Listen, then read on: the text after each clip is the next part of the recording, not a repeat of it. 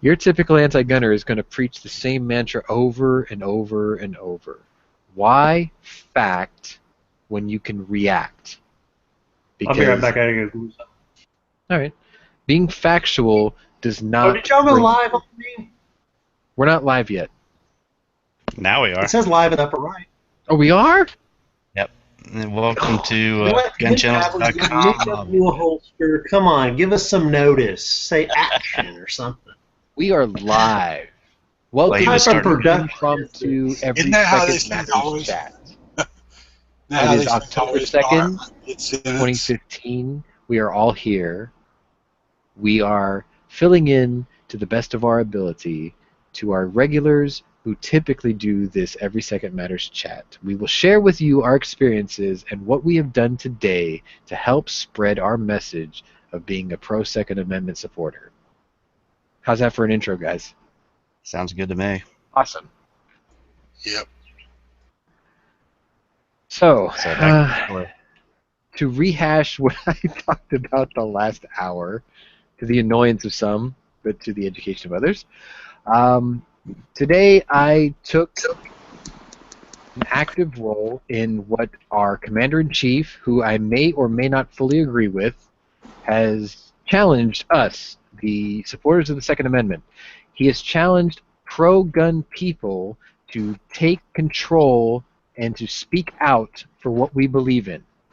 Now, should try not to sound like a radical or just somebody who's just off the rocker. I posted an article today which I called the shooters. Sorry, my gun owner's oath, to respond to the president's call to speak out. And essentially, what it was is it was my personal experience as a gun owner who I guess would be considered joining the party late. I didn't buy my first firearm until I was 32 years old. I was not against ownership. I was not against the Second Amendment at the time. My stance at the time is you can have it if you want it. It's just not something I thought I needed. But about 4 months before my 32nd birthday, I was robbed at gunpoint. I had at the time, now that I know what it was essentially a 45 caliber Glock. It was pointed right at my face. I could feel it touching the tip of my nose. I was robbed at gunpoint, and I basically just put my hands up, gave the guy what he wanted, and he ran off. I don't know if he was an experienced thief, robber, assailant, whatever, but in my situation, he let me go. So basically what I did today is I put in two hashtags. It was a gun owner's oath and every second matters, because today is the second, and it is a very important subject to many of us.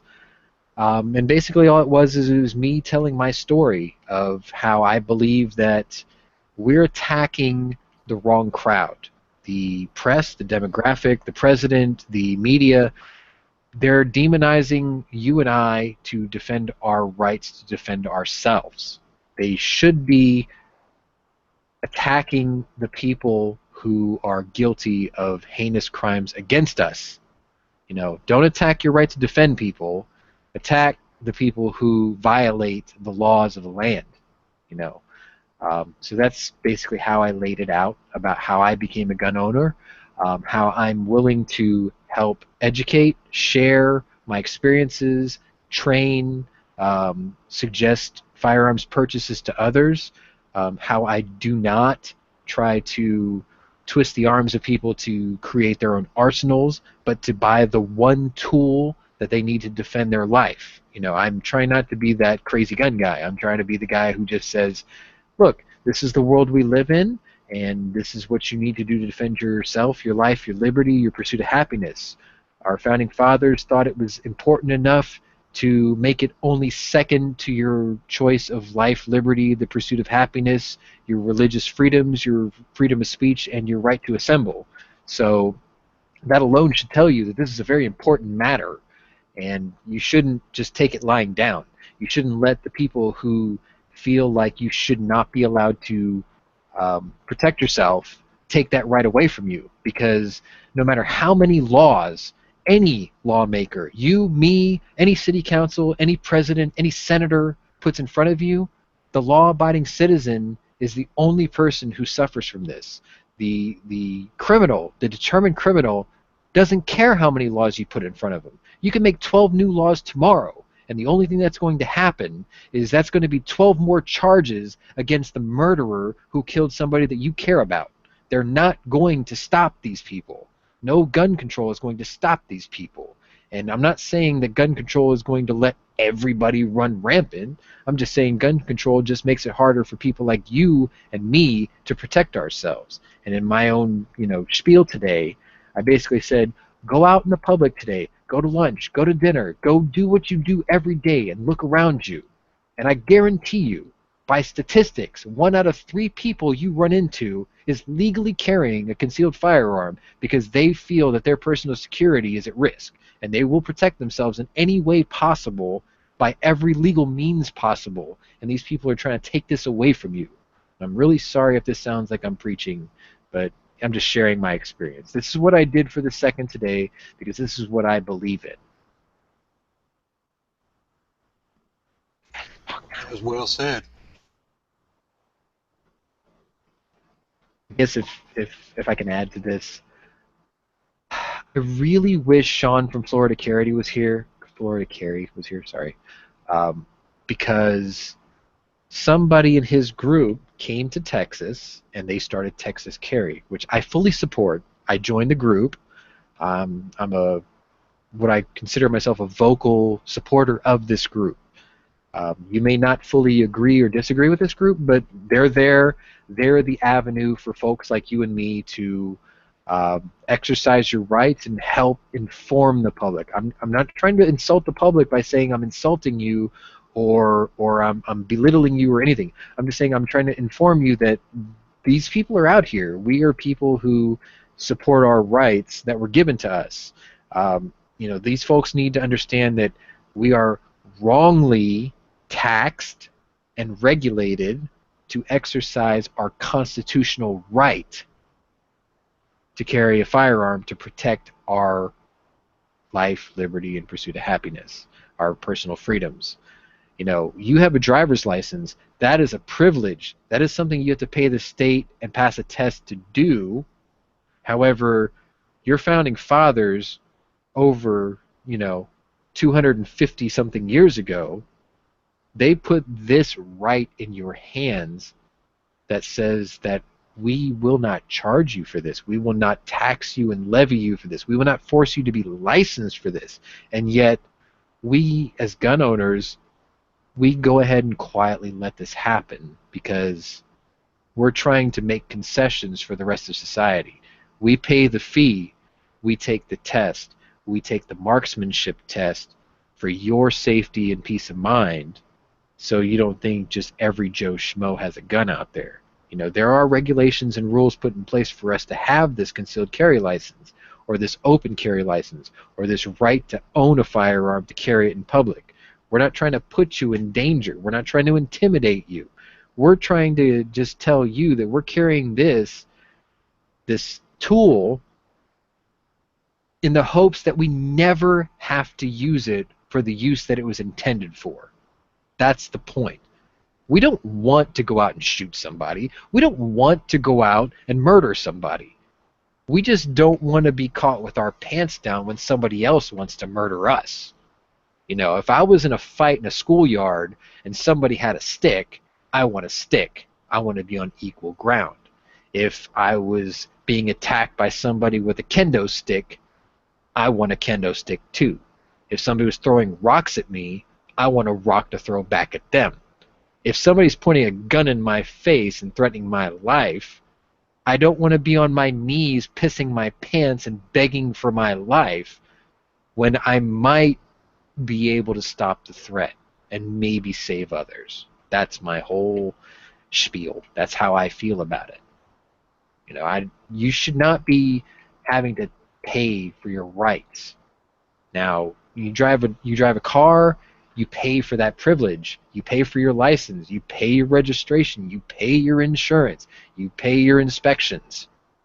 Because the state deemed that a privilege. That's very, very different. But the means of how it can kill others is exactly the same. You were driving a 4,000-pound fueled missile, and yet we separate the differences because we say that society says, oh, it's a tool, it's a means to an end. We need this. Well, you know what? Once upon a time, we all needed to defend ourselves against something else. And that hasn't changed. We still need to defend ourselves because there's some unstable people out there. You know, quit attacking your right to defend yourself. Attack the people who are attacking you. Make them hurt. Make them worry. Make them be scared of the penalties of their actions, not your actions of protecting your life, your liberty, your pursuit of happiness, your freedoms of being alive. I'm being so preachy. I'm so sorry. That's the only thing I apologize for today. I apologize if I'm being preachy. If somebody else wants to reach out and speak out, feel free. Hallelujah, brother. Speak it. I thought it was well said. I mean, you know, most of that I read this morning when you posted it, but but yeah, it was even better actually coming from you. I'm exhausted, man. I seriously, I got 15 minutes of sleep last night. I had to work a 9-hour day, drive through traffic. I'm just sitting down to many beers. Let's not be on it. Let's not beat around the bush. But you know, I'm in the safety of my own home. I'm not trying to go out and do anything. So yeah, I deserve a beer today. But that's just how I feel. You know, I mean, I'm a middle-aged adult male.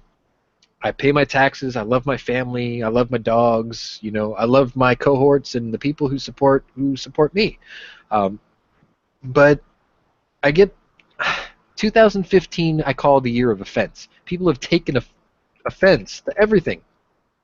Gays getting married and people using guns and whatever it is. People are being offended. And yet they turn around and they watch Liam Neeson shoot 1 million people in Taken 3, and they're perfectly cool with that. They'll watch The Walking Dead, and they're perfectly cool with that.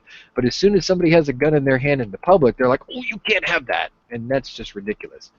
If you're going to be anti-gun, be totally anti-gun. Don't watch TV because it's everywhere, and they're not going to do that. They can't live without it. They can't live without social media. They can't live without the Kardashians. They can't live without the housewives of New York City or whatever. They're picking and choosing their battles in very ill-directed ways. And, once upon a time, you could walk into your grocery store or your general store with a shotgun broken open. It's a side-by-side break open shotgun. You could walk into your general store and talk to your local sheriff as if nothing happened. You could just be like, hey, Andy, how was your day today? And just watch the show. Sorry, my memory's a bit off today. You can watch the Andy Griffith Show and get an idea of what America was like 50 years ago.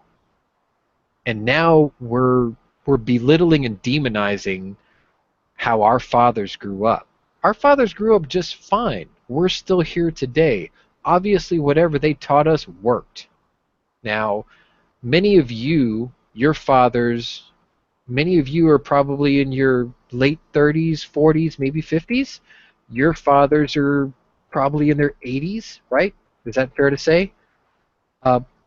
My upbringing is very different. You see, my father didn't have me until he was 44 years old. So your dads are the same age as my dad. Okay, I skipped a generation. I have very, I guess what you would call old-fashioned values. But what's wrong with those? That's the way I see it. My dad grew up a certain way. His father was born in the 1880s, and he turned out fine. My father grew up during the Great Depression. He grew up during World War II and during rationing. He grew up during the Cold War. He fought in Korea and Vietnam. He turned out just fine. I'm a product of him. I grew up during the Iran-Contra scandal, Manuel Noriega's arrest, Desert Shield, Desert Storm, the Battle of Afghanistan, and everything. I turned out fine. Now I'm the age where I should be having kids and I should be teaching my morals. But the difference between me teaching my kids and my cohorts teaching their kids is my father came from their father's generation. Maybe I've got a little bit of old world thinking. Maybe that's not such a bad thing. You know, I grew up watching Andy Griffith. I grew up watching MASH. I grew up watching The Walking Dead. Shocker. I grew up watching Beverly Hills 90210. But you know what? I could tell the difference about what's important and what's not. I'm preaching. I'm sorry. The one thing I wanted to add is the permit, the CCW permits are up like 15 to 16% across the nation. Yes. Yeah. As soon as the states have allowed, the ability for you to pay, I'm going to say this as if I'm picking on it, but at least it's something. So there's more states allowing you to pay for your constitutional rights and exercise them, and more people are applying and qualifying for that. For those who are afraid of these people, don't be, because you have to pass a practical and theory examination to get this. They're not just giving it to anybody. You have to actually be able to hit the target. We give it to anybody. We give it to anybody here. I mean, even the Texas background check. Even the Texas concealed carry license qualifications are pretty lax. It's a start. My dad's 80 years old. His hands shake. He shoots a 39-year-old police special, it's a Ruger Police Service 6 that the rifling is wore out on. The front sight is broken. I'm doing everything in my power to fix it. I put new grips on it. I've had new sights put on it. I'm about to have it rechambered and re-rifled for 40 Smith & Wesson, so that way, Dad's revolver will still shoot straight. So even he passed the test with that pistol before I did any of that. But the fact is you still have to pass a test. You still have to listen to the spiel of where you can and cannot carry. You still have to hit the target at certain distances a certain number of times. The people who are getting these licenses are not crazy yahoos just trying to tote guns and drink beer and scream, "Woo, death to, whoever." They're not like that. We are not those people. We're just people who need to be able to protect ourselves. That's the way we see it. I'm not the guy who walks into Chipotle with an AR-15 strapped to my back. My AR-15 is sitting on my reloading bench right now, half put together, and it's the first one I've ever built, and I'm just kind of winging it, and I hope it turns out the way I hope it does, but I'm not the guy you're afraid of, and I'm not the guy you should be afraid of. I'm building it because I just want to know how it works. I'm a mechanic and an engineer by trade. I'm a psychology major and a relationship therapist by degree. So I'm educated and I know how to use my hands. I'm the one person you don't have to worry about. And I'm a writer, so you don't have to worry about me preaching some slanted opinion like a drunken, redneck, I guess is the way society would put it. But I live in Texas. I build my own rifles. I reload my own ammo. I own my own pistols. But I'm not forcing my ideals on you either. I'm just saying, don't judge me for mine. Yeah, see, I've been pretty much vetted by 2 different states because I got 2 permits. So. Where were you before you were in Ohio? Oh, I'm an Ohio resident, but I also got a Utah non-resident license. They're pretty lax too, aren't they? Well, I know I had to do the whole fingerprint thing, and they pretty much did the another NICS check and full background check on me too. So You see, I'm a CHL holder, but I don't know if this is a good or a bad thing. But when they ask me when I purchase firearm if I am one, I tell them no. I go ahead and let them do the NICS background check every time. I have never, ever been delayed because I have no reason to be delayed. I have no reason to be afraid. I fill out the form and I let them know that I'm purchasing a firearm or I'm purchasing a lower or I'm purchasing parts because I've got nothing to be afraid of because I'm not doing anything that should strike fear into the public. See, well, okay, so for instance, in my state, I've gone in since I'm in your state. 2001. Sorry, Texas, yeah. So I've gone in since 2001, had a concealed carry license. Every time I buy a gun, I fill out the form. They see I have a CHL. They don't call NICS. Right. I buy the gun. Then at some point, I probably sell the gun off and buy another gun, or I buy a gun from another person, this and that.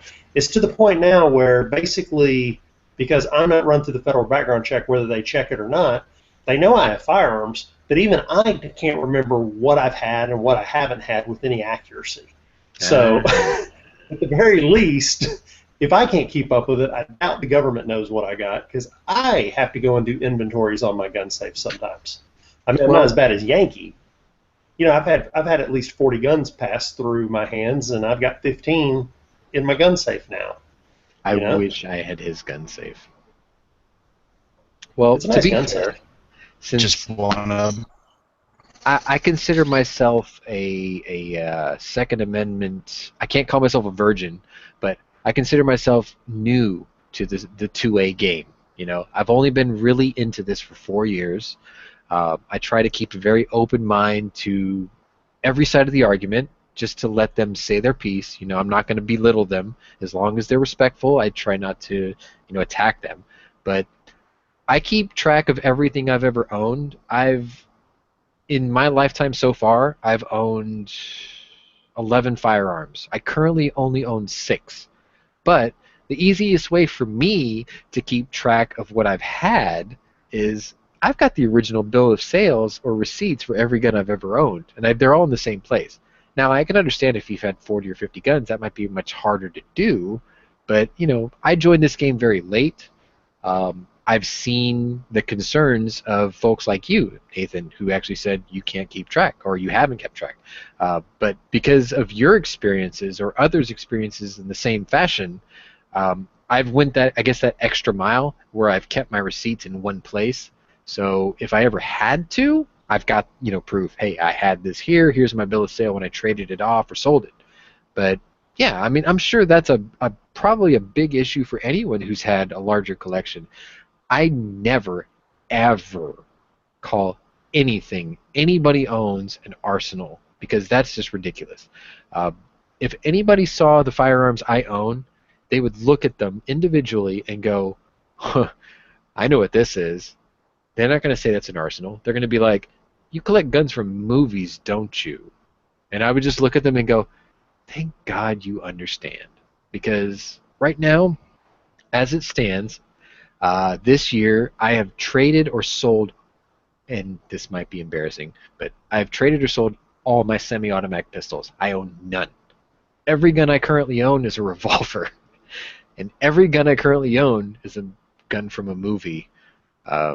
But, they're impressive guns in their own right. But if somebody came and kicked down my door and said this isn't a BATFE raid or whatever, there's no way they would call what I have an arsenal. I have 6 guns. I have a reloading bench. I have a shitload of bullets that I could load, powders, primers, whatever. But it takes up the space that's less than 4 foot by 3 foot. And, it just sits in the corner of my room. There's no way they can pin me as some sort of gun-toting, arsenal-carrying mass murderer or whatever. They would just say, well, he's got that gun from G.I. Joe and that gun from Faster and he's got that gun from Paris with Love and da-da-da-da-da. He's just a fangirl from movies. What he doesn't know is I can hit a half MOA at 50 yards with any one of those things. But, it's all hearts and minds at that point. I mean, I just named my channel Nathan's Armory. I mean, I have a Mm. gun safe with some guns in it, and I carry every day. So other than that, I mean, I have a samurai sword in there too. I have a ninja sword that I made myself out of a leaf spring. I've got I have three right knives. above my bedroom, or right above my bed. You got what? I've got three katanas, two wakizashis right above my bed. Okay, wakasashis. What are those? Battle ready? Like the half blade, full tang half blade. Okay. See, I don't know if I finished those videos on it or not. I bought a Hanwei and then I replaced the handle and did the wrap myself. Never wrap a samurai handle. Good God. It's a Three nightmare. freaking hours. Yeah, I'm stupid. I'm stupid when it comes to swords. I made one. It took me a month out of a leaf spring. Then I said, okay, I'll buy one, but I want the handle to have maroon wrap on it, so I'll just buy all new Cloud Dragon accoutrements, and I'll wait 8 weeks for it to come from Hong Kong, and then I'll sit here for an entire day wrapping it at my table. Did you use eel? Or I think it's ray. I think they use like ray skins or something. I used whatever it came with, which I don't think is race skin because it seemed more like plastic. But the outside of the handle is normally silk. I used a nylon derivative that was close to silk because I don't know, the silk just cost twice as much, and I liked the color of the nylon derivative better. But I wanted the maroon color, Yeah. and so I did that. But I mean, it's functional and it's nice looking, and the real bling on it is the gold cloud dragons, the brass cloud dragons, because it was a very plain sword before I put the brass cloud dragon uh, hilt and the little dragons underneath it and the pommel and all that. See, I do what I just basically have collections of. Um, in my 20s, I was I guess the Do group you that have the Kill Bill sword? Do you have the Kill Bill sword? no. Do you Um, have Michonne's sword from Walking Dead? no, but I almost bought one. When I was in I my knew it. 20s, when I was in my 20s, I was really big into what they would call fan subbing. So like I would take anime series and I would do the subtitle work for it, or I would do like the post production work to help get those things out there for the public, and then we would share them with people. So most of my katana collections, they are battle ready full tang combat type swords, but the designs were based off of things like Bleach or like I even got the triple sword set from One Piece. But the really cool thing is the visual design is from a show, but the actual material construction is considered battle ready. They are fully forged, full tang, perfectly eel wrapped or ray wrapped, hilted combat swords. I just bought them because I was fascinated with the artwork and the design and the craft work that was involved in making them.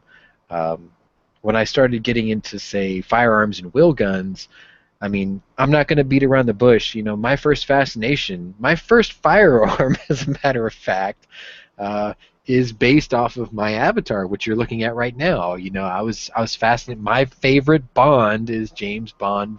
Sean Connery.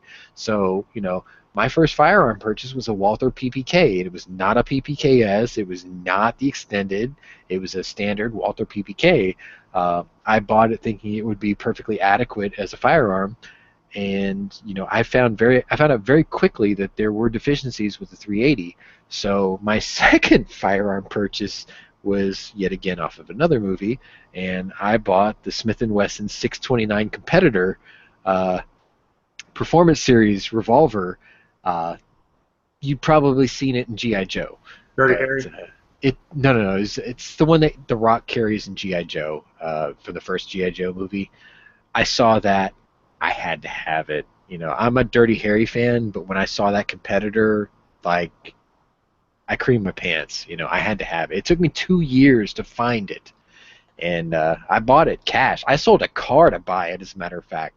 I drove 300 miles round trip to get it the day I bought it. But that's how my collection started. Is I wanted things that I thought were infinitely famous in film, whether they were pro or anti-gun. But the guns themselves, I wouldn't judge them. I just thought they were brilliant pieces. And so far, all the ones I bought from what I thought were from films and movies, they've all been fantastic shooters. So I wouldn't trade them for anything. Okay, so real quick, I just wanted to show you. So it was a plain black wrap katana with a plain black wrap hilt. Okay, so you're talking about And the now- nylon cordage. Yeah, I got maroon nylon cordage. I got you. See, And the then thing Cloud Dragon. underneath that. Cloud Dragon underneath. Oh, the white stuff? That's Yeah, see, plastic. that's what usually came with it. made out of like ray Ray skin. or eel skin. Yeah. Exactly. Well, this is only a $300 Hanwei, so it doesn't get quite everything on it. That's why I wanted to buy the. I looked at it, and there were some that I liked the hilts and stuff on, but you're looking at paying like $900 or $1,000 for Yeah, those yeah, Hanweis. just for a to handguard. hire a model that look Right. better, and I'm like, dude, I can just freaking buy a handguard and put it on there, and I can change the wrap. So that's what I did. So basically, I got the base model, one of the baser models, and But you did the, just did it myself. You And did the other thing I did is, wrap by hand. You did that yourself. yeah, it sucked. That came out pretty good though. Like the pattern looks spot on. It took forever, and there are little imperfections that drive me nuts. I want to do it again with a new piece and do it over better, but it's just too much work, and I just leave it in the gun safe, to be honest with you. But the one thing I did do... What? I said that just adds character, the little imperfections. That just shows that it's hand wrapped and gives it character. I need to find a little Asian dude to pay $20 and make him do it right. But anyway, Well, I'm an Asian dude, but I ain't little. hold on, not my son. He has a work ethic, but I mean like an old Asian dude that knows what he's doing. But the one thing that I would say, if you ever get one of these lower end models that have the wooden pieces holding the hilt on, is you can just go buy some brass bolts and grind them down with a grinder and replace the wooden ones with brass bolts. Yep. Or I know that pins. I've actually had the two halves break. Much better. Yep. Yeah, you just cut them up and grind them down like the wooden ones, but you don't have to worry about it ever having a problem. That brass will hold. Yeah, I've The had wooden mine ones I separate. snapped, the wooden ones messing with it. Totally. Yeah, I've had mine separate. If they're not wrapped tight and correctly, they'll just split right apart. Definitely. And then like I ended up actually putting a cross bolt through one of mine too. Yeah, I just again went and bought brass bolts, or roughly I took the wooden ones in and found the closest brass bolt in size, and then just took the threads off with a grinder, cut it with a hacksaw, and grinded it a little more, and then stuck it in. Yeah, not a big deal. But now I never have to worry about the handle coming off because it's held on by two brass pins. I think you can buy them too. Yeah. But like I said, I didn't want to wait another 8 weeks to get something that was expensive when I could go down and just grind it myself. Anyway. Hold on, I'll be right back. I'm going to put it up. Yeah, Oh, I'd the also last like time to I take a pulled this moment out, I tried to chop a to pool noodle in half with it, and I swung so hard and forgot to twist my body, and I was doing it one-handed on the draw to cut the pool noodle. As I did as hard as I could to cut through the pool noodle, and then my arm kept going, and the sword, it went directly behind me, and then just flew out of my hand because I couldn't hold on to it because I swung with all my might. And so this sword flies off behind me and lands on the freaking table behind me, and I'm lucky it didn't break anything. Like, the sword was okay and the table was okay, but my in-laws were, like, scared to death, and anyway, I was, like, showing off for the family at 4th of July. I looked like such an idiot. So be careful showing off with swords in front of people. Tip of the day, the more you know.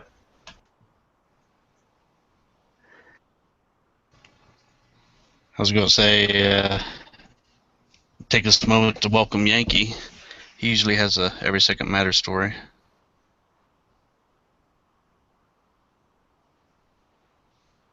That's your cue.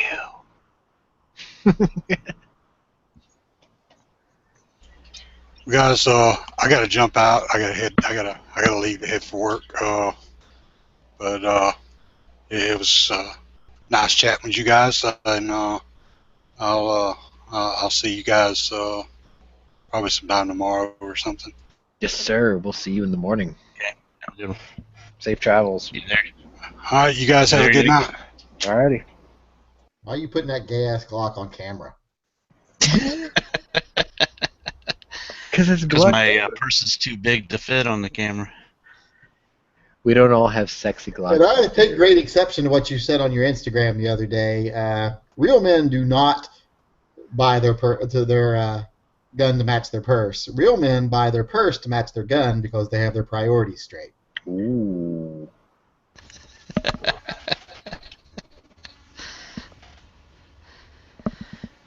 Yeah, I ended up buying the purse first. Your lone wolf Glock is stunning. It is gorgeous. There's no denying that. That is a masterpiece that you have there. That compensator and everything. It's a very, very lovely conglomeration of engineering. You're Definitely. talking to me, I walked away. Yes. Yeah. Your lone wolf Glock. That is brilliant. I think that's gorgeous. Oh, okay. I had to go over and get So my did phone. you, I had to go get my phone so I could see how many Instagram subs I lost. Oh shit! I lost a ton today. I've only lost like 12. So I think I lost like 50. I thought for sure I would lose more than that off that quote. I mean, all I did was tell a story and post an opinion, and apparently there were a lot of butthurt people. And to be deliberate on Instagram, I actually hashtagged pro-gun and hashtagged anti-gun, so everybody could see it. All I did was post a quote that says, you know what, I do not care if the Pope met with or endorsed Kim Davis or not. If anyone wants to conduct their love life and base their sexual self-worth on advice from a gay Hispanic man in a white dress, they should hang out at drag bars. At least those ladies have some real life experience when it comes to love. You know, that whole marriage license thing, do you believe that maybe it would just be really simple if they just did away with the formal, quote, marriage license and they only issued what they called civil union licenses? That way when the state issued you that, you can go wherever you want to go for the formalities. You can go to your church, you can go to your justice of the peace or wherever. If they just did that, they would literally remove anything church related out of the license itself. Yeah, but hold on. It wouldn't matter what you called it. It She doesn't still wouldn't matter. issue it. She wouldn't still wouldn't want to issue it, even if it was just a state-issued certificate. She wouldn't want to issue it because she says it offends her religious sensibilities, which I'm like, that's great, then don't have that job. Yeah, I mean, I'm gonna have to agree with. Unfortunately, I hate saying this. I'm gonna have to agree with Yankee on this. Simply put, the institution of marriage in our country, in the United States, is a legal agreement between two people that's legally binding for half your crap and for your retirement and for your benefits. Which, to be fair, is how it started off, because marriage far predates religion, and it started, or modern religion. It got co-opted by religion, and now it's a religious thing. And I'm fine, let them have marriage, but you know, I don't think. Okay. So I hate to say this again, but Yankee's kind of right on another note. The fact is that if you look at back before Jesus and stuff, pre-Jesus, a lot of people, they would get married and have a whole lot of wives. They were simply property given by other people's fathers, typically in trade for livestock and animals. I mean, to be honest social with you, and political statute and positioning, definitely. Yeah. Marriage was not love and fairy tales and, get me a Cinderella slipper and carry me over the threshold. It was, your father's giving you to me because I'm really cool, and gave him a lot of freaking goats and we're friends. Yeah. Oh, see, I think the problem is the position that she's currently in her state, that is an elected position. Here in the state of Texas, that is not an elected position. That is an applicant position. As long as you pass the background check and you're qualified and you pee in a cup and you're not full of drugs, you can have the same job in Texas that she has in Kentucky that people. That's probably why she elected her had for. to get elected into that job, because she couldn't have our standards. Actually, Well, she actually got elected into that job because she was a legacy, and it was her mother's job. And then when her mother retired, she passed the torch to her through. Fair enough. But the thing is the thing with her is she's in a position that most states see as an electable position, or sorry, as an applicant position, not an electable one. As an applicant position, if you don't want to do your job, or you're willingly not doing your job in any other position in any other field of work, you would be terminated for just failure to do your job. But in her position, since she was elected, Well, she even in has to be elected elected out. Well, even in elected positions, you can still be terminated for failing to do your job or misconduct. It's called True. And BG. it would require like a special session by your local legislature to do so, though. And they're not willing to do that. They keep your jobs. Yeah.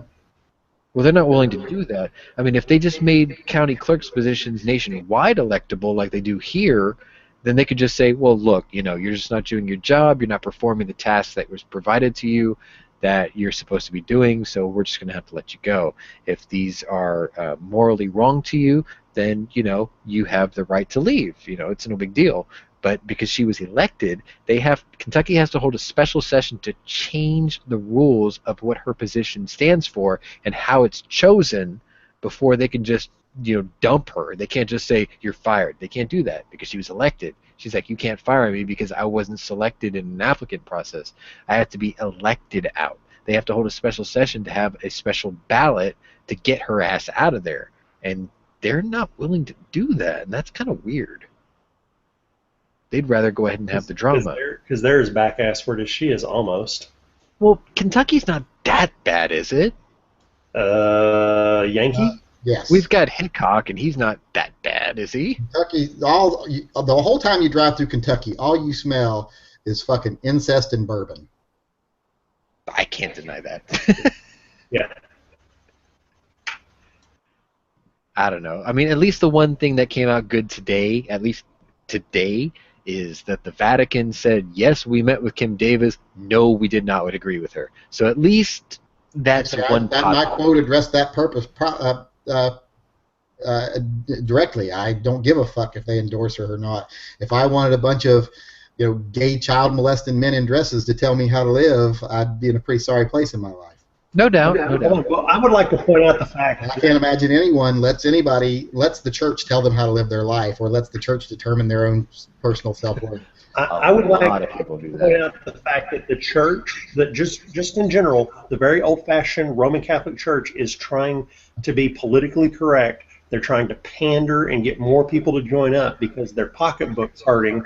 They're trying to be neutral and crap when they're not supposed to be. They're the church. They should stick to their religious guns. Well, they can't. Religion has to bend with social morals if they want to stay in business because people start abandoning them like the plague. Yeah. Because people don't have as big a need for religion in their life anymore, so they don't care. Yeah. They have to remain relevant by staying current. I'll tell you something interesting about Catholics. You know how they're not supposed to use birth control and they're against birth control? That was because of a friggin' plague took out the peasants, and the Vatican didn't have enough people to tax or work their vineyards and their fields. So after that plague happened and the population dropped, they outlawed and said, God told us there's no contraception. You're not supposed to try to not have babies. And they've stuck with that for like 600 years. I'm not trying to tell people how to believe what they believe or to choose what they believe, but the fact that there is an Old and a New Testament just based off of one person's interpretation of the way things should be, that should tell you how frivolous religion should be in the first place. One person had one set of rules, and then all of a sudden that didn't fit his criteria, so we're going to make a New Testament just to fit my criteria. Well, okay, so from the outside, that's what it looks like. But again, the point is like the Jewish people, they're all Old Testament. Yes. Like they don't believe in the New Testament. The New Testament exists because the Old Testament did not adequately condemn the new powers that be in the world that were rejecting the Old Testament and challenging the established church and state that was in power up until that point. So they had to adapt the religion to condemn the new powers. Right. So the Old Testament just didn't fit the demographic. That's a good theory. I agree with you there, Yankee. That's a good way to look at it from the outside in.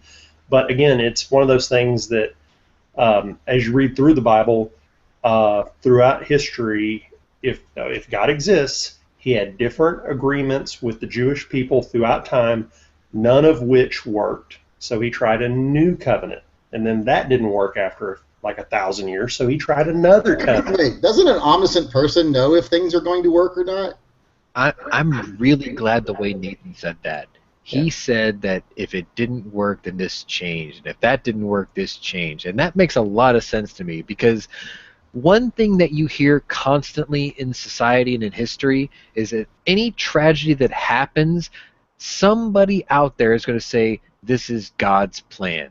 Which means God's plan supports child molesters and cancer and mass murderers. Which means God has a pretty fucked up plan. Yeah, okay, so none of this is God's plan, to be honest with you. But right they now. tell us it is. No, they may say that it's like it's all in his big, long, drawn-out plan. His big, drawn-out, long-out plan is actually at some point to get mad enough to pretty much kill 2/3 of the population. Right. I mean, that's his end plan. Is you guys are going to screw up, and I'm going to have wrath and take. That sounds even worse. That's like me saying I am going to impose no rules on my children, and actively encourage them to do drugs and behave like bastards, simply so I can disown them when they're 18 years old. It's not exactly like Yankee. Put it that way. Well, but his thing is this and this is what the New Testament is about. Is the New Testament is about a new basically agreement that he says that we should be good to each other. We should be nice to each other. But that's always been that way. No, it really hasn't. He says we should be good to each other, we should be kind to each other, blah, blah, blah. The original agreement when they came out of Egypt and crossed, over and gave the 10 Commandments, he also gave them like another ton of commandments and rules. He found out that, over a couple thousand years, that people just can't follow rules, period. Right. We can't follow his rules. He can put down simple rules, we will not follow them. So God keeps getting blindsided by this stuff? Well, no. I see what he means. So it's longer than that. But anyway, so the new agreement was, I want you to be, good to each other. You should help the poor. You should help people. You should be good people. You should not screw people over. You should be moral, blah, blah, blah. But I know you're not going to be able to do that completely. You're going to screw up. You're a bunch of kids. You're wild kids. You're going to screw up. So you need to come and say, I'm sorry, and repent and say, I'm sorry, please, I'm sorry. And just like my kids, who I know I want them to be good, and they know to be good, but they're going to misbehave, it's just treating us like a bunch of damn kids, really, is what he's doing. And he's saying, if you're really in your heart saying, I'm sorry, and you believe in what my example was, which was sending Jesus down to try to be like that, then boom, your afterlife. Doesn't that seem just a bit too convenient to you? Think about it like this. It's a lot more complicated. Jesus in the book. The Romans killed Jesus in the book, and yet the Romans right now control Catholicism. It was a power play. We took out the powers that be and then took it over, and now we control it to control you. You actually, the Roman civilization and power structure did pretty much at some point after persecuting the Christians fall to them, in fact. Right, and they took it over. But I would just say this though, to people that love to talk about the Bible, and I really don't care one way or the other. Right. But doesn't it always seem, I don't know, mildly convenient that there's always an explanation for every inaccuracy and every contradiction and every nonsensical thing, like this omniscient being made all these pacts that failed, and how would he have known they were going to fail? So he had to make a new pact. Well, if he's omniscient, he knows they're going to fail. So why bother? Yes. Why not go to the pact? Why not go to the pact that he knows is going to work right off the bat? Because so I'm on the hold on. I'm not going to blow smoke up your rear and like the priests and everything. That they always come out and say, God knew what was going to happen from the beginning of time to the end of the time. He knows past and future and all that. I don't think so. I'm on the boat with you, Yankee. I think honestly, he created us, and we're a pet project. Well, I hate to break you, ain't exactly on my boat. But I'm just saying you're right. If he knew what the future was, then he wouldn't put us to this why wouldn't he start off with what would work to begin with? Yep. But if you look at it from the point that he didn't know what the future was, that he's going along in time just like we are, that he's moving along at the same pace we are, but whenever he, like in the past, had a prophet like predict something in the future, he has enough control over things that he can make that crap happen. He can just be patient and wait and just make things fall in line and then make that prophecy come true when he feels like it. If he didn't believe in what he thought was going to work, then what qualifies him over any one of us who thinks that we know what would work? That's the difference. You see, there was a time where there was a man who had an idea. I'm going to tell you a story. Many years ago, there was a man who had an idea, and he didn't believe in the system and the powers that be. So he started telling the people around him what he thought should be. And the people thought, yeah, that's a good idea. I'm going to follow this guy because he seems to have an idea and a clue. And it makes sense to me, and I'm going to support him. And a lot of people started following this guy. And what happened? The Romans killed him. Then 2,000 years later, there was a guy named David Koresh, and he said the same thing. I've got an idea, and this is what I think life should be like. And some people followed him. Not the same numbers, but some people followed him. And if enough people followed him, 2,000 years from now, somebody would have thought he was God too. Yeah, you're right. Like Siddhartha Gautama and Right. So what makes Jesus any more qualified than Koresh? like that? Yeah. Well, and again, if you look at Muslim, it's that entire religion, although it seems good. I read the Quran. If you look at the Quran and everything, it's and what the people in control do, they're just like the Vatican. It's just a controlling religion to control the populace. I read the untranslated Quran, and basically what it is it's a set of rules and regulations for a man, not a woman, a man to lead a clean, honest, and moral life. And in that book, it tells you how to beat and tame and control your woman. But to do that and to get away with that, you must respect that woman, and you cannot flee from that woman. That's what the Quran teaches. So yeah, I read that book. I read the Shinto book. I read the Old Testament. I read the New Testament. They're all stories. They're all supposed to be fables of morality to teach us to lead better lives as individual mortal beings. They're all great stories, and they all have a lesson to teach, except we're just putting way too much value into something that's supposed to be just a fable. At least, that's the way an atheist would see it. I'm not trying to convince you otherwise. No, I totally understand. It's, again, the question is how can all of these different stories, different religions be right? And what proof do we have in the end? Exactly, and that's why there's the Tower of Babel. The story of Babel is supposed to decipher the difference. Why does everyone have all these different religions that sort of say the same thing, but they say it in different languages? And conveniently, they have this thing called the Tower of Babel, how God punished people by making them all speak different languages, and yet all their religions sort of lead to the same thing. They sort of lead to the same thing. They're all slightly different in some form or fashion, but the convenience is, well, God punished humanity and made them all speak different languages so they wouldn't understand each other, and maybe they would figure it out. And instead of figuring it out, they set us against each other. Now we have wars because his version is different than his version, and his version is different than his version, and I don't believe that, so we're going to kill them off. Yeah, no, hey, look, religion. Can we talk about why Glocks suck instead? Yeah, they suck because Austrians. If you're going to tell me, I'm willing to listen. Just like you, that's why Glocks suck.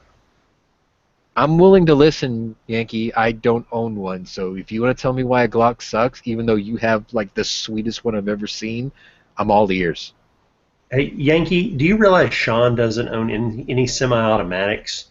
Not currently, and it's his fault. I'm talking to Yankee, not to you, Sean. Sorry.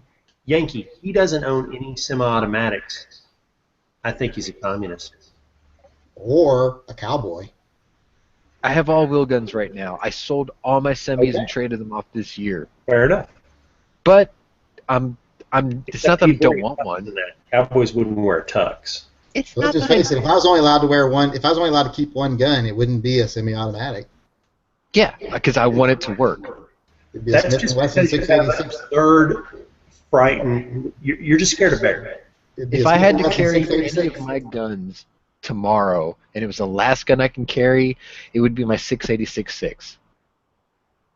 6-inch barrel, stainless, 686, 357.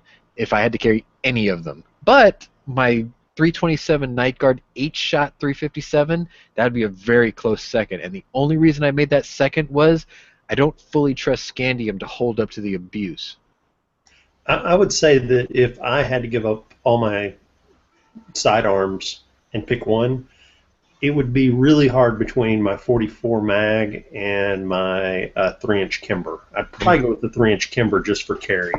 With me, it'd be my 3.5-inch or my 3-inch Smith & Wesson 686 plus. Oh, you get a 7-shot. Yeah, that's hard. I've seen that. I've seen your video of that. That thing is gorgeous. It's my werewolf gun too.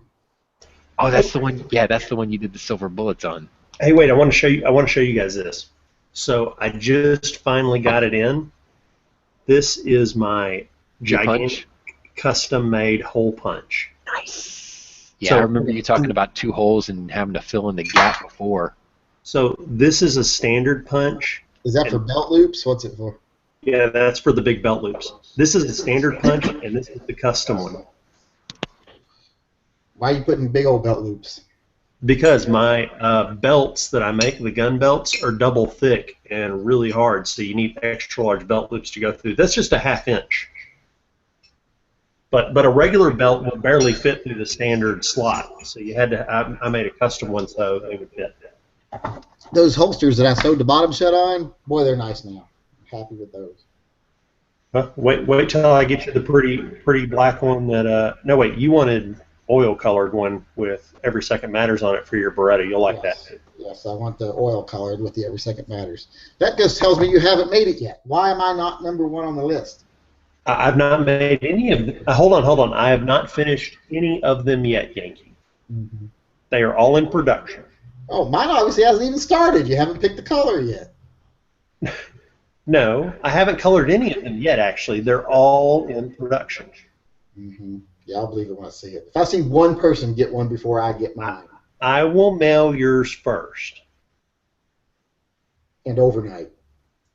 I'm not overnighting it. Fine, be a bitch. Fine. Said you do a walk today, Yankee. I haven't had a chance. I had to take my son to the dentist today to get his. The way I put it is, I took my monkey to be defanged, but I really took him to get his wisdom teeth taken out. And that's all I've done all day. So he's on hydrocodone and a ton of ibuprofen right now? Yeah, right now he's upstairs sleeping. I Man, believe you just give the Hispanic ones tequila, not ibuprofen. Did you have all 4 pulled at once? Yeah, he had all 4 done at once. And of course, first thing he wanted was milkshake. And I'm like, no. After I had a tooth extracted, the first thing I did is went and got a milkshake. And because of that, I sucked the clot out and ended up with a dry socket and was in misery for a week. Yep. I had my wisdom You want to teeth give it at taken least at probably 28. 24 hours before you get them like real hard. See, I had my wisdom teeth taken out at 28. The only thing I can remember, and actually that was the first time I've ever blacked out, was I went to the I think they call it an orthodontic surgeon, and I sat down in a chair. They put me in a massage chair that was heated and vibrating, right? They gave me like 12 pills, and they said, here, take this, swallow this, we'll be back in 5 minutes. Then they gave me more, and they said, and you swallow. woke up and the Pope was there. No, that's the thing. You see, I took the pills, I laid in the chair, I knew it was about 30 minutes because there was a little timer that went off.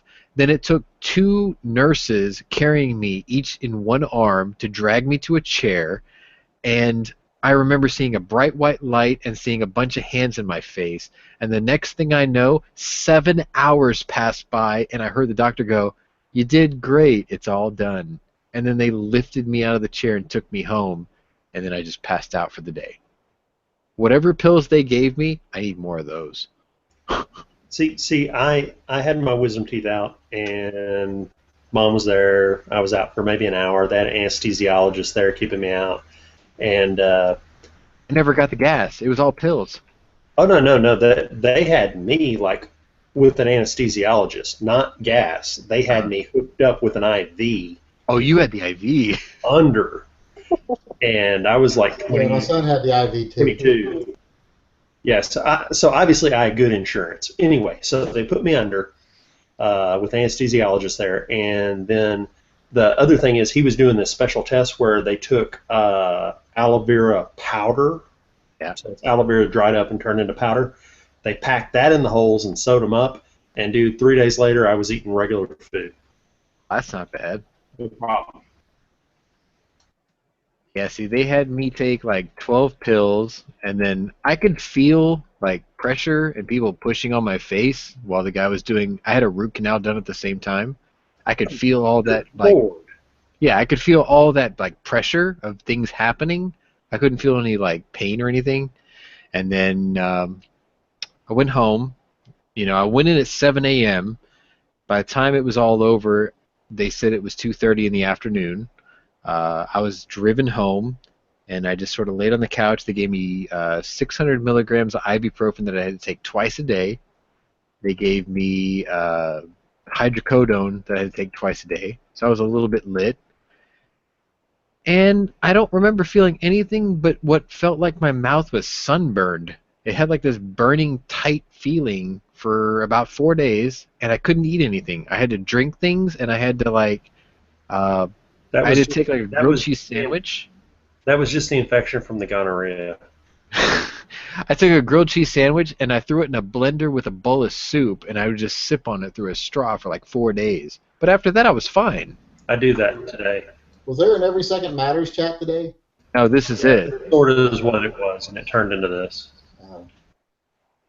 I wish I'd left the house, but I just haven't. Sorry to disappoint. No, this is what it is. Although I just found out that our McDonald's is doing breakfast all day, so I'm going to go up there. In a few minutes. What? Yeah, ours has been doing that a month. Yeah. What? They I don't don't know do how that long in ours has been Houston. doing it, but I just Breakfast all found day. out. And I've been wanting it 10:30. since, That's it. and I've been wanting it since this morning when I dropped my son off for his teeth. But then I dropped him off, and then I leave the building, and it's like my 10:35.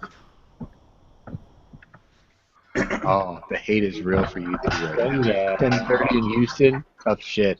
That's literally what they tell us. Did, See, did Yankee, we lose our monetization on YouTube or something? Oh. Hey, Not that I know. Steve, last night your They chat. just don't pay us Props. anymore, but still have the ads. Who does he mean? Oh, by hold we? on. What's he talking about? Who does he mean by we? You're echoing. Like when my chat that I rendered last night, I didn't even have an icon to monetize it.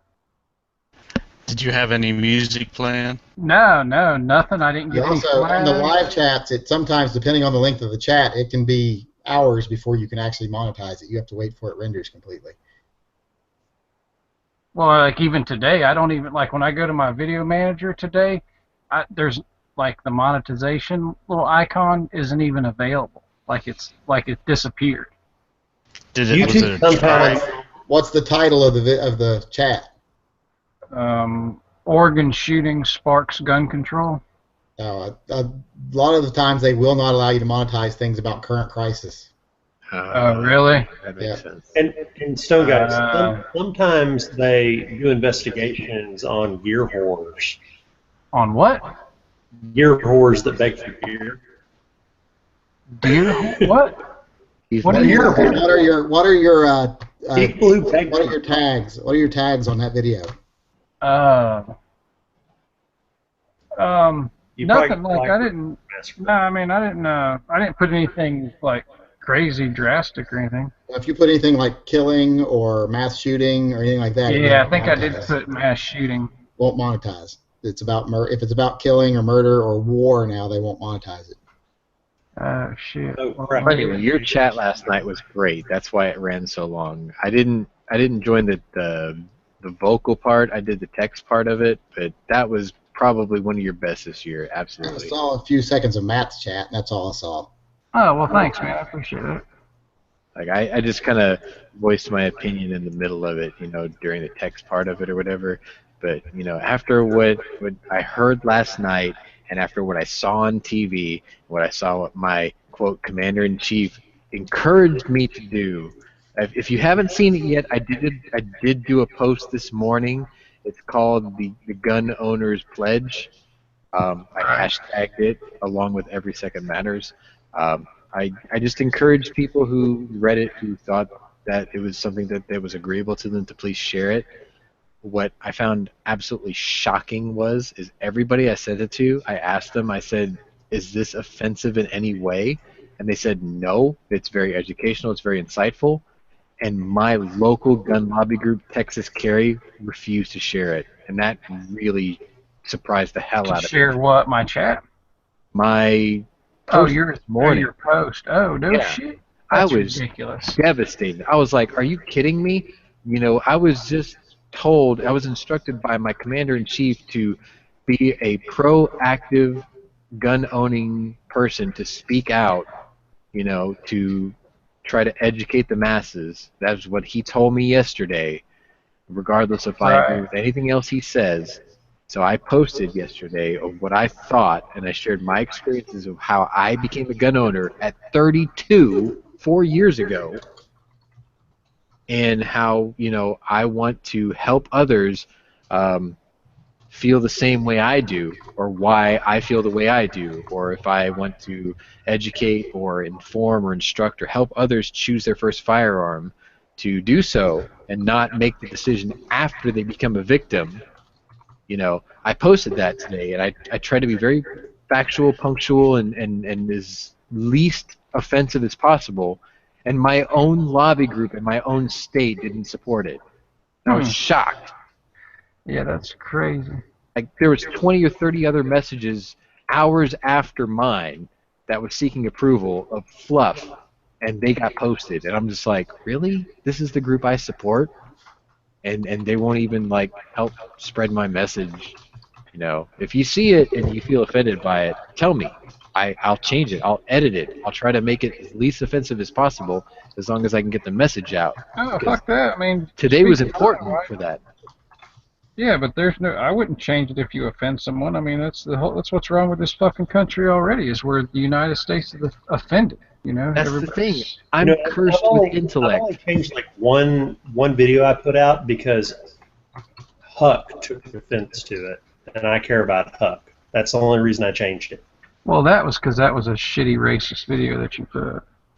That was I've been told racist. that It was I've been mean cursed and with intemperate. intellect, and when I wrote what I wrote, I deliberately made it as a writer, as a psychology major, as a person who has given therapy to others in need. I made it in a fashion that should not have offended anybody. All it did was say, this is my story, God and this is damn it. why I do what I do, and I respect you for your opinion, whether you agree or disagree, but do not judge me for my opinion. That's all I wrote today, and I called it my gun owner's pledge, because my president, that I didn't even elect, challenged me to speak up today. And I said, if you don't want to speak up for yourself today, for your rights, then share my message if you agree with it.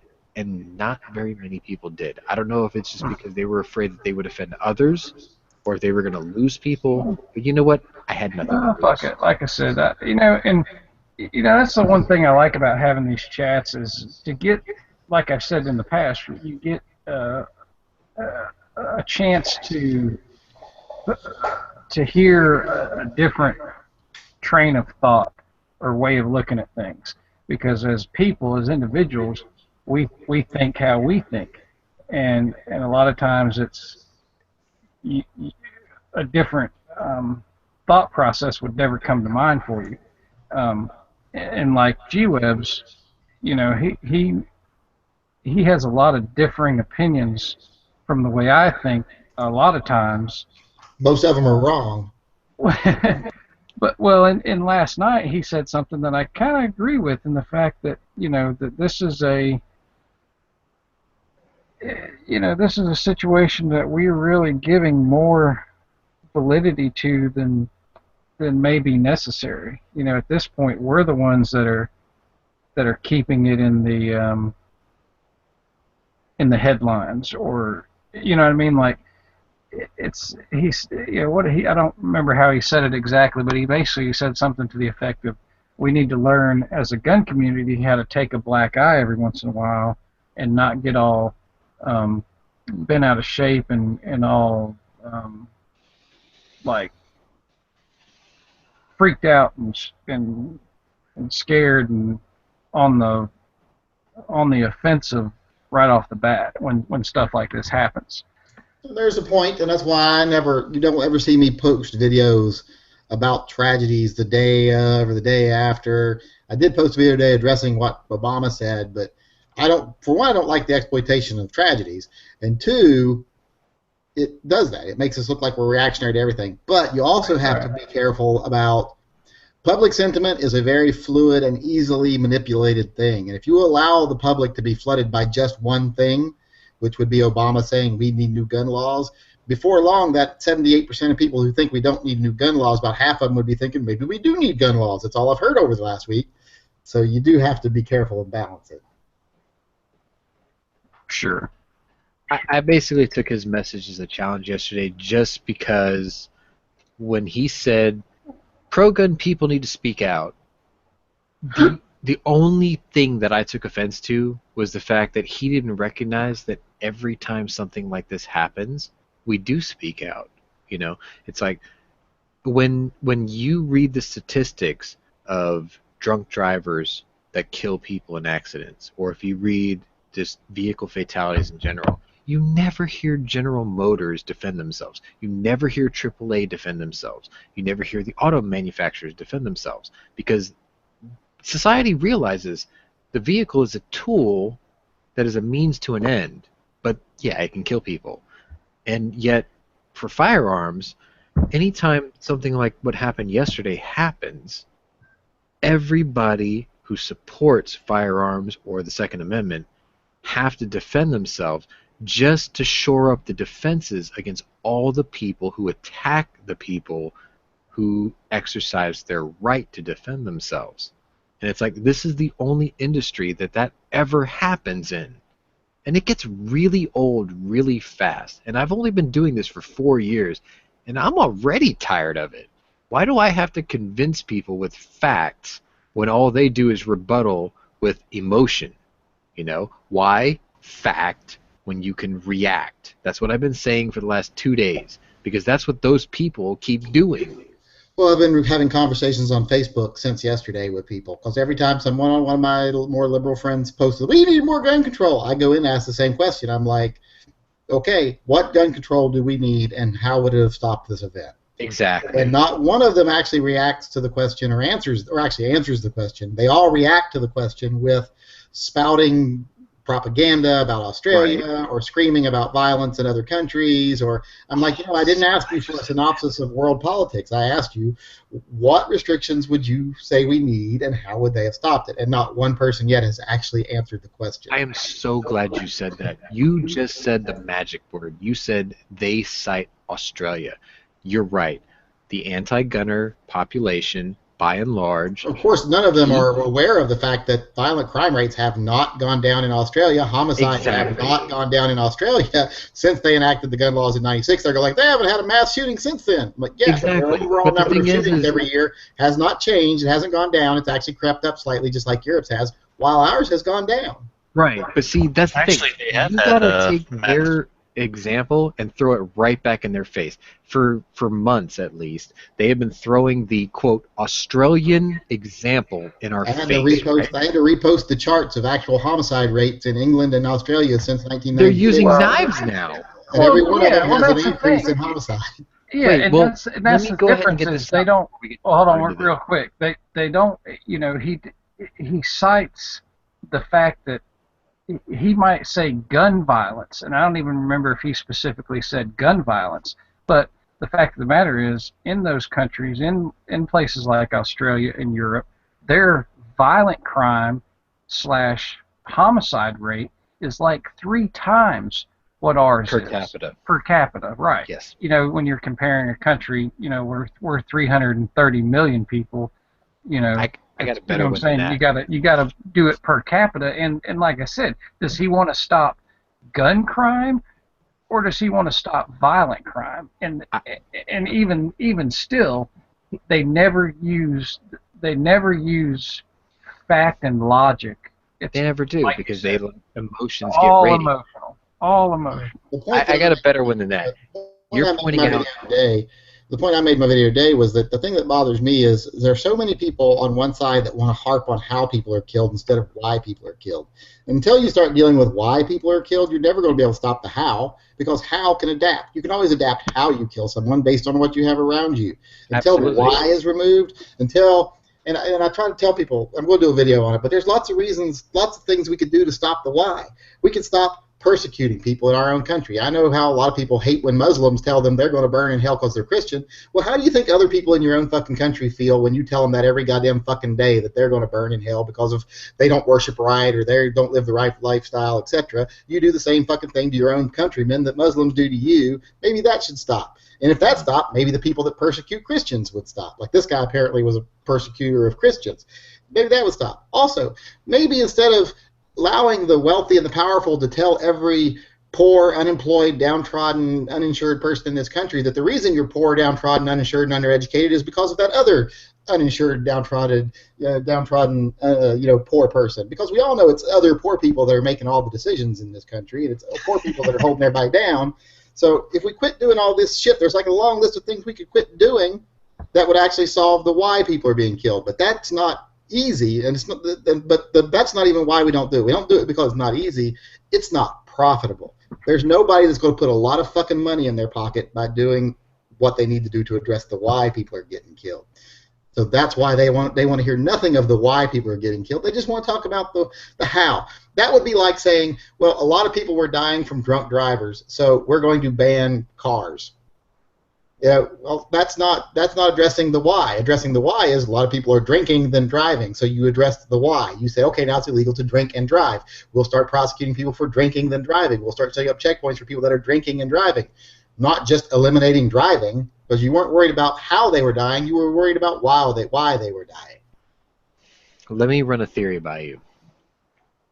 Basically, what we have right now is a very huge social disconnect. Okay, we've got people who are attacking the people's right to defend themselves. They're being taxed and charged for their constitutional rights to carry their firearms to defend their lives against an unknown assailant at any given time.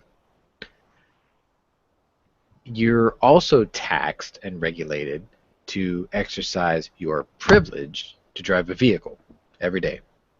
You can drive your car, you get to pay registration. We would have a big disconnect right there already, because I don't agree that driving is a privilege. I agree with the courts that have established that driving is actually a right. True. Okay. But what I'm saying is currently the system, the way it works right now, is driving is a privilege because you have to pass a written test. No, it's not a privilege. The courts have determined driving is a right. You cannot be denied a driver's license. You have a right to travel. Yeah. Well, no. You cannot legally be denied a driver's license without just cause. The courts have determined that having a license is a right of a citizen and cannot be denied by the state for arbitrary reasons. Right. I can't deny that. What I'm saying is there is a constitutional amendment given to you by your founding fathers of this nation that says that you have the right to protect your life, liberty, and pursuit of happiness. You have the right to overthrow your government in the effect of tyranny, and you have that right to carry your weapon, and yet you are taxed and regulated to buy a license to carry your firearm to exercise your constitutional right. However, that's a state issue, though. No. However, your driver's license is a state issue. They consider that a privilege. You have to pass a test, a background check, and an application test. You have to take a driver's test to do so. However, you also have to take a written exam and a marksmanship test to get your CHL in most states. Okay, so in one sense, you have to pay for your privilege to drive, And at the same time, you also have to unfairly pay for your privilege to exercise your, quote, God-given right by the founding fathers of this nation over 250 years ago. And that's where the disconnect is. People think that your constitutional rights are also, quote, a privilege, and that shit needs to stop immediately. Well, I don't think you'll find anybody that disagrees with that. But Antis disagree with that.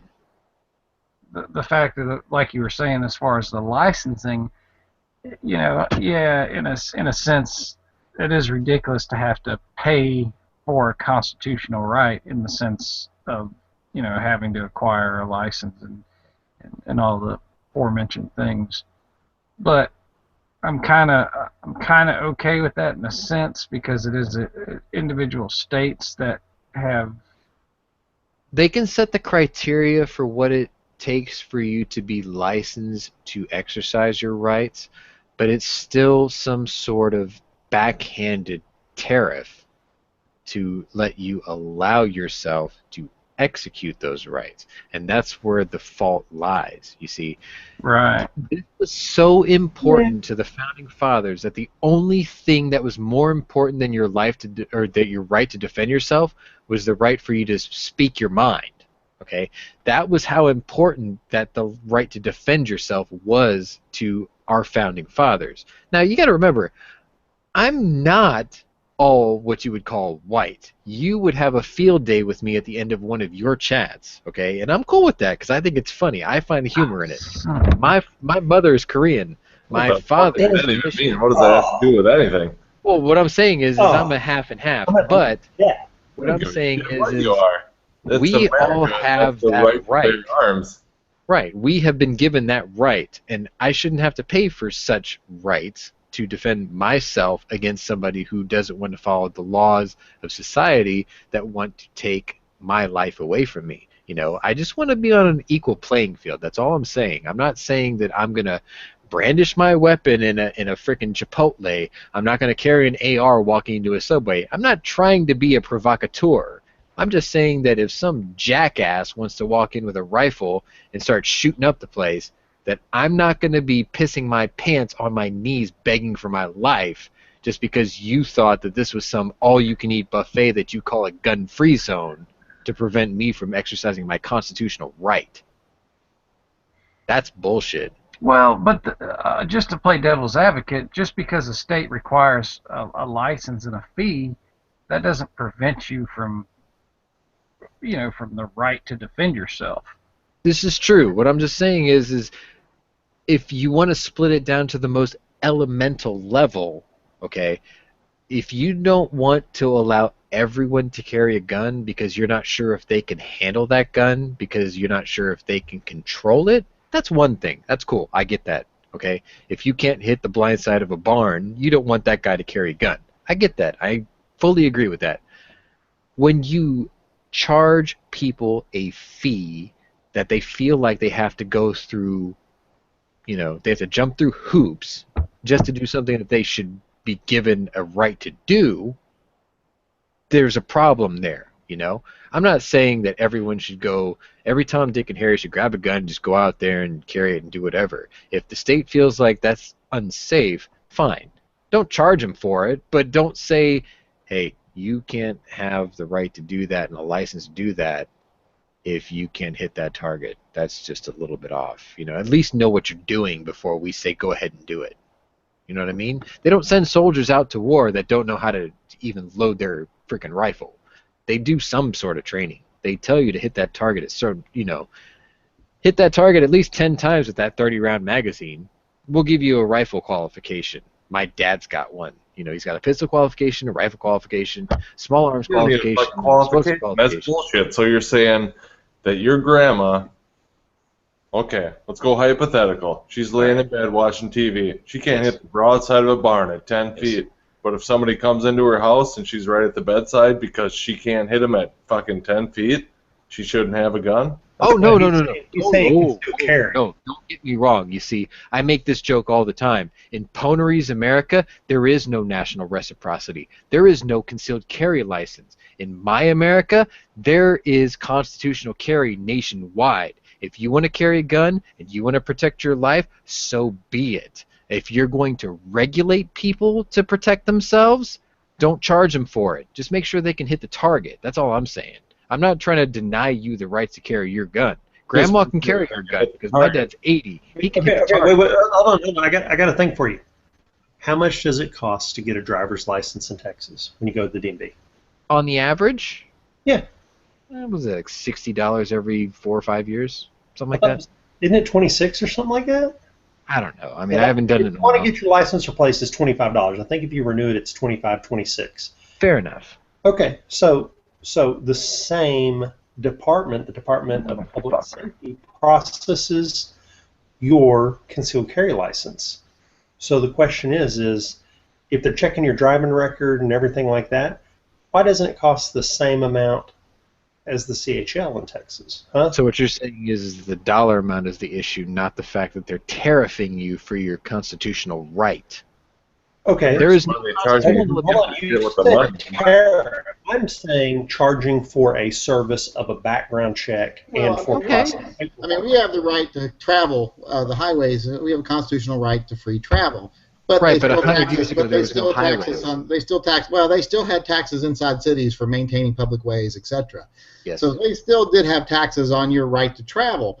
But the big difference is it's not based on, okay, you want to drive, you want to get on the road, so here, pay your big tax. Now they do have gasoline taxes and stuff like that nowadays. So we're still taxed Right. twice on our right to travel through gasoline taxes and once again through taxes on our income.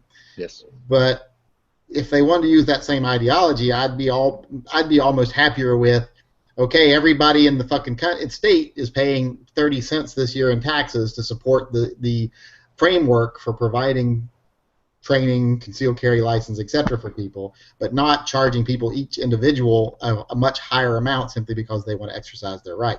If people want to pay their 30 cents a year in taxes and not get a concealed carry license because it's a public utility basically, it's a public service, just like maintaining the roads, maintaining the electrical grid, maintaining the water, etc. That's fine. You don't have to exercise your right, but it would be more fair that way if you ask me. Well, okay. I'm saying, So I'm just 100 saying years ago, that there was your no concealed national highway carry should system. be the same as your license for driving. It should be the same Oh, cost. we totally missed the first part. You're breaking up, Nathan. I'm saying, What's the first part of what you said? Because you broke up. I'm just saying that why is a concealed carry license not the same price as your driver's license? Because again, you're paying just for them for processing. Because everybody wants their cut. Yeah, and you shouldn't have to pay a fucking thing to conceal carry. Exactly. At No. all. Nailed it. Okay, I'm not against the fact that I know there's a human being processing my crap, Right. checking my background, and taking my picture. But it ain't $200 every 4 years. It should be 26 like my license.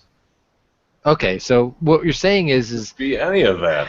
It should I'm- you're a U.S. citizen. Here's your gun. Carry it how you want to, and have a nice day. I get No, what that would Nathan's be saying. best. He's just saying that the cost should be the same, which I'm getting is gouged. concession to the fee, rather than just saying, look, you were already given a right by your founding fathers over 200 years ago saying that you shouldn't have to pay one, but if we have to, why should it be such an exorbitant amount? Is that fair to say? What I'm saying is why am I paying a luxury tax to carry a gun? Right. Because if you sit there and tell me it costs $200 since the inception of this thing to do your job, my question is why is it only 26 to check my license? By the way, you're the same department. You have me in your computers. I'm glad you Hello. said that dollar amount. Why do we have NFA tax stamps of $200? Oh, well, I know the answer to that. That's the same question, though. Hold on. So Sean, I don't know if you know this, but the NFA tax stamp of $200 was imposed back in the day. Right. Buying a Tommy gun It was cost, more than a year's salary at the time. well, I don't know about that, but buying a Tommy gun was like $45 at the hardware store back then when they imposed that tax. My They- grandfather made less than $200 a year working for Yeah. Ford Motor Company in the 1930s. Yeah, when that was literally, when they put imposed. the $200 tax stamp in, it was literally, I think, maybe equivalent to $10,000. It was Yes. specifically designed to discourage anyone and everyone from trying to get a machine gun except the ultra wealthy, because I guess the ultra wealthy decided they needed them. Exactly. And that is the Again, but exact they same put a problem dollar as today. on it, so it stayed the same. So now I it's just want to weigh in and say that your grandfather must have been like the shittiest worker in the world. The average income in the 1930s was over 2,000, I think. Well, my I grandfather would agree just with built you, axles for Ford in like the 1920s and 30s, and then when my dad He should in have been making at least, 1935, he should have been making at least a couple of grand. So he made about $2,500 a year working for Ford in the late 40s. See, the thing is I know I sound young, but my dad had me very late because I was the child of a second marriage. So, yeah, my dad was born in 1935. My dad was born around the same time your dads were born. So, yeah, he didn't exactly make a lot of money because he grew up in the Depression and he grew up in Detroit in the 1930s. So, yeah, salaries weren't that great back then. But yeah, the $200 tax stamp back in the day was specifically designed to keep anyone but the rich from getting a machine gun. Right, and that That's didn't what they stop the said. criminal, did it? It's Right. the exact same problem we face they have, right they have those same laws in Jamaica now, except they're more extreme. It's to buy every single gun, you've got to pay a special tax and a special license and a special permit on every single gun, to the point where only the wealthiest people on the in the nation can afford a gun. And Yet the they still wealthiest have people are yet the they still most have one of the qualified to own highest. them. Yet they still have one of the highest murder rates of any place in the world. Right. See, that's one thing I pointed out to a friend of mine for over 21 years. She tried to tell me that yesterday's tragedy was so horrific. 9 people died, 7 people were wounded. That is not a statistic that should have been acceptable by society. Sure, I get that. But what she failed to realize is 49 people were murdered in Chicago just last weekend, and she failed to even identify that. And I'm like, our president's own state had this. I'm going to say that you're wrong on the 49 people. 49 There's to probably 52 wounds too, right? wounded. 49 to 52 people were wounded in Chicago. Fair I enough. don't know how many died, but that's just all the people hit by bullets in Chicago Okay. was 52. Okay. It's Okay. ridiculous. She gave up a post yesterday about how from January 1st until yesterday, there was 9,500 and change of people who were killed by firearms violence. And what I did to her yesterday was take her figure and statistic and picked it apart, and I showed her that more than half of those were caused by police stopping assailants and people committing suicide. And now her number was no longer quite as relevant as she tried to point it out to be. Well, that's the same way, right? They were saying there were, what was it, 49 school shootings this year. Well, there are. If you use How the many right of those criteria. were around a school? Yeah, if you use the right criteria, there were 49 shootings. If you count Right. armed robberies of convenience stores that are across the street from college campuses, Exactly. if you count police officers firing their weapons while running across school grounds, whether the schools are open or not, if you count gang actions on school grounds, whether they're open or not, if you count public shootings, like a husband chasing down his wife's boyfriend and shooting him in the playground as a school shooting, which one of those is actually that. That's exactly what one of them is. Then there have been 45 shootings if you count it that way. What you're saying. If you count every time I rub up against someone on the bus as me having sexual intercourse, well, I've had a lot of sex this year. So it depends on how you count things. That's What only food. What I want to know is, why does the media, or why does the public, why are they not informed by the number of events that have been stopped by someone like you and me presenting a firearm to stop an assailant to run away? That's That not good news. That's why. Far greater than the number of killings and deaths there were.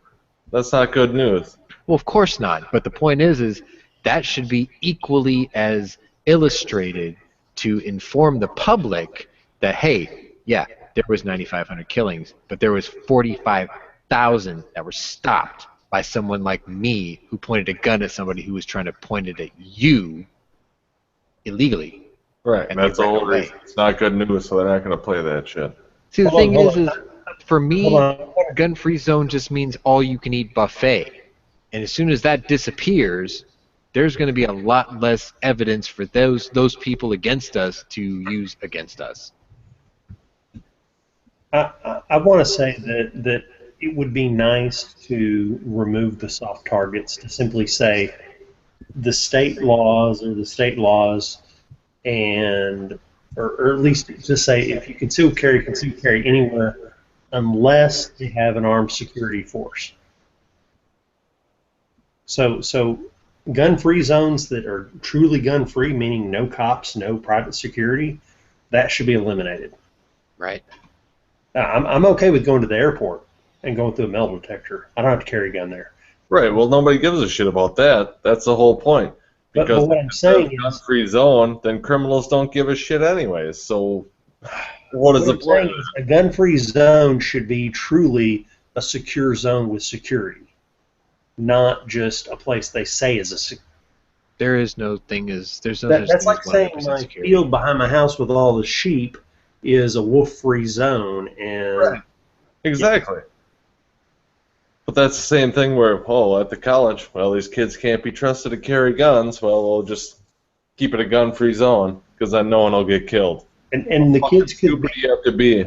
the kids could be licensed to carry outside of the college, but they can't carry inside the college. That's what's wrong. Right. Right. Exactly. Well, I didn't say this in my video earlier because, like I said, I didn't want to talk about details of the shooting, but this isn't my video. So, one thing that struck me in the retelling by a couple of different of the eyewitnesses that were in the classroom when he was shooting was how, as he reloaded his pistol, he asked the Christians to stand up. Right. And every account of it, they had slight different wordings of how he said it, like if you're a Christian, stand up. Are there any Christians here? Stand up, etc. But they all had the part of as he was reloading his pistol. To me, all that screams is if you were in that classroom and you had a gun, he's a dead man as he stands there making As he's reloading his pistol. But nobody was carrying because, quote, gun-free zone, and everyone's afraid of getting expelled. Hold on. I'll say this, that the average person in that situation who's unarmed is not prepared to handle it. They are going to comply. That is why these things are successful. If I was there unarmed and he was reloading and said, "Who's a Christian?"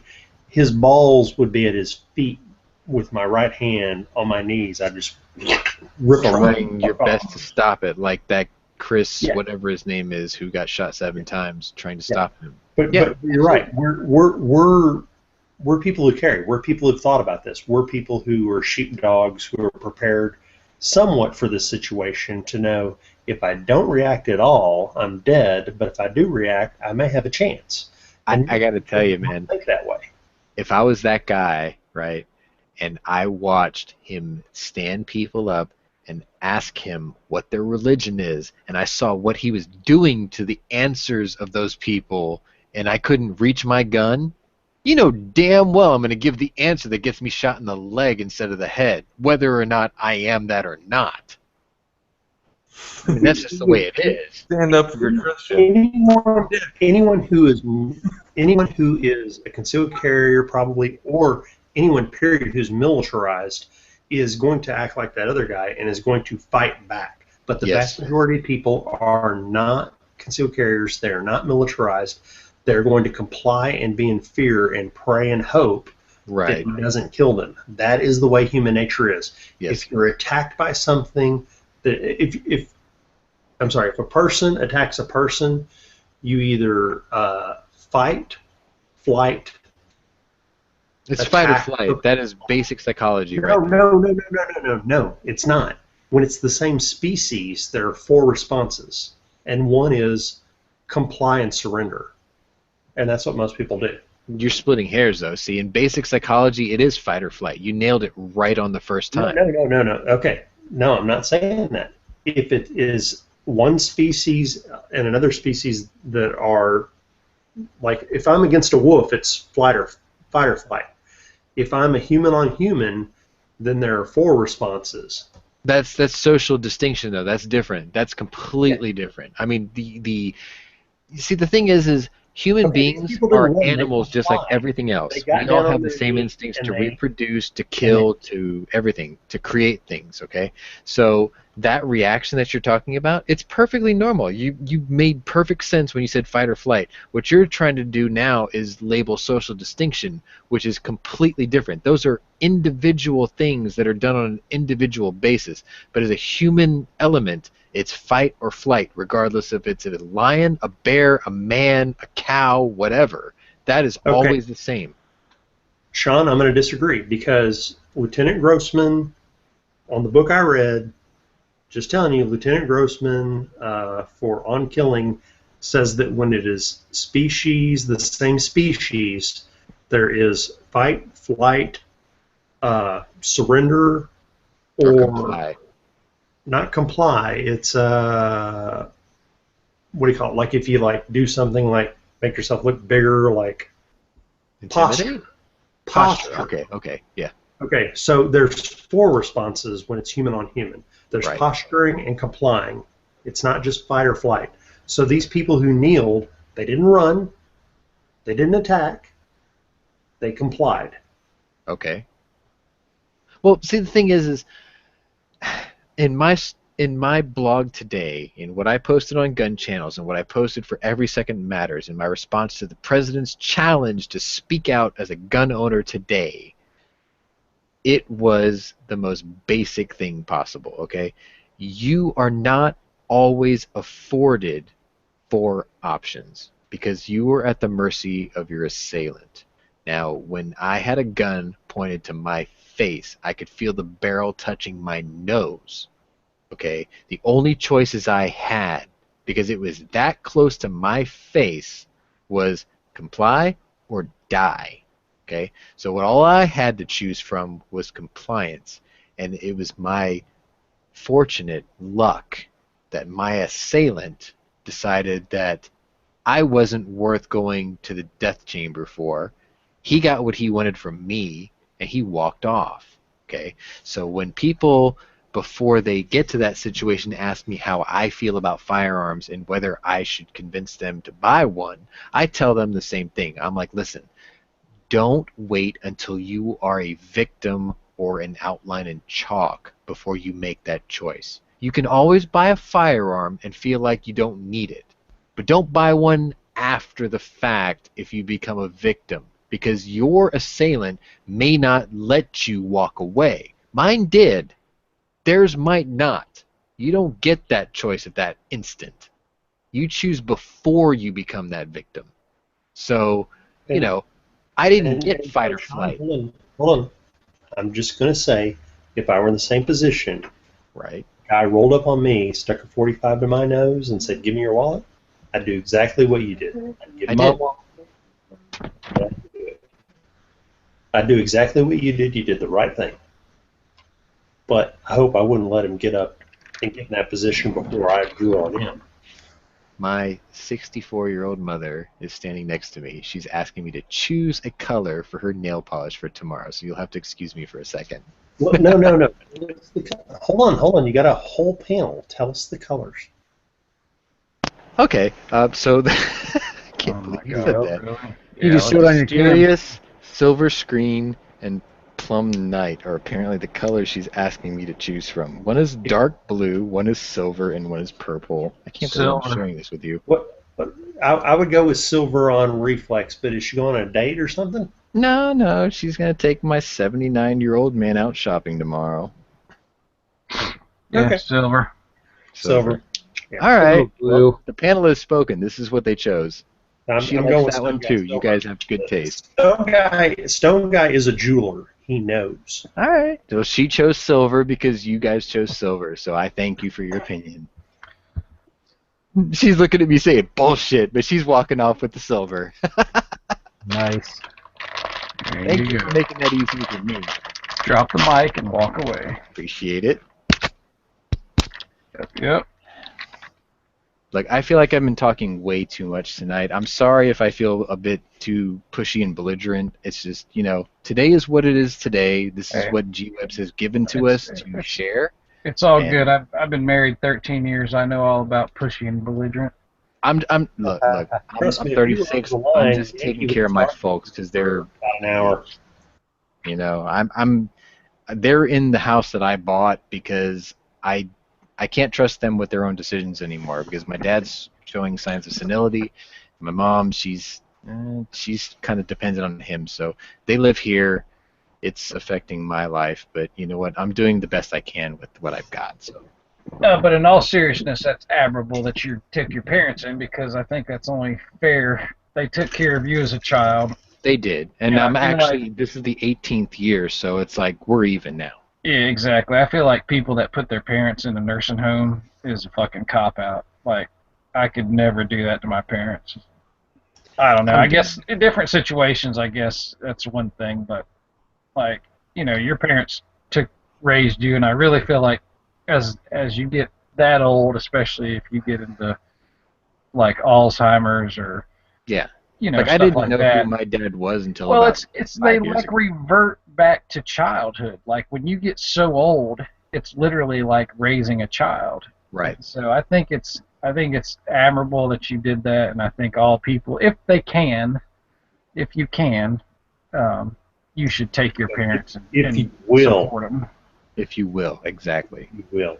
Well, no, See, it's and not. that's the It's not a thing. matter if you will. No, You no, should. no, If no, you're able to, you should. Stone guy. It's if you're willing.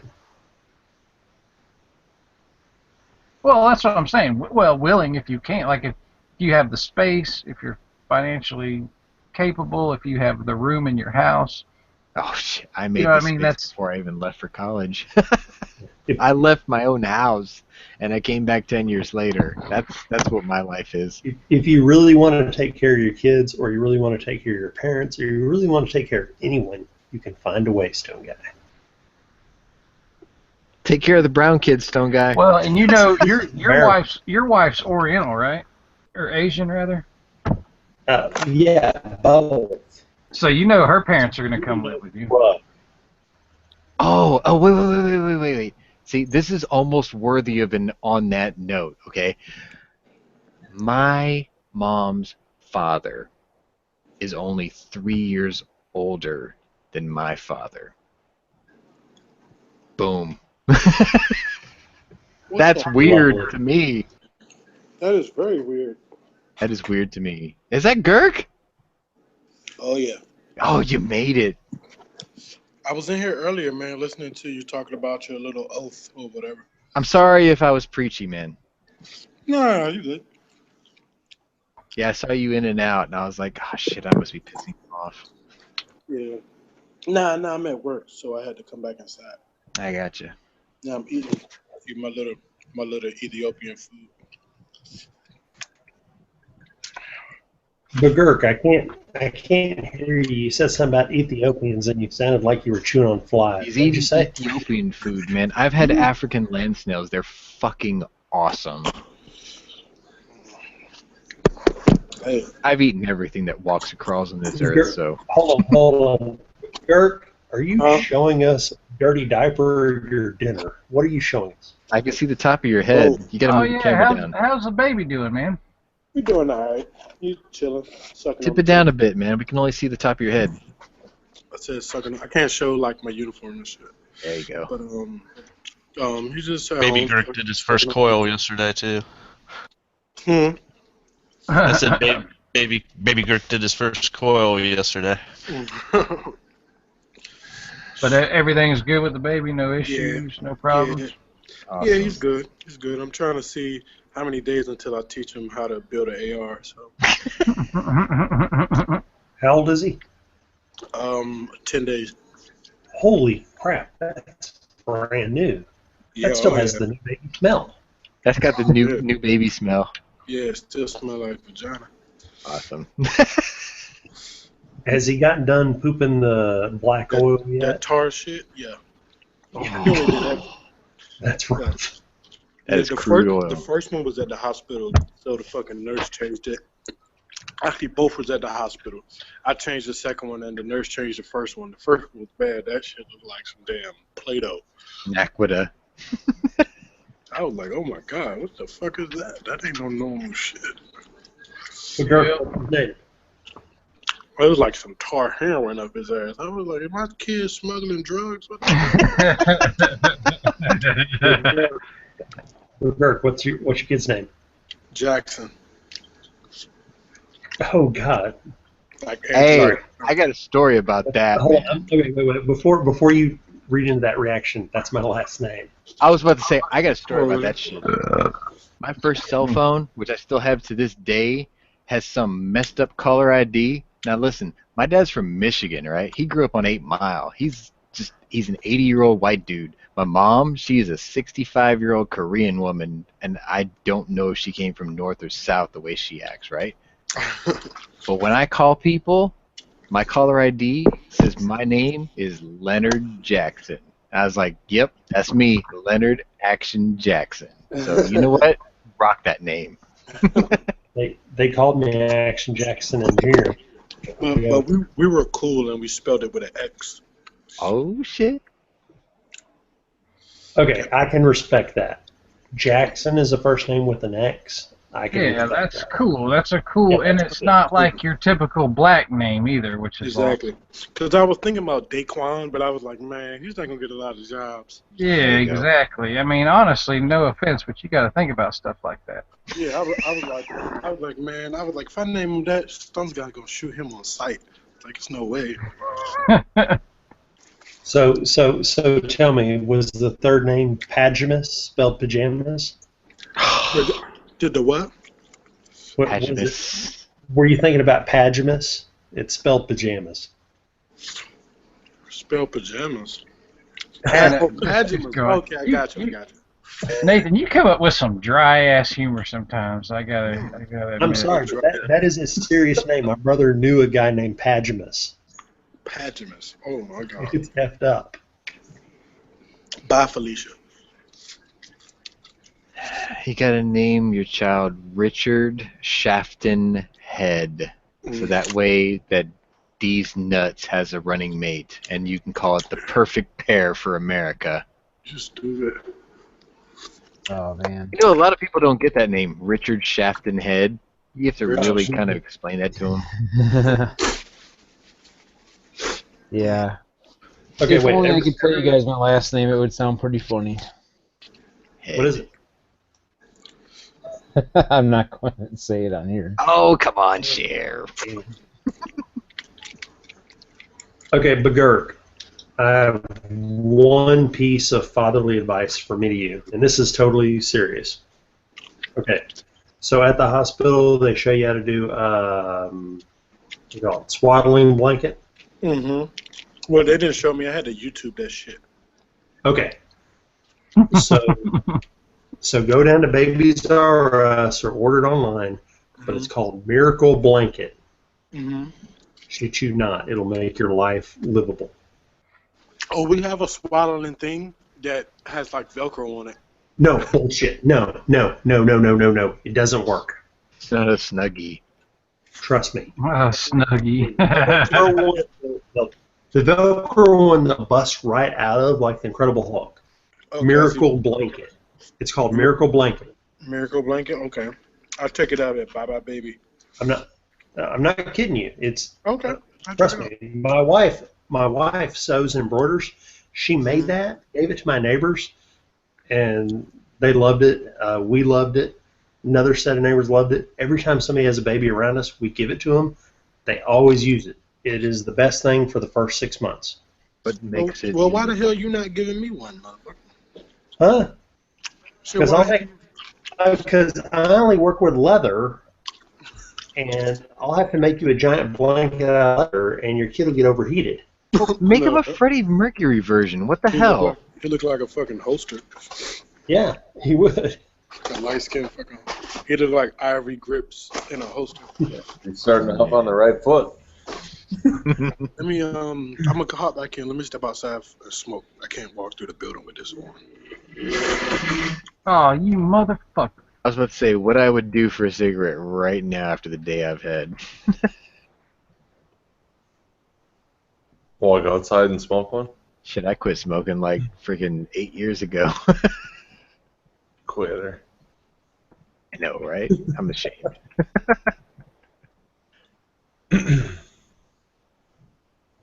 I had one of those days, man. It's like my inner psychologist, my inner writer, my inner activist just went ape shit today. And, I did what I could, but when your own local groups don't support you, you just have to question if you're following the right groups. I think I posted that yesterday in Stone Guy's chat, and I didn't mean what I think G-Webs responded to it by, but it's like people were screaming out that the NRA needs to do more, and I understand that the NRA has groups. They have a legal group, they have an activist group, they have certain things that they do, and they do it very well, but the people want them to do more, and it's like, You realize that's you not can't what the NRA convince is. the NRA to do what the people who pay them and fund them and volunteer and donate to them do, then that group is no different than government because they're not doing the will of the people. Now, they have legal groups, they have activist groups, they do that part well, but as soon as they stop listening to the people who fund them, they're no different than government. And that's what I pointed out yesterday, and it's like some people might have taken offense to that and some didn't. Some people got the message. So Sean, I'm going to explain to you what the NRA is. It's pretty simple. Okay. They're an organization that makes money by getting us, the gun owners, to pay them. They send us mail all the time and emails all the time saying, the sky's falling, send us more money. And Old grassroots. They're And- lobbyists, a lot of people are. and they gather as much money as humanly possible from us, the gun owners, and they take it and they pretty much fight a ton of stuff, just on general principle. They just fight everything as much as they can. They fight it and they argue it and blah, blah, blah on our behalf. And they have members that are like pro-hunting, pro-firearms. We have all different opinions, but they pretty much fight everything they can afford to fight, and they scare the shit out of us to give them money in the meantime. This is it's like a parasitical relationship between us and the NRA. That's how I see it. Well, then They do. that's the way it really is, and that's the way that the most of the smaller fry groups, pro-gun groups are. Then what needs to happen is there needs to become a new union of gun organizations that get together who follow the ideology of what the NRA was supposed to be in the first place. And if they can't do that, then someone else needs to lead it until someone does. No, The that NRA was just is on a national level. What you need to do is fund your local groups that are within your state that fight within your state. That's the problem. I did, and they won't even forward the message. And again, the NRA is the one that has the lobbying power to fight in Congress for us. Right.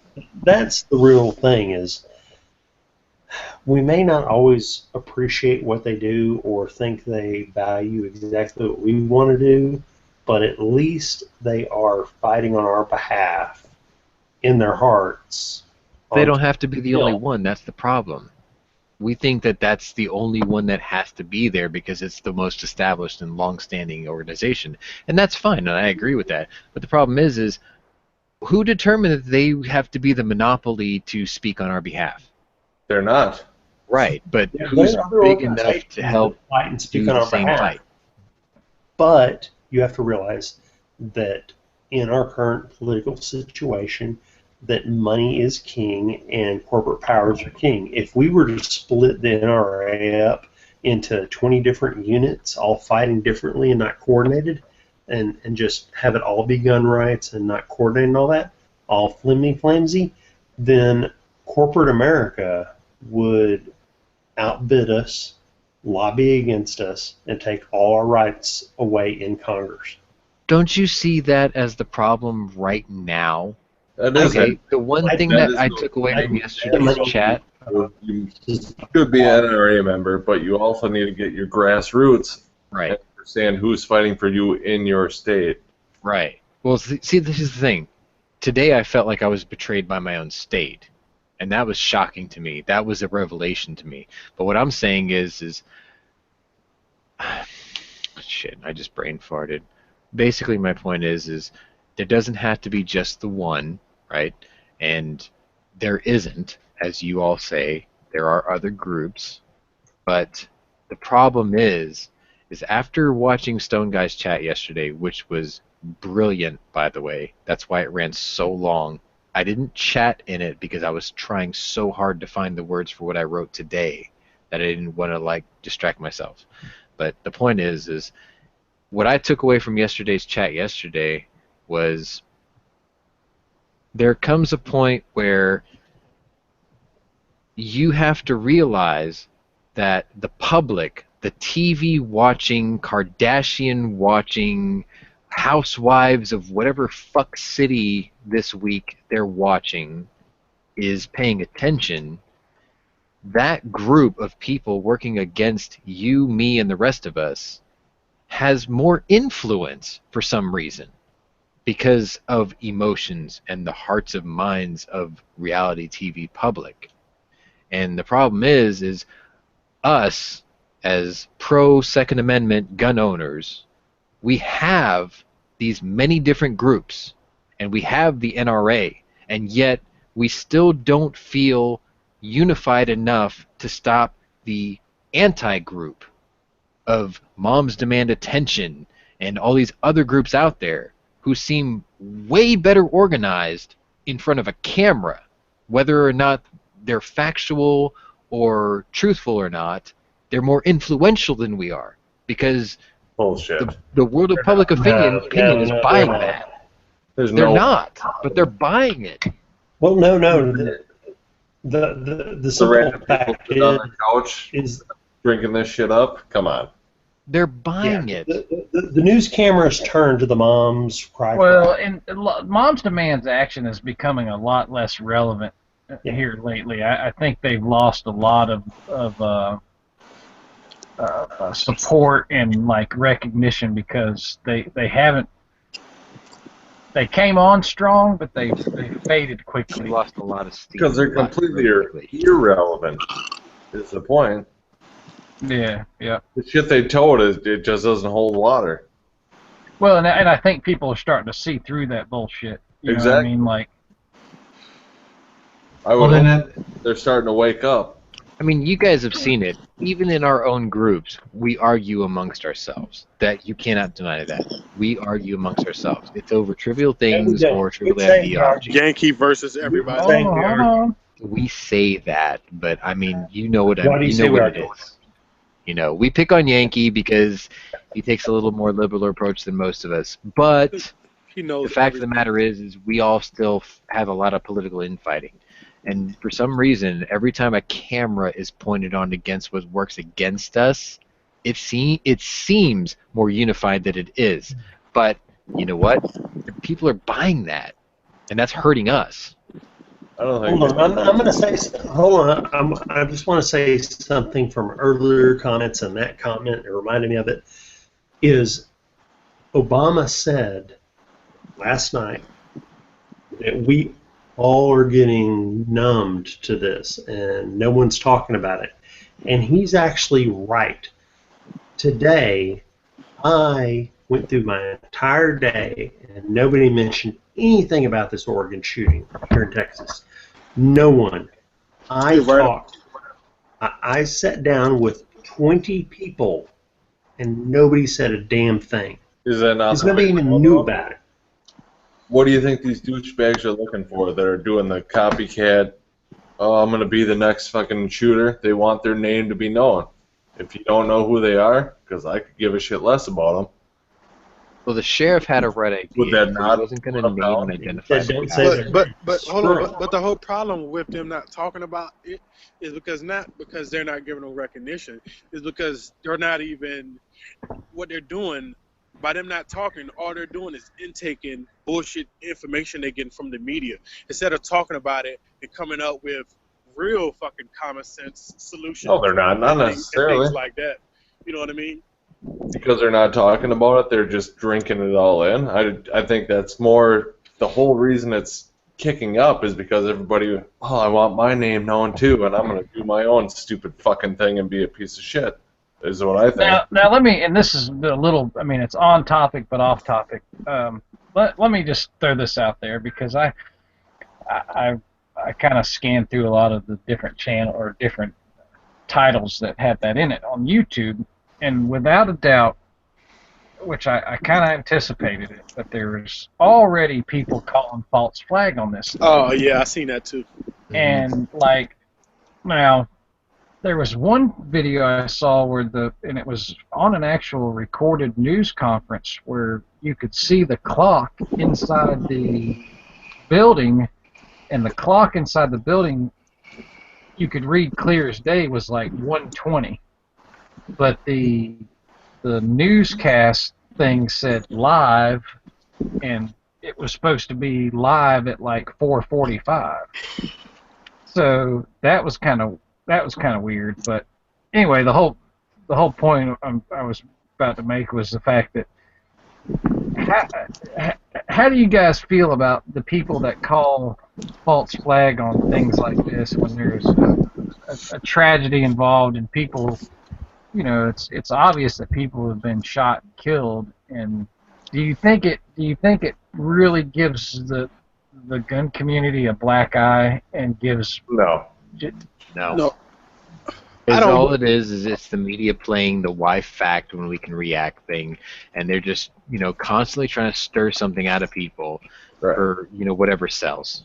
That was a whole Fast and Furious scene. Was, well, let's fucking sell them the guns, and then, oh shit, all of a sudden a Border Patrol guy gets killed. That was, you know, damn well that was a government controlled. That was meant. Yeah, I just, you know, and I know it's a small percentage of people that do that, but I just really wish that, you know, people that are on our side, so to speak, you know, the pro-gun side, would quit making these false flag videos and just these tinfoil hat conspiracy theories that really give. But Stone You're breaking up, Nathan. Okay, Stone Guy, I just want to share one. Can you hear this? Oh, what did you say? Let ZB talk first. All right. Oh, I'm just thinking that the whole reason this shit's happening is because people that obey the laws aren't going to break these fucking laws. It's just ridiculous. Well, okay, so Talking about the restrictions and putting on people who obey the laws. Well, on the whole. Well, if you look at Fast and Furious and you look at gun-free zones, none of that makes a fucking difference if you're going to break the law in the first place. The only thing you're stopping is law-abiding citizens from having. Right. So you know that, and we know that. The question you had is, how do you stop the tin hats from making videos, right? I spent an hour today with a lady who my boss won't even sit with anymore, who's slightly schizophrenic. For an hour, I sat with her today in my office and listened to her. And then my boss, 2 hours later, went and bought me an apple pie over at McDonald's and said, thank you for taking her so I didn't have to. So how do you stop the tin hats from YouTube? I mean, I can't even stop them from coming in my damn office. You don't.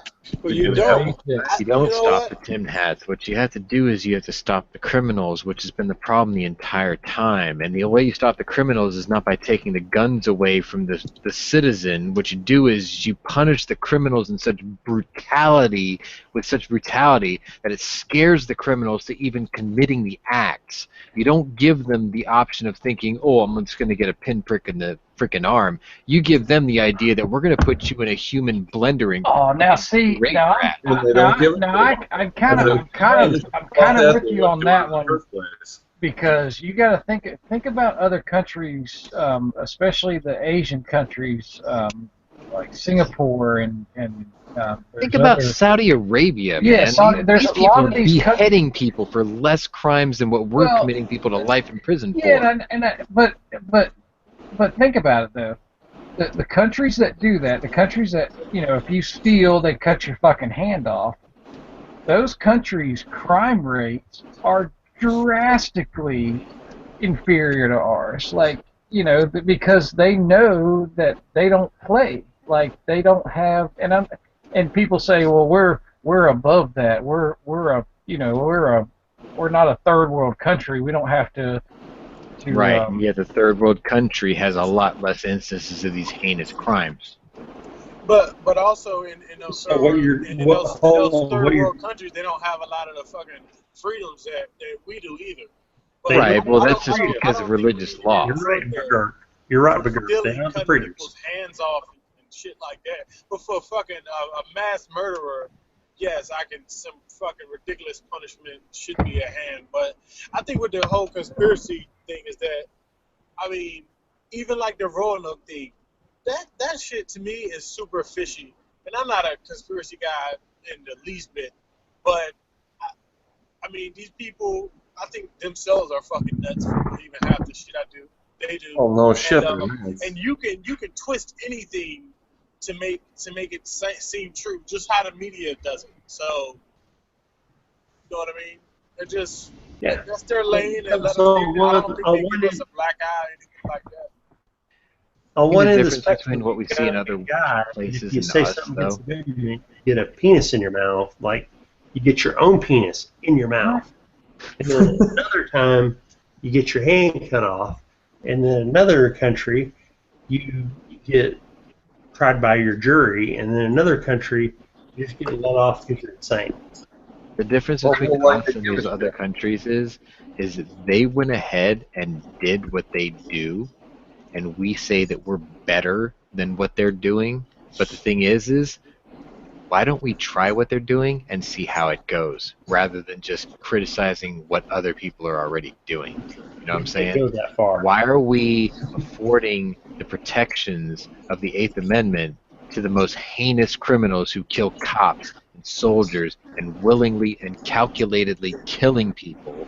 Why are we giving them the protections of a, quote, cruel and unusual punishment? Why are we giving them that luxury of knowing that all they're getting is a prick in the arm? Why don't we tell them, hey, look, we're going to give you one choice in your life now that you've been convicted. You can either have your brainstem pulverized, and we're going to harvest your organs, and your penance to humanity is your organs are going to go to the people that are on the organ donor list, or we're going to put you in a clear tube and strap you down to a chair, and you're going to drown in front of the victims' families that you've caused this to. Yeah, nobody you're going to die in the most heinous way possible for what you've done. They don't give a fuck about that. Okay, what happens they put a gun in their mouth and ended it the first time they hit it. No, see, the gun's too quick. Wait, hold on, Girk. I want to ask you about that, because that is definitely a. We talked about this the other day as far as the death penalty in general, and I think that if there is, without a doubt, videotape evidence, you have witnesses, and then you confess. Like, if there's 100% without a doubt, you're fucking guilty, and you get sentenced to death, I think we should fucking kill you immediately. There's no reason to keep these people on death row for 20 years. At least in my state, it's like them death row for 20 years. It's 80. What is it? 71 or 80? 71 or 70 or $80 a day is what it costs the prison system to house the prisoners, to feed them, house them. Right. It's about $70 per day per individual. Okay, so you think about that, extrapolate that out to someone that's going to die anyway. The fact that you can't kill someone that's, like, if they're sick, if they have something wrong with them, you have to nurse them back to health before you can kill them. You've got to, if they're on death row and they get cancer, you've got to pay for their cancer treatment and, like, get them well enough to be killed. It's asinine. It's ridiculous. You know why they do that, though? You're there's law enforcement, always, right? Yeah. So it's always the possibility of new DNA evidence or no, not even that. The reason why they do it is because society cannot stomach the idea of killing an innocent person. They give you, quote, due process, which may take 20 years. Now, I agree with you. I think that, we should be able to fast track with modern technology, by now. Maybe before, not so much, but by now, modern society and technology should be able to figure out, did you do it or did you not do it? There's DNA evidence. There's ways to figure it out. And if we have determined that you have been found guilty by a jury of your peers, that you've committed a heinous act, and you've been found guilty by those people, and you've been sentenced to die by those people, you will get due process. This shit will not take 20 years. The technology doesn't require 20 years to figure it out anymore. And if you are busted that night, you're gone. You are fucking gone. Because in China, they don't do that. They use one 29-cent AK round to the back of your skull. Job done. Yeah. Absolutely, man. I think it's ridiculous But the way difference- how much money we spend in the prison system But the thing to take is, care of these fucking criminals that are gonna be put to death anyway. the thing is the difference in China and the difference in America is there are people in China who are worried about that outcome. They put a sign around your neck. They walk you through your village and publicly humiliate you, take you to the outskirts of town, and then put an AK. Oh yeah. It's a different Those people are mentality. scared of that. People are scared of It's that. a whole different mentality. It's a whole different culture. You got Right. I know people, criminals. But here in America, people that they're I've not arrested. afraid. Where in China It's are not they doing that? it's not a matter of Where- being hold on, afraid. It's where in hold on. Let China me are they finish doing my that? thought. China Everywhere. is just like us. It's a matter. Society's just like us.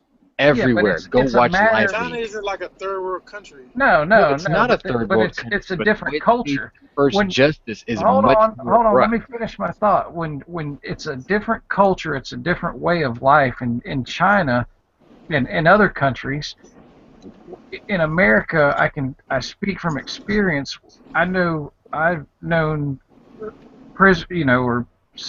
suspects, prisoners, people that have found guilty, people that have warrants that will literally turn themselves in and do 3 or 4 years like it's nothing, like it's they. I don't take the punishment seriously anymore. Because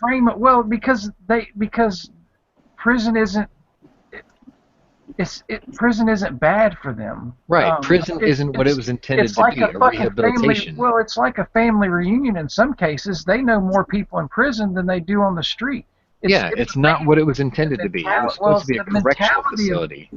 The mentality of these people that come into prison, and like I said, it's more of a.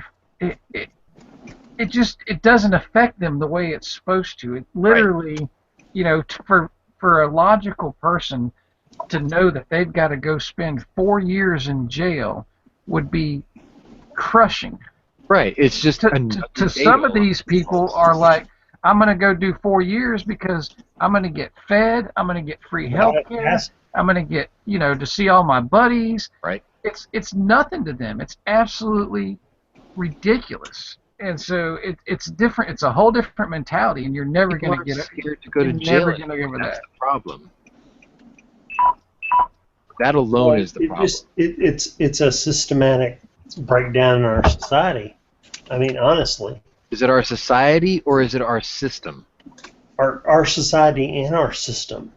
Well, our society allows the system to be the way it is. Our society will not change the system because they can't stomach the idea of doing cruel and unusual things to the heinous criminals that have been convicted. No, agreed. That they won't really hurt the criminal in so much as take out vengeance upon them, to show the way to discriminate against other crime and stuff. So they're not gonna go with that. Now, could we maybe someday convince our current society to make prison suck really bad? No.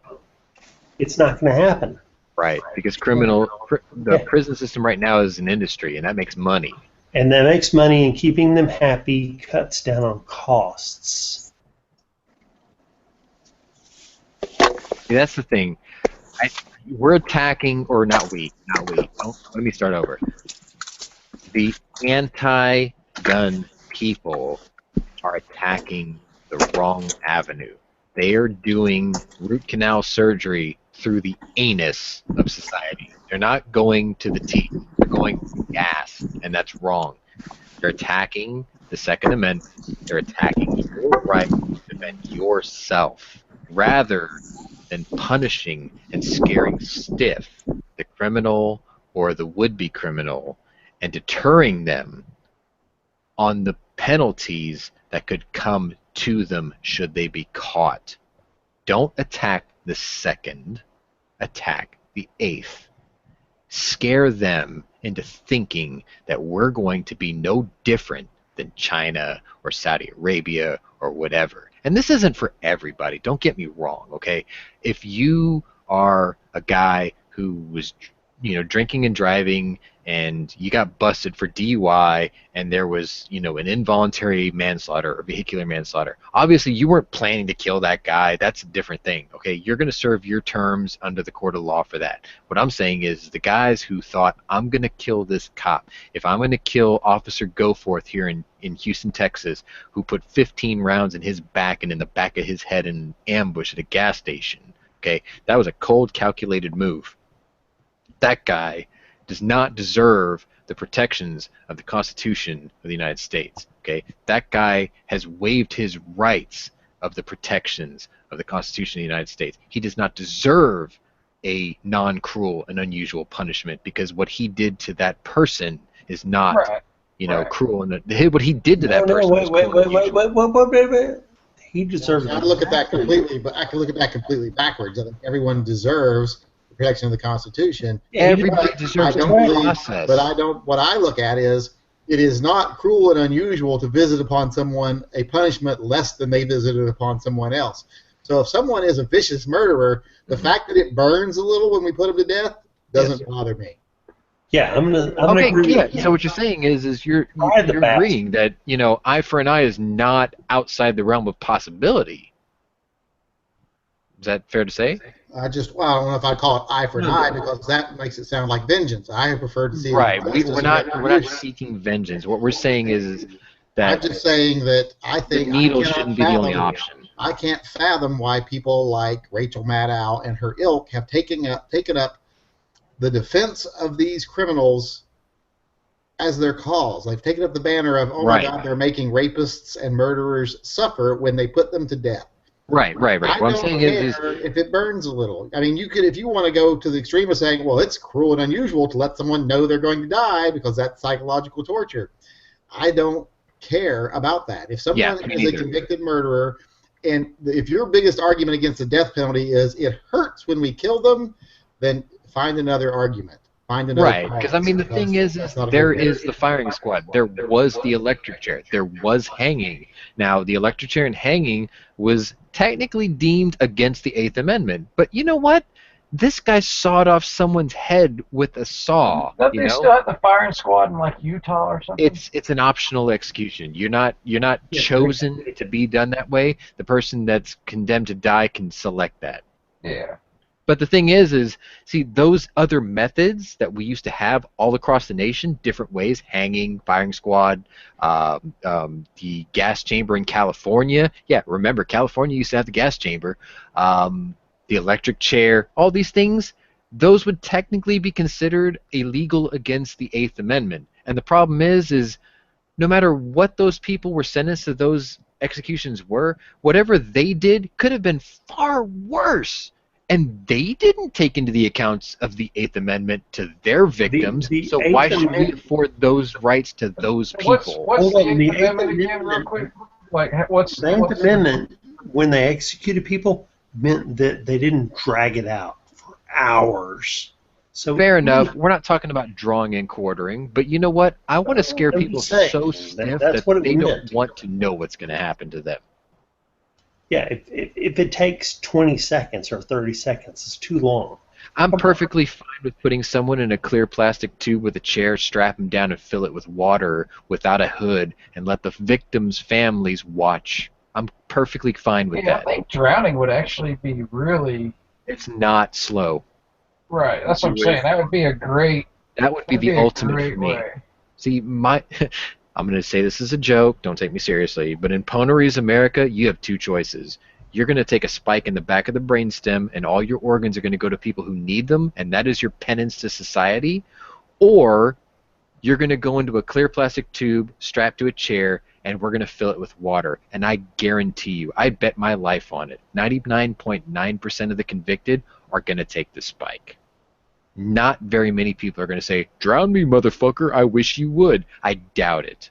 Because the thought of drowning is terrifying to anybody. No, it's not. Really? You're cool with the idea of having your lungs collapse? Put a bullet in their brain. Are you serious? Yeah. That's instant. You're going to be like, oh man, I'll drown or I'll just kill all these kids and then I'll put a bullet in the thing about the bullet in the back of the head, it's instant. It's too quick. There's no suffering. There's no fear. Well, you put that's them in only a tube if you full hit of water, the and brainstem. they feel that cold water go up their legs and up their chest, and they know that there's not a goddamn thing they can do about it. That's terrifying. That is absolutely terrifying. No, you're saying it like you're talking about antisocial people being reasonable. Antisocial people are not reasonable. They pick the stupid answer. So you're saying that they would deliberately choose the chamber? They're not going to choose anything because they wouldn't necessarily get caught. Look at the mass shooting. I'm talking about those who are already convicted. You see, we're living in a society right now where the humane option has been deemed not quite as humane as we thought, because we see the people twitch on the gurney, and some people say that their arms burned because they survived the first stage. You know what? You've been sentenced to die. Who gives a shit what you think? That's the problem right now. Oh, Sean, give me the two options. Two options right now. are very simple. Purely okay? When we put down an animal for No. cattle, Ask me my two choices. What do you mean? Ask me my two choices of execution. Oh, what are your two choices, Nathan? No, I'm not. Don't be a psychologist. Give me two options. Okay, so in Ponaries America, the two choices are very simple. I will give you a humane and absolute and instant painless option. I will drive a steel spike into your brainstem and pulverize it, which is instant lights out. It's how we take out cattle in slaughterhouses in most places in America. They just drop where they stand. You don't feel it, you're gone. It's just 1 second you're there, the next second you're gone. Because medical science has proven that the brainstem controls breathing and heart rate. You crush that, you're gone. Boom. You're over-explaining. What's my next? Your second option, okay? When you provide the first option and you say, we're going to do that to you so it's quick and painless, you won't feel a thing, but you will be dealt justice to the victims. Your penance to humanity will be that your good organs will be given to those in need, and that is your penance to humanity. So we give them a human option if they choose to do it as their penance to society. If they don't choose that, the only other option they get is, we're going to put you in a clear tube with a chair in it. We're going to strap you down, and you're going to feel cold water rise up your legs, up your thighs, up your chest, and you are going to drown in front of your victims' families, and that's how you will die. And you get to choose which way you go, one or the other. Do you actually make peace with society and help others, or do you die like a douchebag and watch everyone get to watch you suffer? That's my choice. Screw you. I don't agree with you. Stick me in the underwater. Okay. Somebody's going to choose that. I can't deny that. Shit of if it's a steel stake or a cold water bath, and then they're gonna drown if they already killed people. Come on. Well, what I'm saying is the coward's way out is they're going to take the spike and be gone and done with it. It's bullshit. Cowards would, but most people are crazy, and they'll take the one that will spike you. So be it. So be it. We're just arguing the same That's the same point. thing. Because the semantics is not the ones that are batshit crazy, which is what you're saying, and I agree with you, okay? There's the batshit crazy who would be like, fuck it, drown me, right? I get that. I understand that. It's a minority, but there are going to be people who choose that. What I'm saying is that there are other people. Most people at that point. Okay, well, it doesn't even matter. We're arguing about something that makes no I mean, Yeah, let's we're move arguing on. about something that's probably never going to happen anyway. But the thing is it's a deterrent to others who think, well, the worst could happen to me is going to be a needle in the arm. You scare None those. give a shit. Somebody will. The arm, stake in the fucking head, drown me. They don't give a shit. Somebody will. No, they won't. Some of these people You're think they're already going to going shoot it out. Well, You're not going to You take won't me alive know kind of until it's people. well, then actually you're in going with the practice. logic of making new laws for the. That's just like No, the you see, I'm using something that's being used against us today, okay? I'm not making new laws. I'm, quote, reinterpreting them. And where's the last time you heard that? Well, ATFE? Yeah, well, yeah, but what I'm saying is that's the same logic they try Play to by use their against. Well, rules. hold on, that's the same logic they try to use against us when they say Play it against them. Hold on, if it only stops one person or if it saves one life, then it's worth it. And that's kind of what you're saying is that by having the idea or the option of a more humiliating and or terrifying death, that it may deter that small percentage from committing a crime. You know, it's the same concept. Why would you think that drowning is the worst death that you could have? I think that sounds pretty peaceful. It's quiet. Well, it takes minutes. Breathe in, take it, I was and being you're done. strapped to a chair, being absolutely hopeless and holding your breath until the last second, peaceful. Yeah, that's Because you're a psychologist and you can't imagine what I would do to someone who hurt my family. Well, I'm just trying to think something cold, clinical, and quick. I think to drowning would society. be. Water's cheap. I'm just saying, it's.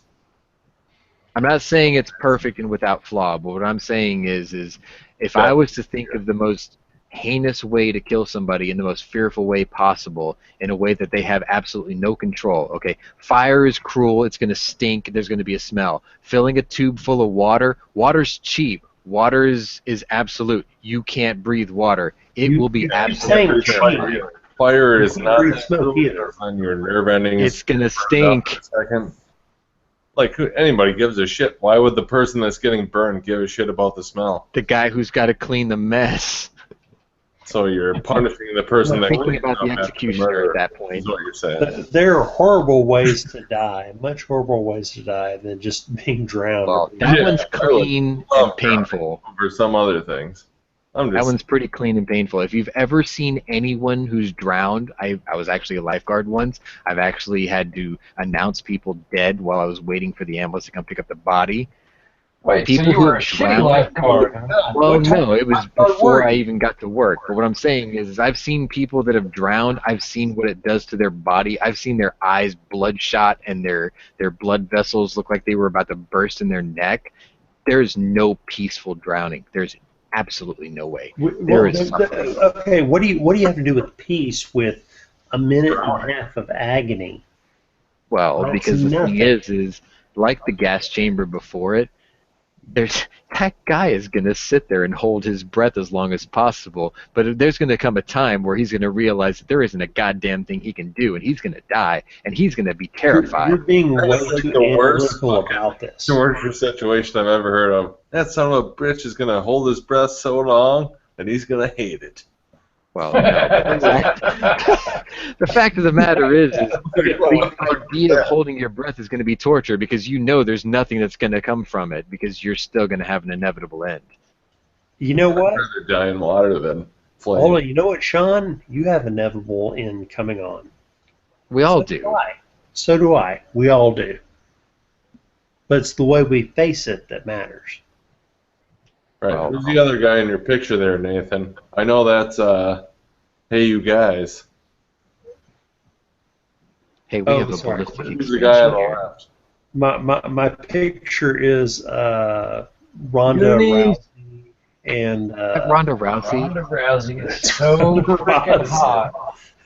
Are they and the that's her after a fight where she's had the crap beat out of her. I don't care. She's Oh. still hot. Hey, my dude, gosh, I have a she's thing hot. for her pre-fight What's the guy's ritual. name? That's fucking. The guy from Youth. Hey, you guys. Oh, you're talking about Sloth. Or, It's Ronda Rousey and Sloth. That's Sorry, a girl on but the left. I side did by not side. know that. More times than not, she looks good, and I mean, I that's have a thing unusual. for pre-fight Most of the time. ritual, What if you so what if you made prisoners eat her pussy while she beats the shit out of you? That could be punishment. Or pleasure. there's pleasure at the end somewhere in there. Wow, DB speaks up with a great suggestion there. She's like, "Eat my pussy, motherfucker! Eat my Caleb, you are pussy! in the E2M Eat chat my right now. pussy, bitch!" You think I like how Stone Guy wants us all to believe that he's actually energetic and active enough during sex to actually perform fellatio on someone.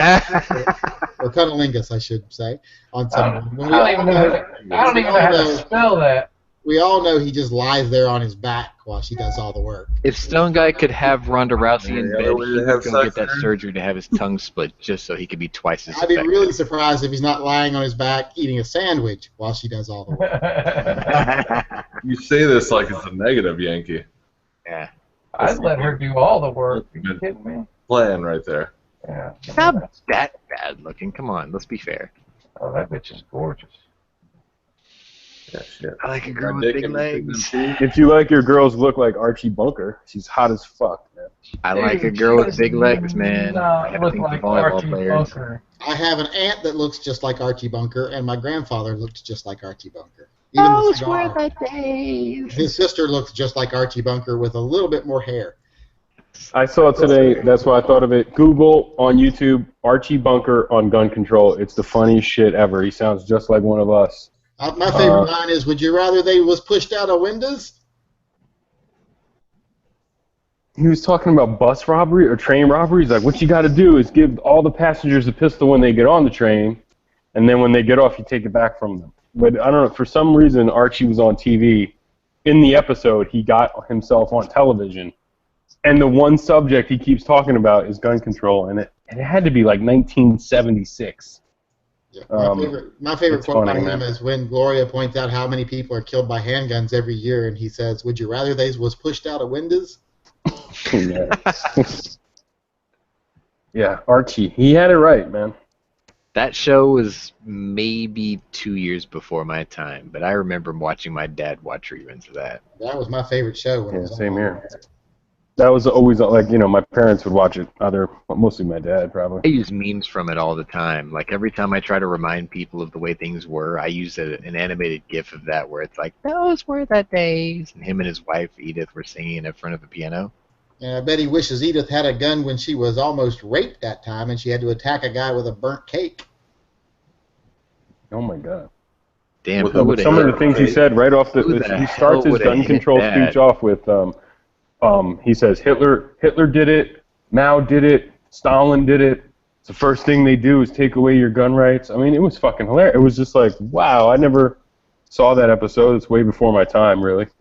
But someone put it on Facebook, and I was like, holy shit, this is like, nothing has changed. It's revelation. Like a is what it is. pro-gun guy argument is like the same as Archie in 1970, whatever. Pretty funny to me. But, yeah. It ain't Yep, new. That was first my thing they'll do second- is every make second you matters register, contribution. They'll Definitely. regulate you, they'll control you, then they'll take away communications, and that's the way it's always been. Tyranny. There's some sort of theory out there that no matter what kind of debate or argument you have, as soon as somebody mentions the word Hitler in an argument, that whole debate is over.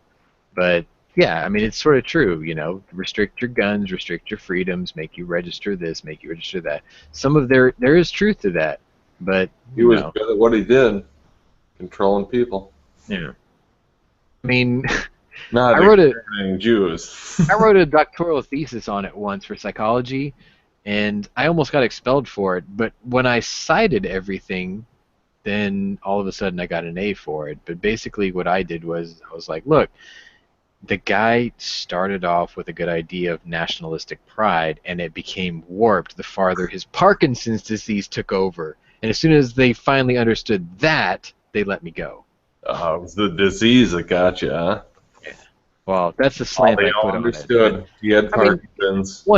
It was nationalistic pride. We've been oppressed by, these doctrines of World War I, Right. whatever.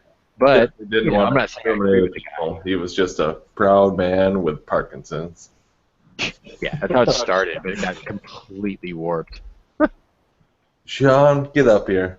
We're going to have a round of applause. You made a great paper. Sorry. I've been really way too preachy. I'm sorry. No, that's not what I was saying. Oh, the question you were Like asking me Hitler earlier, fucking- the KGB65, you sound exactly like him. That's why I asked. I have no idea who that is. Your voice sounds exactly like him. He's a guy on YouTube. He's from Canada, and he does gun reviews and stuff. But it's not an insult or anything, I promise. Airsoft, probably, because he's Because you sound like him. It's like we say Smeggy sounds like Dano. It's that sort of Okay, connotation. I understand that. That makes sense. Schmeggy, the little snowman guy. Or not. Whoa, everybody don't freak out at once. Whoa, what was that? Who spilled their beer? Drink. That Spilled was a drink. son of a... Sounded like ice too, I huh? thought Smeggy's icon was just like a turd. Snow turd. I swear to God, I thought it was like a turd with sunglasses. That who committed alcohol abuse just now? Well, it would have been me, but there wasn't any alcohol left in it.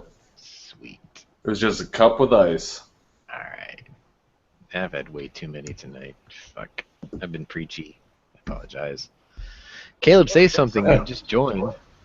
Sean, it's okay. Hey, look, I found your wife's purse. It's all good. What in the fuck? You got this purse. What the hell The is that? fuck? That's the cock and balls. Hey, That's your wife's purse. you know what's funny is you say that, but I used to do that as a joke. I would send people tanned kangaroo scrotums, which were coin purses, as sort of an insult. I would send them that. It was called a roo pouch. So, yeah. They still sell them, by the way, if you really want one. But it's a Wonderful. tanned kangaroo scrotum. Well, why don't you send me one for free? You really want one, I'll get you one. And they are a product of Australia, so it might take a while to get, mailed over here. But They gotta cut them off first. You have to hop on over. I'm Not gonna look ashamed like to that. admit, but they're very soft and pliable. Oh my God, you have been drinking, haven't you? No, I used to keep primers in a bag of them. Playing with kangaroo balls. No, just the sack, man. They tan them and they put like a drawstring on them. I used to keep primers in them Why would you keep primers in them? because it's a long story. But Because you like feeling them. No, we got no, time. because Tell us. my dog used to chew on everything in my room, and I would put these boxes of CCI primers, and he would chew the corner of the box, and there'd be primers all over the floor, so I'd have to put them somewhere, so I'd pick them up. But he wouldn't chew the ball sack, It huh? wouldn't you kangaroo balls? He wouldn't chew the ball sack because I bought the ball sack after to give to somebody else. I ended up keeping one and hanging it somewhere else where he couldn't get to it. God damn it, you're making me explain this shit. Yeah, well, it's an interesting story. I think your dog. You didn't put them in there loose. You left them in the packaging and put them inside this thing. Huh? When you bring up kangaroo balls, you I'm going to send every fucking one of you a roo pouch now because you're mocking me. I'll send you my address. All right. Fuck it. I'm going to order some. I'm going to send you all of them as Christmas gifts. Thank you. Thank you. Yeah. Now I'm entitled to You're it. saying the I'll only do it. I will kangaroo fucking do balls it. You can that hold are me to it. easily accessible to Sean. I will do it. You can hold me to it. Damn it. All right, Nathan, you're a bank guy. What the fuck is this bullshit? I log on to pay my payment on my Jeep. I had financed it when I bought it for 5 years. I've got 3 payments left because I went ahead, instead of paying the $170 I had financed, I've been paying like $800 a month just to pay it off. So I got 3 payments left. I go to make a payment. It tells me my maximum payment I can make is $12, and that my next payment's not due till July of 2016. Were you paying way ahead of time? Yeah, but why is there a maximum payment? It's the electronic system just messing with you. No. I have his answer. You have to call into the people who hold the note and find out what the payoff is for that day. Yeah, okay. Because the computer is just choking you. Yeah. The You automatic have to system have is the screwed. payoff payment. It We tells paid our me- it VW says off your like next 2 years payment, it early. says your next payment due is $1.04 due 7/6/2016. Yeah. It's trying to redivide what you All got it left. does is you come down to the last payment and you paid it early, so I the paid it way computer is early. articulating what you need to pay for the total payoff in X amount of years. Because I paid off like a 5-year loan in 6 months or 5 months, so it's Yeah. I got screwed Yeah, up. so There's your sign. you have to call in and get a payoff. Okay, 'cause it's not letting me make a payment. Every time I try to make a payment, it tells me It won't take your payment because it's less than the total amount of the normal payment. It's just Yeah, the way it the computer works. recalculated what you have left based on how much time you have left. That's why Yeah. it's screwing with you. Yeah, it's a computer algorithm. Don't worry about it. Just call in and say, what's the payoff, and then have them pay it off. Yeah. The same thing happened when I paid off my dad's VW. He had like 2 years left, and instead of paying, what was it, fucking 8 grand, over the span of 2 years, I did one balloon payment of $5,000, and I was gonna pay the next month the next like $3,000, but it said I only owed like $10 for the next 2 years, and I'm like, no, that's not gonna happen. I was like, here's a check for 3 grand, and then they mailed a title the next month after I called in. By the way, for those people who are in the market for a vehicle, thanks to this whole VW diesel fiasco, if you want a sweet car for like 50% off what it sold for a month ago, buy a Volkswagen. really nothing on this thing is right. It's it really did screw it up because it says loan term, 60 months, months remaining, 9 months. Even though it's only been 5 months that I've had it, so that makes it a 14-month loan. You paid your Jeep off in 14 months? I paid it off in 5 months. That's fucking awesome. He could have just bought it. That is awesome. Actually, I couldn't just buy it. I didn't have the money at the time. Okay, so he I had sold to the finance- gun and now he can buy it. Well, I had to finance the part because I went in, I paid cash for half, and half was a trade-in of another car. Right. But then I decided I don't think they're giving me enough fucking money for that car, so I went back and took the car and told them I would just finance the other part, and they just financed. Well, I told them I'd pay them cash for the other part, and I said, but give me 2 days, and they said, we will just run it through our finance company, and then you can pay it off when you want, and I said, fine. Yeah, that's bullshit. So you kept the car and then sold it off on your own? No, it's in storage. So you're waiting on the YouTube bucks to pay that off? Well, if I'm waiting for the YouTube bucks to pay it off, it'll go more than the term. 30-year mortgage. Yeah, I know, pretty much, right? I've been holding off on buying another. The last Jeep I owned, I had him about 6 years ago. I'm waiting because I'm just seriously anticipating. Hopefully they'll build that full-size Jeep Cherokee that they made the concept for last year. They build that, I'll buy a Jeep again. Absolutely. I'm thinking about buying another Jeep. I'd like to buy a semi-automatic pistol. I'm thinking about buying that new Renegade. Yes, I'll buy another semi-automatic pistol. Actually, the next pistol I'm probably going to buy is going to be a PX4 Storm. I just kind of have a hard-on for one. I'll make you a holster. Nobody nice. seems to They're have nice anything guns. really bad to say about them, except No, the they're fact that they super look kind accurate. of funky. But I really like it. The barrel twist when you pop the slide back, it looks kind of weird. That rotating breech thing Yeah, it's takes a bit of getting used to. it's odd looking, but it's functional. So yeah. I actually got my local to sort of lend me the only Remington R51 that I still think is out there in existence, because they have one for sale right now. And I'm like, you do realize that everyone's sending these back as like a recall kind of thing, right? And they're like, yeah, well, the owner who sent this to us doesn't want to do that. So I'm like, can I borrow that? And I think I had a failure to extract every other round. It was terrible. But the Storm worked beautifully. I think I put about 400 rounds through one as a rental. It was flawless. I'm like, yeah, I think I could see myself with one of these.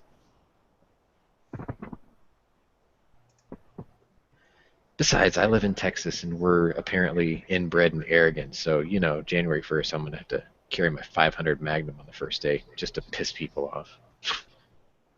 At least that's what everyone thinks that we're supposed to do. Now, I'm going to carry my 45 the first day just because it's my birthday. Sounds like a plan. and I make holsters, so it's going to look really badass. I haven't made my I was willing to give up my my LCR. I've got a friend who sort of needs a weapon, so I'm willing to give up my LCR, which is my daily carry. But I'll probably carry my night guard, you know, because I mean most of the time I'm just home, car, work. I bring my lunch to work, so it's like I don't drive to go get my lunch. So everyone at work is cool with what I carry. Um, the night guard's an end frame, but it's only 2.5-inch barrel, so I'll probably end up just starting carrying to that, and then you know on the weekends maybe I'll find something smaller to pocket or whatever. But you know I'm more or less set for what I need for January. And I like my night guard. It's pretty hard to argue with 8 rounds of 357 Magnum, so I don't feel undergunned with that at all. M frame. That's Yeah. your PC. Yeah. Well, I mean, it's end frame, scandium frame. It weighs like 2 pounds, fully loaded. 8 rounds of 357, 2.5-inch barrel, excess night sights. What all it is? Hmm? They're gorgeous. Yeah. It took me 3 years to find it. I mean, I couldn't find one locally anywhere. And then just one day, the guy I bought my 629 competitor from put a listing on Gunbroker, and I called him. I'm like, you take that shit off right now. He's like, why? He's like, I'm on my way. And I drove up there and I bought it cash, flat out. Actually, no, I didn't. I traded a 1911 and a Smith & Wesson 40 Shield, and then I paid the difference because he was asking $1,300 for it. And I got my white elk. You know, I wanted the 327 Night Guard, and after 3 years, I finally got one. They're fantastic. Like, if you ever get one in your area and you've ever seen a night guard at your local, touch it, play with it. You will love it. I'm probably going to buy a 329 night guard here within the end of between now and the end of the year. I got a local who's selling one of those. It's 2.5 pound 44 Magnum, 6-shot. But same frame, same lightness, same black, beautiful, you know, frame and everything, and same excess night sights. And I always take the little Packmeyer grips off and put X-frame grips on them anyway. So, I mean, they're gorgeous and they handle fantastic. And you never have to worry about the range telling you not to pick up your brass because you never drop any.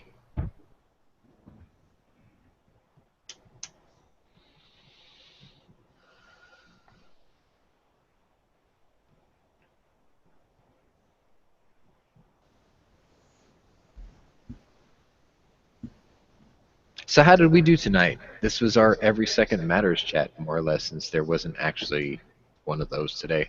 Oh God, no, this was not an Every Second Matters chat. Did we do okay? No, we can't this ended up being we can't call this an Every Second Matters. Yeah, it started off as one. I promise you, it did. It really started off as one until it got into Bible thumping.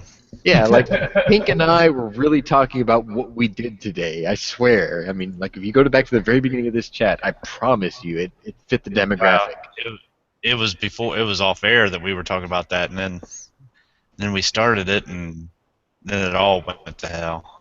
Actually, it all went to What hell is Every Second Matters? Actually, it all went to hell when you put that big fucking gay-ass Glock on the screen. And I came in, and that was Dude, he had that up before we even went live. Like, I went on a spiel for about 30 minutes, and he was like, we're not live yet. I'm like, God damn it! You're just jealous, Yankee. You don't have one. That's awfully shiny. Yeah, that's what I was thinking. Why is it so shiny? I mean, did you literally dip that in Revlon or what? Because he did it all with crayon, that's why. Ooh. Oh, you speak! That's an 18-year-old. He's in the chat. They're here the entire time. Caleb, don't let anyone give you any shit about your weight, man. When you get to 27, you're going to plump out just like I did. Well, hopefully his boobs will grow in. I'm going to strap him into a chair and start feeding him. Your moobs will grow in. Feeding him. Oh my God. I didn't find beer till I was 27, and that's coincidentally when your metabolism slows down and when you start gaining weight. Oh, shit. Yeah, that Glock looks real high class, dude. What did you gloss paint it or something? You dip that Nail shit. polish. I'm pretty sure it's You nail polish. polished That's what I was it? gonna Very say. clever, It's dude. gotta be nail polish. So, Song, Very clever. weather forecast tomorrow. Maybe it's Maybelline. Maybe it's Looks not. just like grandma's lipstick. It looks like a device you would insert a tampon with, not defend yourself with. Looks wet. Hey, that one girl kind of made that mistake, huh? Who was I talking to today? They were saying that Concealed they carry. were going to buy the Tiffany blue Glock for their daughter. That was me. Was it? Wah. Tell her don't scratch it. Who was that fucking moron I was talking to earlier? The color was fine. It just didn't have all that Tiffany gaudy The gong sheen show. shit on the end of it. Where's the gong at? We used to have a gong in here. That was my favorite. There it is. Yeah, she likes the Tiffany blue one. I don't have a problem with the color, but someone sent me a picture of one earlier asking me what I thought of it. It had like a Tiffany chain thing hanging off it. I'm like, the color's fine, but get rid of all the garnish. I don't know. I think it looks good. I'm just afraid if she pulls it on a bad guy, he's going to be like, what the fuck is that? That's not a gun, is it? I mean, what is it? Like, that's not Versace, don't shoot. I want my thing to. I want it to scream like firearm, not like pretty toy that I got at the fucking Walmart for Christmas. Gonna Oh, pull a it water out, gun? like, Be confused. Supermodel work. If it doesn't say that, then the gun. This is a cool thing to bring up, though. You know, if you're painting your guns in like wild, different, awesome colors, yep, and you have to pull it on somebody, do you think they might think it's a toy and not really seem to care, and you may not pull your trigger fast enough? I mean, you know. You know, one thing that used to scare the shit out of me, which I'm surprised no one has done yet, you haven't seen this on the news, is people who commit these heinous acts in public. When is somebody going to take a real gun, like, say, a Beretta 92 FS, and paint the tip bright orange? And then That has been walk done. There's around. actually one guy who took a They did do Mossberg that? shotgun and put it inside like a Super Soaker frame or whatever. Or a No, Nerf I'm gun talking frame. about just painting the tip of the gun orange, because I mean, there's a lot of Beretta 92 toys Yeah, that it'd have be that simple, orange yeah. tip, and I'm just waiting for that, you know, story one day when some jerk off in the news says this guy took a Beretta and painted the tip orange and fooled law enforcement until he started shooting them, and I'm like, great, now that's screwed for the rest of You us. just gave him the idea. Yeah, but I mean, I'm Hey, sure the someone's new thought law- of it. The new law will be you can't paint your guns anything other than like, you know, certain colors like black. Right. Why would you wait for that? You know it's coming. You just have to think about, you know, the typical douchebag criminal, and someone's gonna do it. Yeah, there was some guy who did one, some like high point or something up like in a red color or something like that to make it look like a toy. Yeah. You know, some gangbanger. Fuck. So I mean, either one or the other is going to happen. The news is going to report that a shooting happened because someone did that, or the news is going to report that the police shot somebody who they thought was quote, carrying a toy. And either way, it's not good. But people are going to, the cops are going to shoot anybody that points anything that looks anything like a gun at them. Right. Right, that's happened. Like there was a kid that Like had a the Pop-Tart. P-47 airsoft that the tip was no longer painted orange on, and Yeah. they thought it was real, so they shot him. You know. Well, I'm not going to lie, man. When I was a little kid and I bought these toys that had orange caps, the first thing that us kids did was take that orange cap off because we Right. wanted to. Yeah. You know, It's like that's stupid. Why does it be orange? You know, I want it to look like a real gun. yeah. I mean, when we were kids, that's what we did. Now, they don't. When's the last time you walked into a toy store and saw a toy gun? The only place I see them in Houston is Bass Pro Shops, and that's, you know, not exactly a toy store.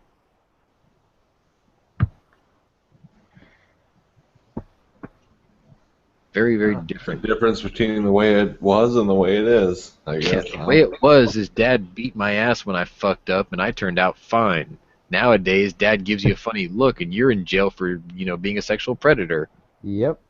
You're okay Yeah, until no, we elect you you're holy dead. dictator. You're like our glorious leader. Then we'll find out Our if glorious everything is leader. cool. We will strap you to a chair. You guys were sounding like fucking Sharia law when I jumped in here. It's fucking Sorry, hilarious, man. sorry. Yeah, it's awesome, dude. I'm with I was it. just talking about An eye person- for an eye, tooth actual for guilty. tooth, man. Fuck Sorry. it. No, I'm with you, man. I'm totally That's with about you. right. I'm only talking about criminals. I'm not talking about everyone. Sharia law, unless you're innocent, convicted anyway, or if you're in there for some drug shit or some nonviolent offenses. I think they should just let those keep guys out so we don't have to torture them to death like we were talking about. Because if you let half of the prison out, the non-offenders, the nonviolent offenders, just like figure something else out for them, like a halfway house or you should see Vice just did a special on prisons in Germany. Yeah. And people just don't go back. You know what I mean? Like, but the only thing that was fucked up about their story was after they served their sentence, they determine if you can go home or not. And then a lot of people just don't ever go home. Like, so they serve their sentence out, and then they kind of keep them in jail. So that's kind of weird. Like, why would you sentence somebody to 5 years, and if you're not ready to get out, then they keep you for like as long as it takes. So it's like an open-ended sentence, no matter what it is. So are they willingly, voluntarily staying? No. No, but the prisons that they go to are pretty much like hotels. Like they're almost like halfway houses. But they will not let them back into society. That's not the way it is. They do not let them out of society. I mean, like out back, like go ahead. If they don't feel you're ready, you stay somewhere. Well, that's what our biggest failing that's what here you want is. is people They're to. not correctional facilities. They're Fuck just no, I want you chop their fingers off, right? Then you dip it in hot acid, then a boiling grease. Talking about something thieves. like that. Yeah, that's just shoplifters. Over $500, you chop their fingers off. Well, see. And what about if you have a wrongful conviction? It doesn't work. You realize that. I'm just talking. How are they going to steal again, dude? Oh, yeah, they're not going to steal again. You realize that doesn't work to decriminalize shit. Right. Exactly. But then No, I'm again, just kidding. I have no idea. I think what I'm talking Deez is saying is about. I was just joking, dude. if he, I even don't if that even- was a joke, if somebody was, crazy I have enough no to idea. implement that shit, I know Germany just touts Here. that they don't have recidivism like we do. Like they don't have people coming in and out for their entire fucking life. You know what I mean? They're basically you're either there or you get rehabilitated and let out, or they keep you, I guess. Like, Yeah, but forever. they have blonde hair and blue eyes to get out there, so. well, before not I anymore. go and They get got a something million to Muslims next week or something, dude. It's a different story now. Before I go get something to eat, which I was supposed to do 6 hours ago, I want to point out one thing to bring everything back to what was supposed to be in Every Second Matters chat. To be fair, anytime you're confronted with an anti who preaches the, quote, Australian example, shut them up by bringing up the Swiss example. Job done. That's all I you have to already did that, and then like somebody told me they're not allowed to carry firearms in Switzerland at all. Period. That's bullshit. They don't carry them. They have them in their house, and that's Right. it. Right, That's but it. they're all voluntarily into military service, and they all get to take their service weapons home. They're But all if they, have qualified. them, if they have them in their house and in their possession, if they decided to go out and kill people, they would have the means. The Right, thing, that's the true. thing is, they're not deciding to go out and kill people. So we have to Exactly. decide why are they not deciding to go out to kill people while our people are deciding to go out and kill people. Because Yeah, they're I had all some wise-ass proficient and educated in the weapons that they were trained for in their mandatory military service. Their poverty level's nowhere near what we got, and they don't have generational fucking poverty like Well, this. that's fine, but Well, the thing don't is, have people gener- are also they don't have bringing up generational- the Australian example. They don't have a generational history like us. poverty. They don't have a generational poverty. They don't have a very diverse and bigoted population that doesn't like any other thing other than itself. Like But they're very homogenous. A very compared to us. bigoted population, that's what makes us kill, huh, Yankee? All the bigots, dude. No, we Well, have no, a very diverse and bigoted That's population. one We have extreme, populations one of example the other. blacks, We have a whites, history. Hispanics, Asians, and everything living together and they're all constantly told that what's wrong with this nation is that other race. Right. Yeah, But I mean, who the thing tells them is that? like, Right. Australia has the same thing. They have Aboriginals. They have British. Australia is brought in. Australia They have is an influx of You Australian mean, wait, so immigrants. Switzerland doesn't have descendants of slaves living there that they brought there illegally, and then yeah. Australia Yeah, is the I vast think so. majority white Europeans. The vast There's a lot of those, but there's a lot of Aboriginal the vast natives. majority is white Europeans, and the Aborigines the Aboriginals don't live inside the cities usually. And there's a huge influx of Asian immigrants now. I love when they're like, no industrial society, like, well, no country in the world has a history like America. It's just Don't they Well, all? Well, you cannot compare us to anybody. The history of the world has freedoms like America. Exactly. You cannot compare us to anybody else. Like it's an anomaly. The amount of people that are here, our history, everything. The American Indians, the slavery, the Revolution, the Civil War. I mean, this country's got a history like no other. You can't compare us to Australia or the United Kingdom or any of those. But they do. They try to. They love it, yeah, but they just can't. But we're not that big of pussies. What was it? I think we're close to just background checks alone in the last 8 years was something like 20 million. What I love is I'm sorry, 200 million. What I hate is all these, and I get them on my videos all the time. These Europeans come in and go, "Well, dare you say we don't have a diverse and highly dense population? Our population density is higher than America." Only overall. Well, yeah, but they have less real estate. If you actually look at population densities as a map of densities, your most densely populated area is half as densely populated as 3/4 of the county in greater southern Los Angeles. Yep. We not only have higher population densities, your most diverse city is still 60% white European. Our most populated areas are at most 29% majority. You have a 60% of your majority population. Our majority population is only 29%. Half what your majority population Minority is. Isn't Hispanic Latino going to be the majority like in the next 10 years? I don't care, but here's the point. Okay. Their cities are not as high densely populated as ours, not half as densely populated. They are not as diverse. They have a lot of different races, but they are not as abundant as they are in this country to where the majority is actually a minor number.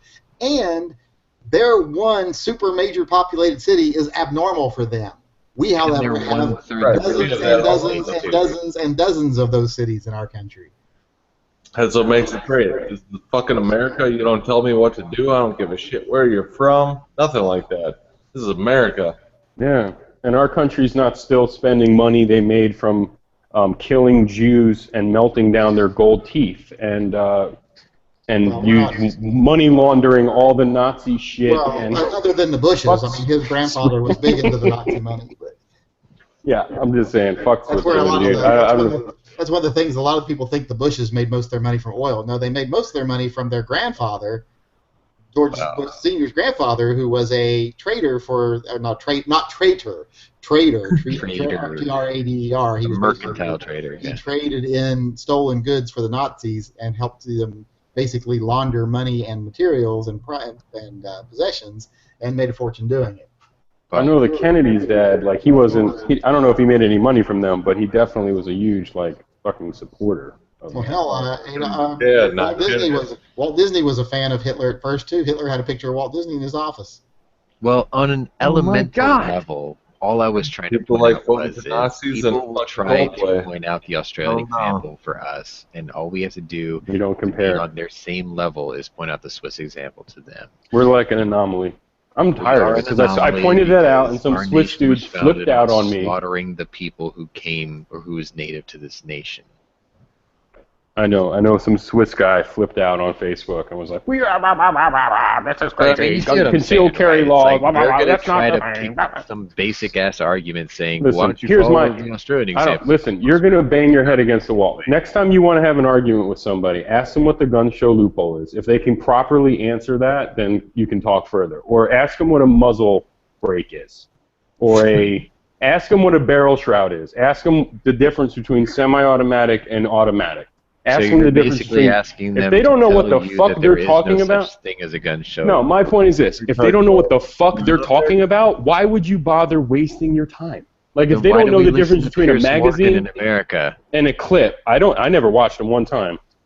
America, 15-round my point is this: if they don't understand what the difference between semi-automatic and automatic, I don't have time to argue with you. True. Do you know why Piers Morgan is in America? There's an actual fact to that. There's a reason why he's here.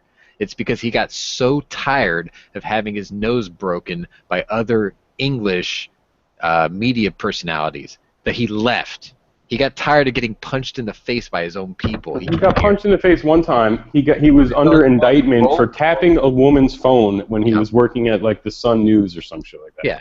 Well, But I'm just saying, for the only me, time my Jeremy new gold Clarkson standard punched him in the is face is not the one, or the one time he got punched in the face by Jeremy Clarkson is not the only time he's been punched in the face by Jeremy if Clarkson. you know the difference between a clip and a magazine, we can have a conversation. Clipazine. That's it. Like, that's my new gold Extendos. standard. That's the gold standard. You know You the know what a difference between a clip is. clip and a magazine, we can go further. Otherwise, I'm finished with you. What about Marco's Extendos? Like that. Yeah. I mean, he knows the difference. Someone like him, he knows the difference between a clip and a magazine. Yep. So it's a good gold standard to have, because otherwise it turns into the shoulder thing that goes up or whatever. My favorite is the whatever, because it'll always lead to whatever, man. Oh, Like the thing they'll do the whatever thing Whatever. over and over, and I never use that in an argument. I never say whatever, man. The thing that drives me nuts is if you give somebody a statistical fact that has been backed by multiple sources and their response is some bullshit pictorial meme.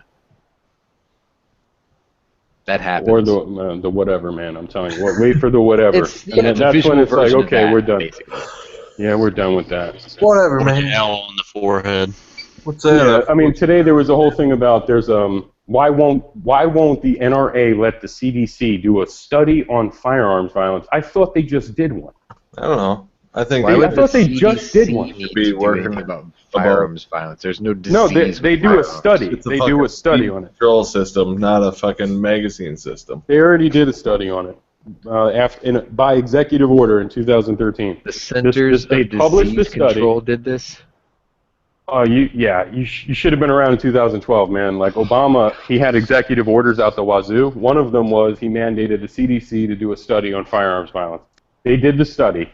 They published their results. They never mentioned it ever again. That's like Because having a it roofer didn't give quite you his go with opinion on what- gynecology. Well, it's like saying, let's the CDC do a study on drunk driving. Because Yeah. it does kill people or whatever it is. You know what I mean? So they did it. That's a bad example because some people will argue that alcoholism is a disease. But if you have a plumber, Well, talk our about Surgeon General gynecology- right now thinks firearms ownership is like a disease. So that's our Surgeon General. So I was told by some jerk off the other day that eventually that all of us gun owners are going to be criminals. well, hopefully it'll be in 100 years or Well, maybe more. You know, because basically what I was telling him is that there is no law that you can pass and there is no background check that you can put forward that will ever determine a person's future criminal intent. And he told me, well, you guys are all going to be criminals someday anyway. I just Yeah, sat well, there that's the like difference. Is he dumbfounded. American? Yeah, I gave him that Benjamin Netanyahu 45-second of silence look. Yeah, You because saw that today. I'd expect that from a European, but like from an American, I'd be This like, was oh from really? a fellow Okay. American. I was just like, Did you tell him that there was 200 million background checks in the last 8 years? I couldn't Okay, even so, let's dignify talk his about answer that. with a response. Fuck I outta just here. kind of looked at him like, There's like 2 million concealed carry permit holders in Florida alone. Like the numbers are fucking outstanding. Like it's outrageous. Every day I go, anytime I ever go to a gun shop, you'll hear people like, "Oh, I'm here to buy my first gun." It's like it's constant. I know some people think gun sales are down. I don't know, man. Like when the Glock 42 came out in 380, I read that they sold 220,000 guns that year. Just the 42 and 380. When the If you wanna 43 came out this year, don't you think they sold 300,000 of those things? if you want to spike an anti in the face, just tell them the most basic statistic. Go out in public, take a look at people out there, and realize and understand that 1 out of every 3 people you're looking at, statistically, is legally carrying a concealed handgun license. Can you pick out which one it is? Because I did that one day, and it was the pastor of a church at my local area. He was the guy. He was the one of the 3. I'm my own favorite statistic. I've been carrying almost every day for 9 years. Well, you tell an I've anti. had no accidents. No one got hurt yet. Maybe tomorrow, Right, but I mean, not you today. tell an anti that, and their head will explode. Like 1 out of 3, that's impossible. And then they go look it up, and now all of a sudden, you know, their panties are in a twist. Oh my God! 1 out of 3 people are carrying guns. Yeah, College it's crazy. football Certain coaches states, and man. church pastors and shit. My child's first grade teacher. You know, it's like all of a sudden they're in shock by reality. Fucking Patriots cheated? They're deflating football? I want that first from Even though he page. supports Trump. Oh God! Did you see Worry that about picture this that Tom Brady was the first Oh, quarterback in history to complete 400 passes, but it was adjusted to 320 for quote inflation? Oh. I saw that shit today.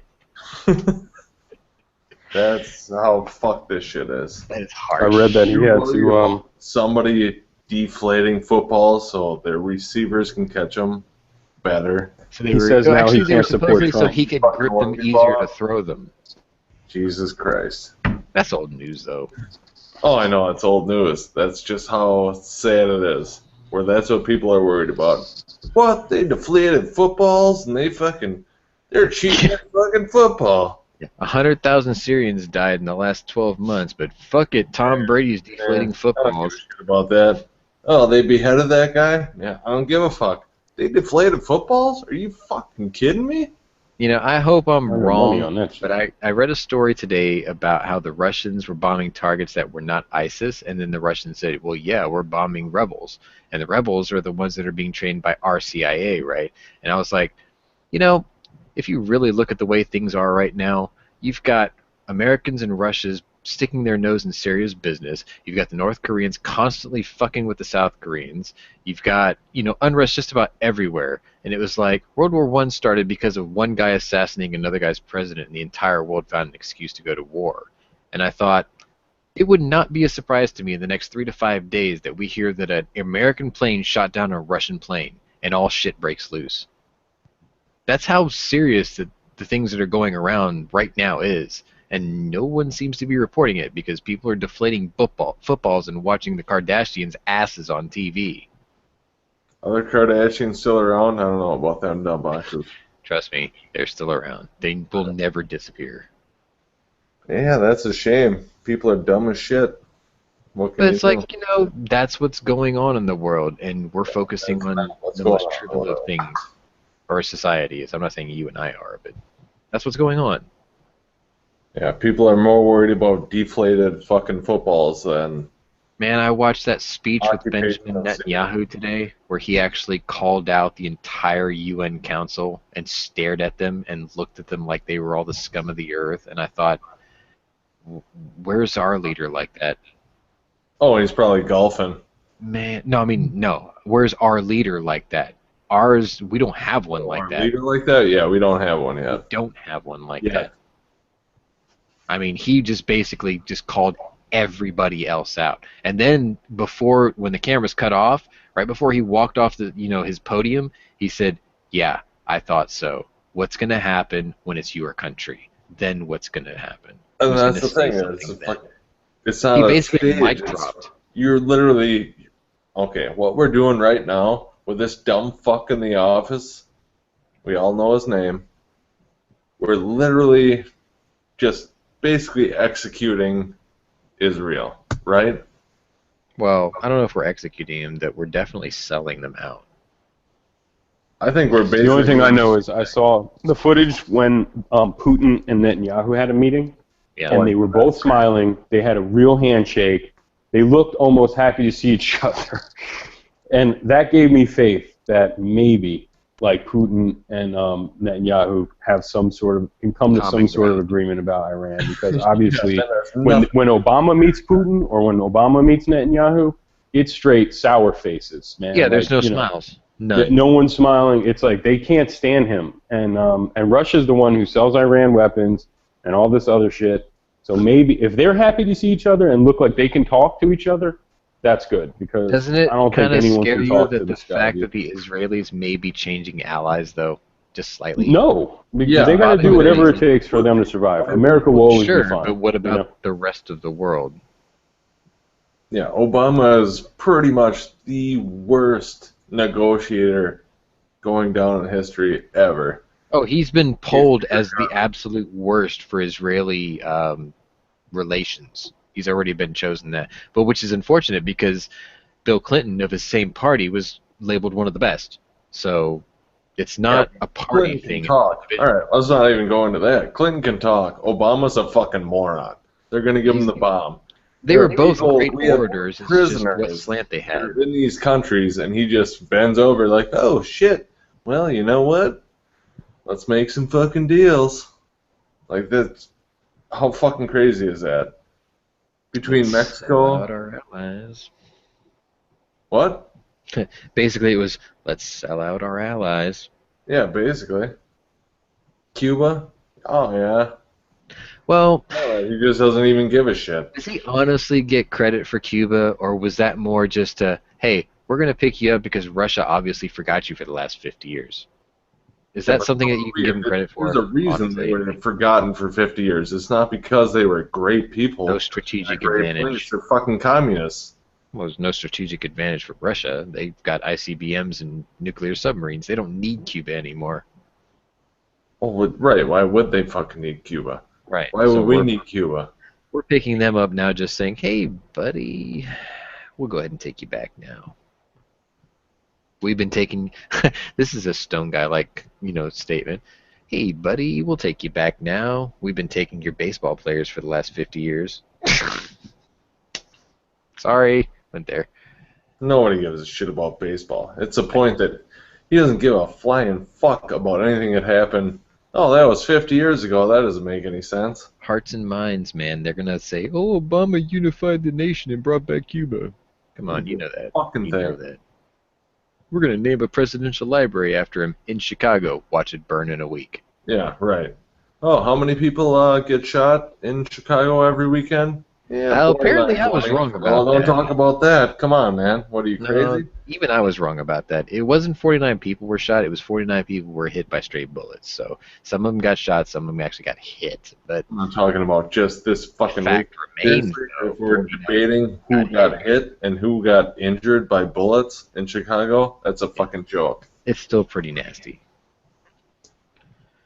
All right, gentlemen, it's midnight for me. I haven't eaten in forever, so I got to go get something to eat. But it was a pleasure. I will talk to you all tomorrow if you want to speak to me then. See you, man. All right. There you go. Later.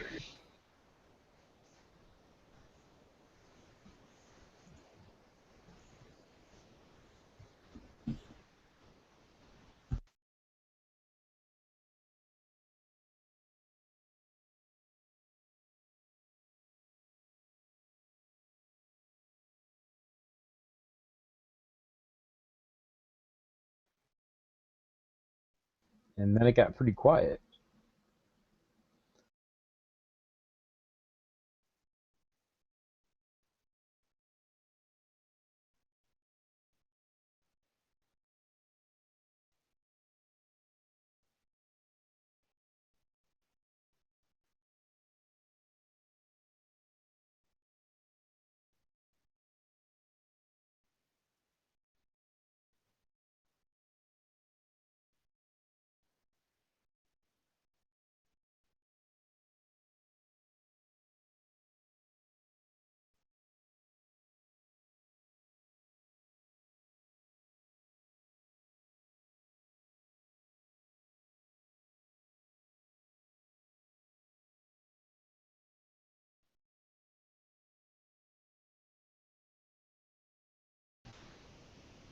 So Caleb, you don't think I can Can you hear me? shoot that 43 in a competition? Yeah, right. Did anybody hear what I was talking about in my video?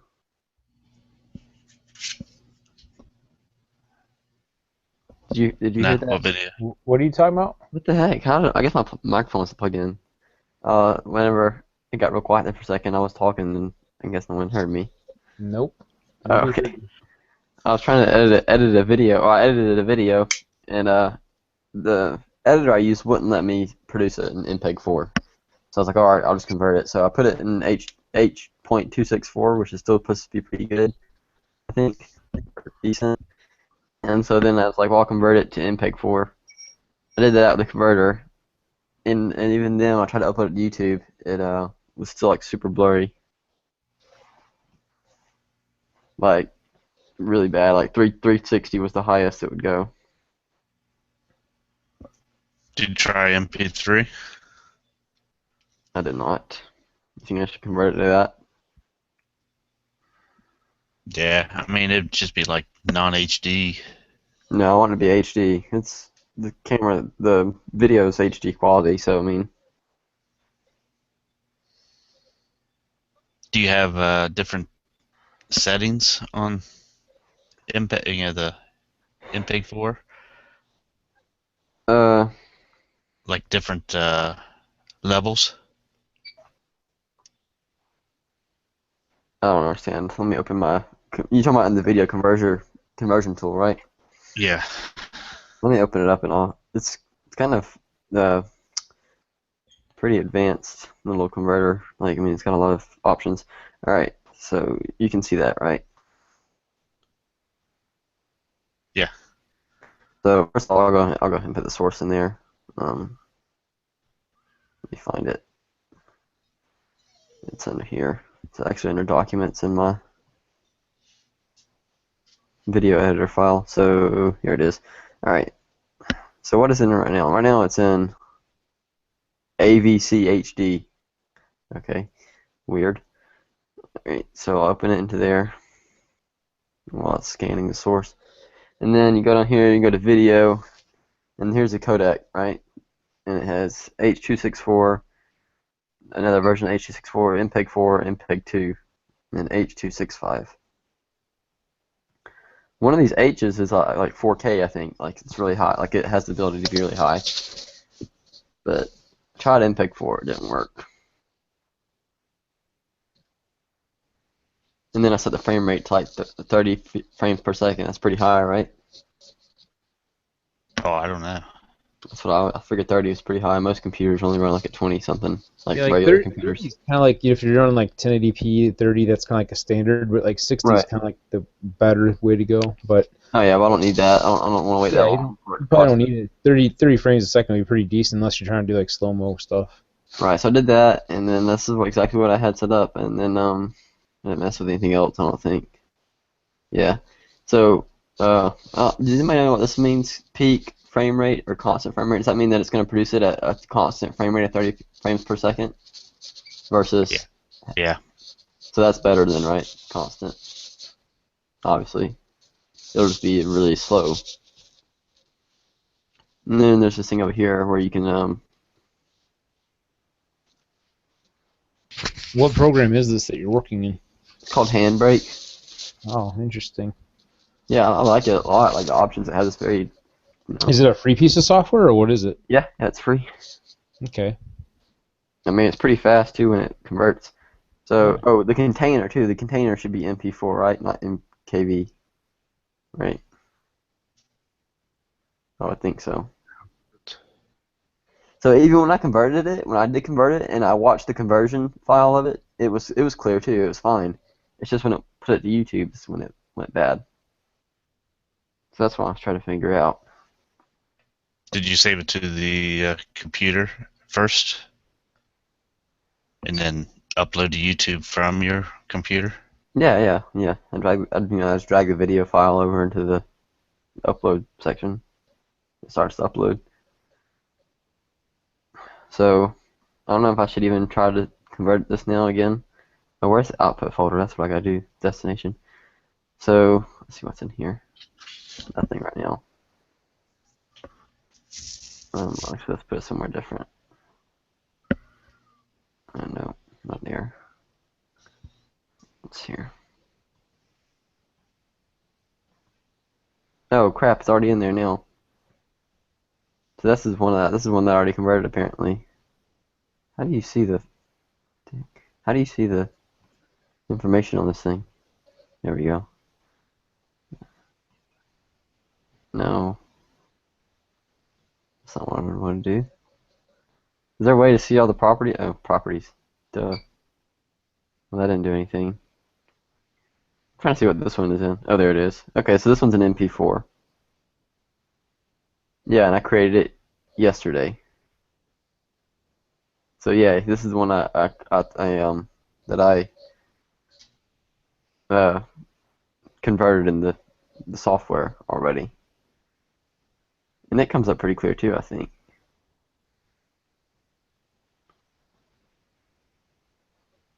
I'm going to delete this.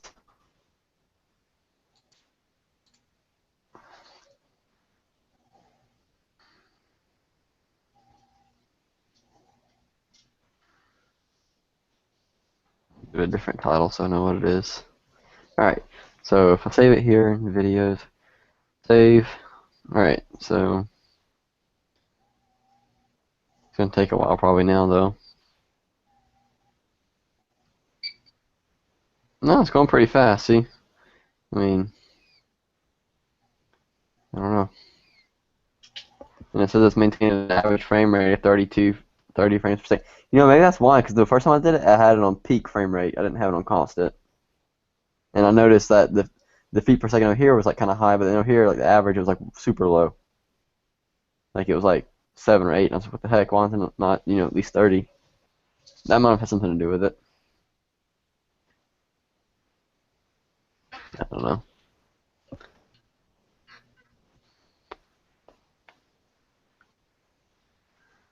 We'll see. You got 2 minutes. What's that? Oh yeah, it'll be done here shortly. It's already at 35%, which is pretty good considering all the stuff I'm doing right now as well, and being in the chat and everything. And everybody cleared out of here, didn't they? Yeah. Yeah, it's getting late. So are you gonna be able to come to the match? Yeah, I should be able to. You guys shooting on Saturday? Hang on. Yeah, I think you guys are. Yeah. Hang on. Yeah, I should be able to. Oh yeah, are we shooting on Saturday for Kentucky? Yeah, we are.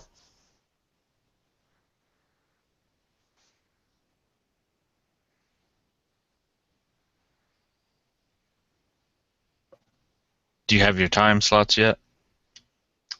Yeah. Let me pull it up real quick.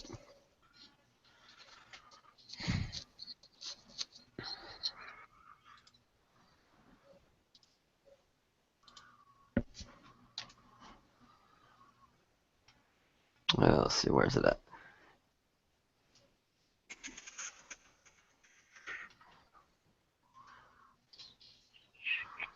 I gave you this link too. This is the link to the registration page, which also has the match book on it or whatever. So if you want to look at the stages or something, I don't know.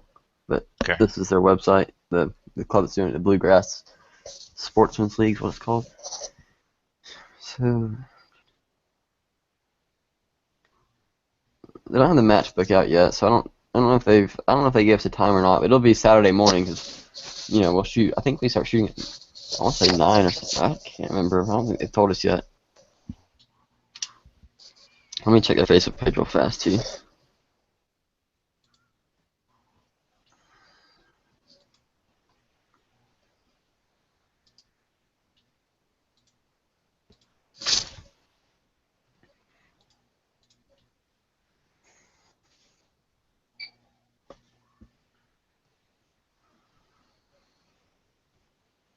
Doesn't say anything about the time for the match.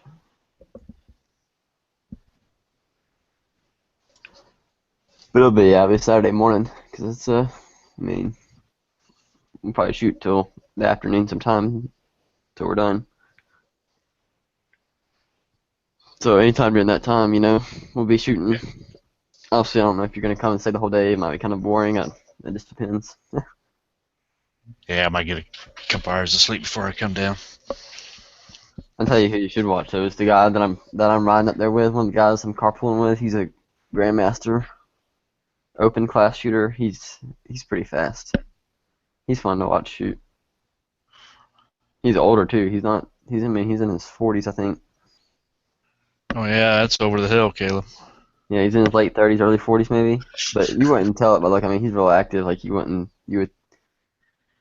guess probably mid 30s by looking at him. I think he's a little bit older than that.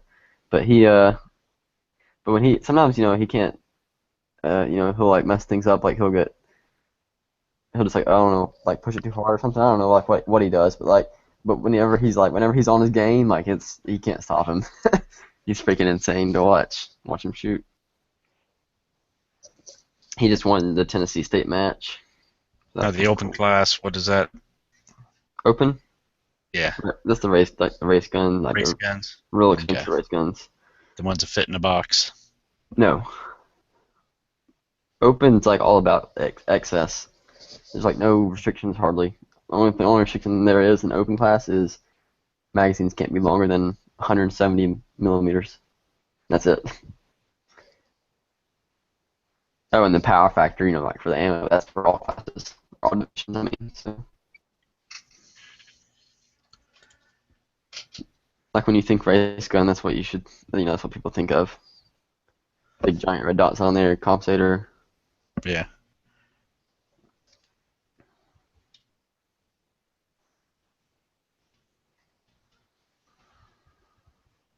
Foos is shooting the Missouri state match tomorrow.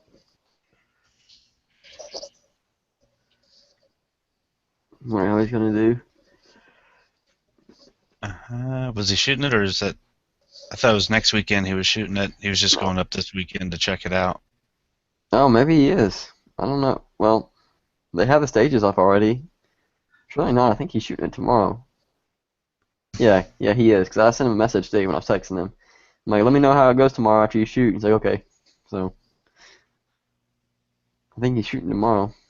Yeah, because I was watching the chat from last night, and I thought he said he was just going up to his brothers or something like that, spend time with the family, and go down and check the stages out. Maybe he is. I don't know. Maybe that means, well, maybe he's just staying with his brother while he shoots the match. I don't know. But then again, it wouldn't surprise me that they'd have it that set up that early. It was a pretty big stage. But I was Google looking search me. What's that? There were some pretty big stages. What's that? I mean, one had 3 cars in it, and Did he show them to you? well, I saw it in the chat. Yeah. Yeah, they're pretty big. Pretty neat. They were have all cars and stuff. They were all Terminator themed. No, yeah, it is. It's the 6th. What? Start date? 11/6. Oh, that's something different. Never mind. Sectional. I don't even see it on the schedule. Oh, here it is. Missouri Fall Classic. 10:02 start date. Yeah, he's shooting tomorrow.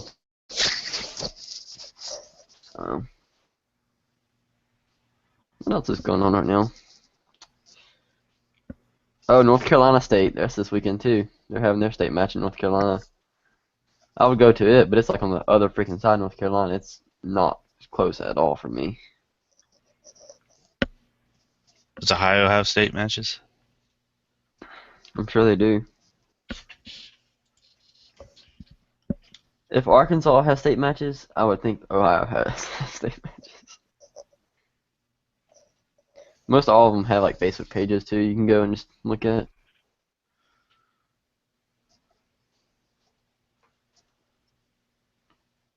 Oh my gosh, that's where the road fell. Holy crap. Check this out. Let me screen share. This is a road near town. We've been, from the hurricane and everything, right? We've been having lots of rain.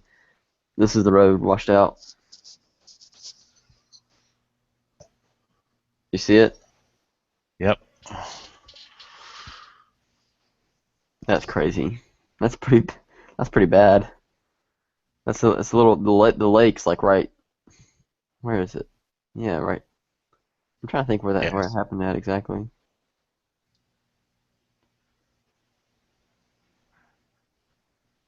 A little pothole filler, and that'll be okay. Yeah. Gosh, you're gonna bring in so much stuff, so much sediment. I mean, gravel, or not gravel, but just dirt, I guess. And they're gonna have to put a new drain pipe in. Bad part is how this is like a major road people use to get from like one side of town, like the north side to the south side of town. Like it's very busy road. So I don't know how it's gonna affect all that traffic.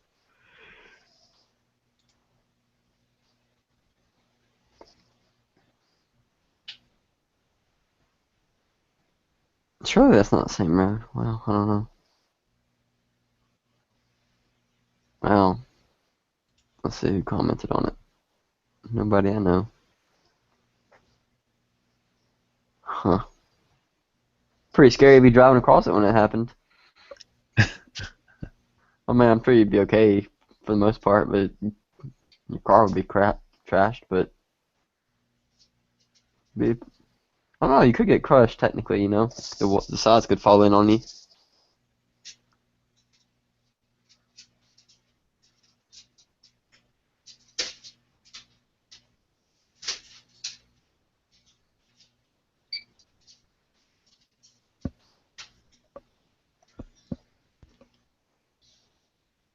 Now that match you're shooting at, is that IDPA or is that Which one? uh, in Kentucky?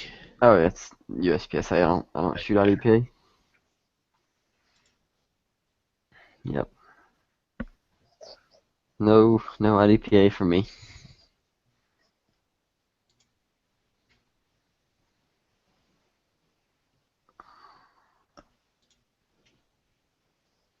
Right. Stupid. Find the address, whatever it is.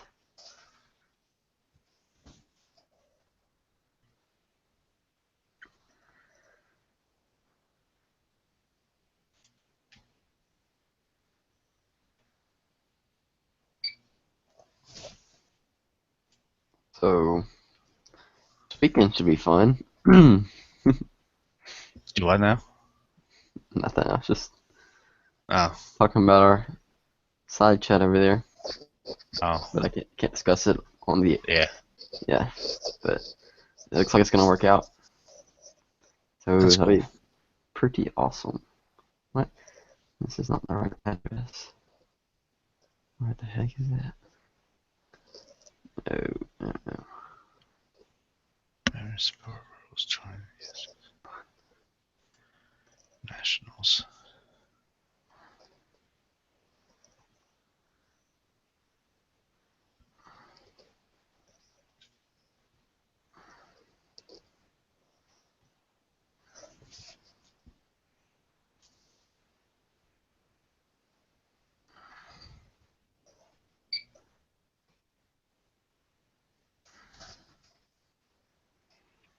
Yeah, only 50 miles away, so definitely a good opportunity, you know? Oh yeah. Kind of out of the blue, but no, I got something to do. Something fun to do. Hopefully, I don't know, we're going to get poured on. They're saying the southeast is supposed to get just drenched this weekend because of the hurricane and tropical storm. We had a hurricane on the east coast and the tropical storm in the Gulf of Mexico. It's funny, they canceled the match I was supposed to shoot tomorrow. They canceled it like today, like at 5 o'clock. I'm like, you gotta be kidding me. I'm like, at least wait till the morning time to, you know. It's like whatever. Now, do they reschedule that? What, my pistol match? Yeah. No, I mean they'll have it again on the next time they're supposed to have it. Okay. Heck, I wonder if they had the stages built. If they did, they probably just left them up. I don't know. It would suck to build a match like that and then no one shoot it and take it back down, wouldn't it? You gotta think. All those targets are going to be cardboard, so they have to take them down. Oh yeah, that's easy. I'm talking about like all the walls and everything. Everything's staked down usually. You know, they use railroad ties, or they use landscaping nails to tie down the walls and the shooting barriers. You have to do it on the barriers because if you don't, someone will kick them. You know, they won't stay in one spot. So they use like a 1x1 for the barriers, and they just stake it to the ground, or it's like a 1x2. I don't know. So when are the patches supposed to be here? Sometime, I guess, probably not next week. Maybe. Glocktober patches? I don't know. I know G posted a update. You post a picture of the actual patch yet? Because I know he gets a... No, it was the email that got from GoFundMe. Okay, you said we should get them in around October 2nd and write out the same day. So that's today, so either they got them today or they'll get them Monday.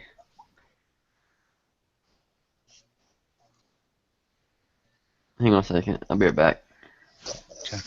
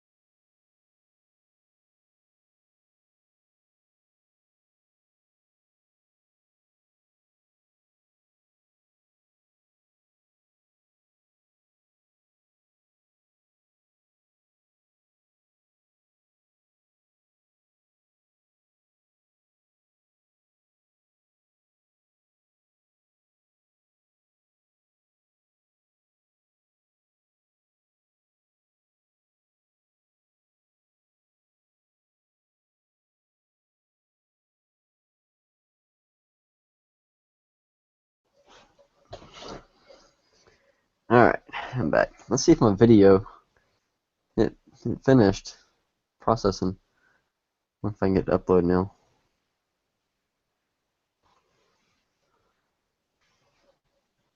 Let's try play it. Oh yeah, I haven't even played it to the actual file yet. Let me go. Where did I put it? Videos. There it is. Let's see. No, crap, it came out blurry on the... Well, let me check. Hang on, it's kind of hard to tell. Yeah, it's pretty blurry. Huh? What did you say? I didn't say anything. Yeah, it's pretty blurry for some reason on this. Let me go to the original file, see what it looks like. No? Maybe it's better. Watch the original file's all blurry. And then I'm like, crap. No, it's fine. It's much better. Yeah, way better. Okay, I can't convert it to that style. Screw it. I'm gonna do 60 frames per second because I'm tired of this. All right, I'm gonna delete this other one I just made. Do you have any other conversion programs? No, but I mean, I don't think that'd be it. Maybe it's. I mean, maybe it's just because it's having to compress it down. Maybe that's why. Just simply because of that. It's so much. I mean, it's 3 tracks of audio, 2 video tracks, and then that's it. Yeah, plus the subtitles and everything. I don't think that'd affect it that much.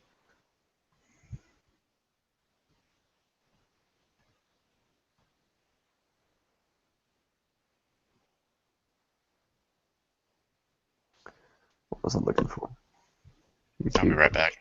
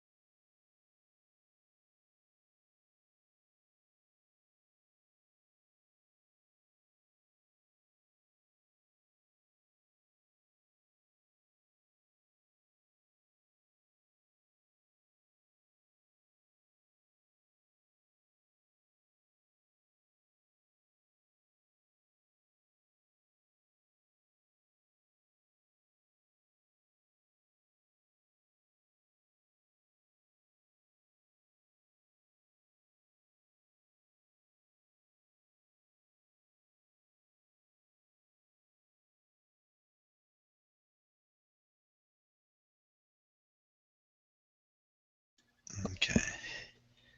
Did you get it working yet? I don't know.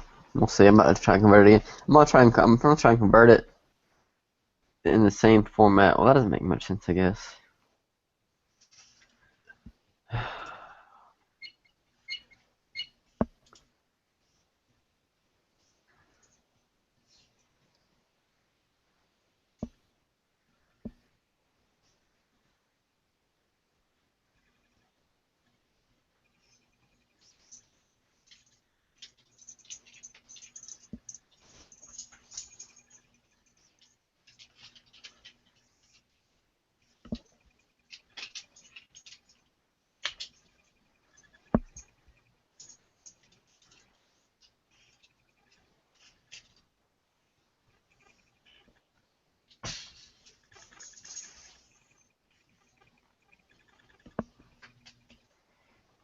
Alright, let's see.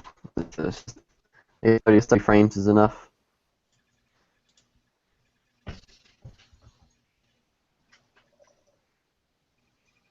I'll start it one more time.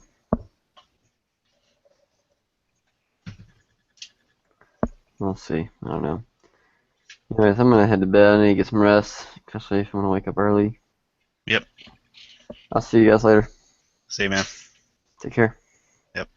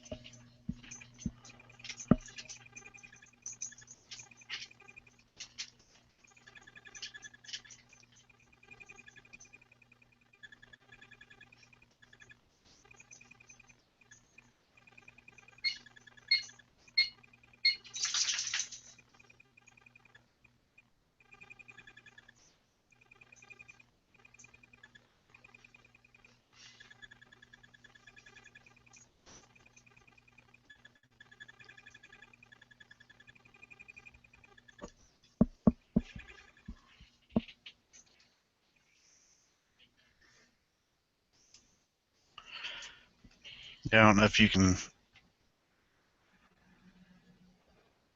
see that moon. That's the PPQ 45.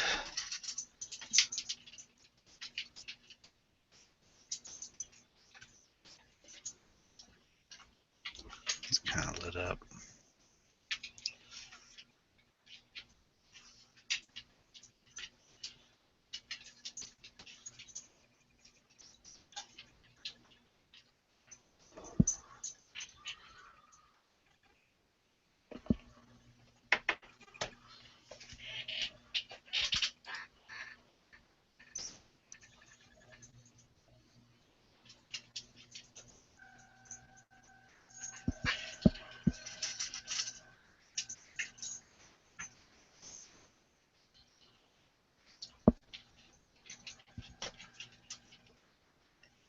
Nah, it's on Instagram.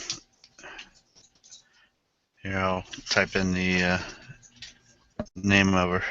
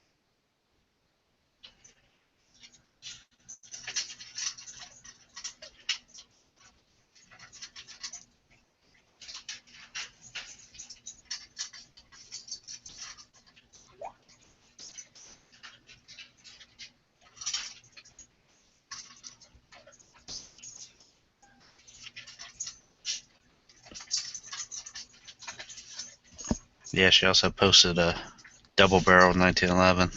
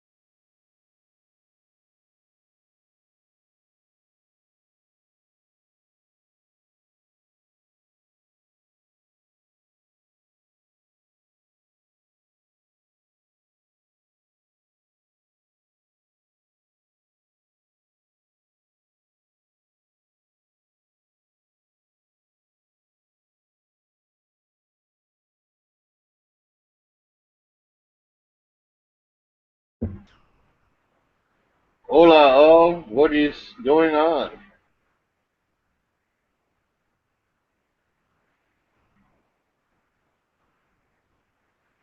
Anybody? Bueller? Bueller? What's up, Bobby? What's up? I was just eating. Oh, right on. Cool.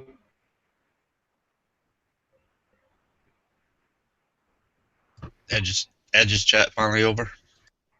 What was that? I said, is Edge's chat finally over? Oh, yeah. It ended a while ago. We were on there, BS and me, Edge, HVS, and Finn. We just got talking about. Me and Finn got talking about the military, and and then we started just talking for a while. Everybody just kind of cut out. So I won the Edge of the Week patch. Woohoo! Sweet. Yeah. I think I'm gonna go with. Well, actually, I chose the Ninja Please patch for my. Yeah, that was a good one. Ninja Please.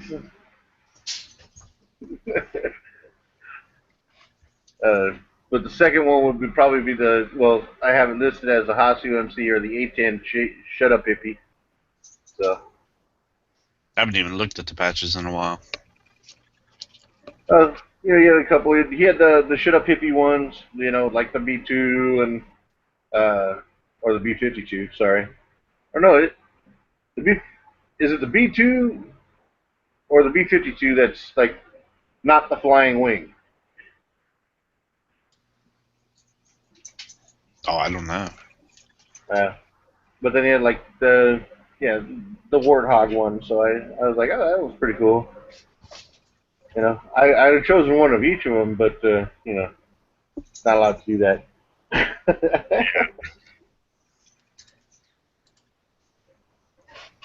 Yeah, we actually had a pretty good chat over there at the Edges. I came in late, but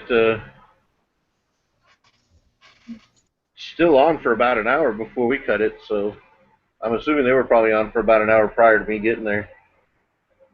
Yeah, it looked like a pretty good topic. So, how come you didn't join in? Yeah, it's hard. I don't have the what do you call it? The bandwidth to have two chats open at once. Oh, okay. Yeah, I'd like if I go to check out YouTube and I click on a video, I gotta make sure, I'm muted if I'm in a chat room. Otherwise, and I still hear both sounds playing. So yeah, I can't do the two chats at once thing either.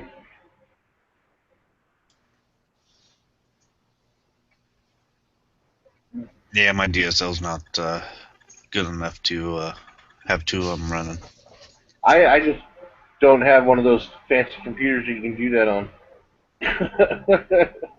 And if I do, I don't know how to use it. So. Yeah, all you would need would be a second browser. Open the other chat in the second browser. I can split the screen. I've done it before. I'm just not sure I know how to, if I wanted to. I'm working on that. I'm pretty sure I just go over and then click and drag it over and it splits it down the middle. I did it once on accident. It was really cool. I was watching Netflix and I was perusing. I was like shopping. Because I did it by accident and I said, I wonder. And I was like, oh, cool. I can do that and that.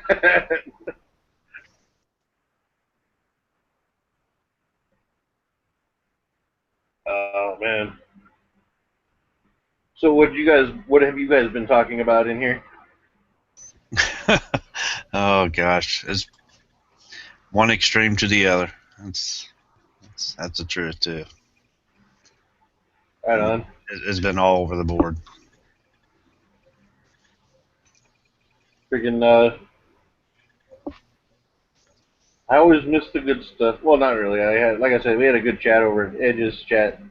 So I was late getting to it. I wanted to get there on time, but circumstances beyond my control. Yeah.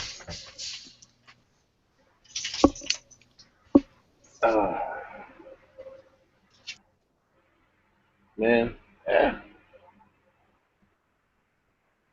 I hate the weekends. I always get my days and nights screwed up on the weekends. It's harder for me to go to bed. So when I get my weekends are Thursday, Friday. So, yeah, this is my Sunday night supposedly. But I don't have to be at work until 9 a.m. tomorrow, so I'm not too worried about it. And then when I'm done, I got I'm only gonna work. I might end up working 8 hours tomorrow, but probably not because the weekends are the weekends are generally pretty slow. We only have 2 loops, so it's like I'll do one, come back, and if they got stuff to do at the other, I'll go do the other. If not, I'll go home. So, or I'll do stuff around the shop. So I don't know.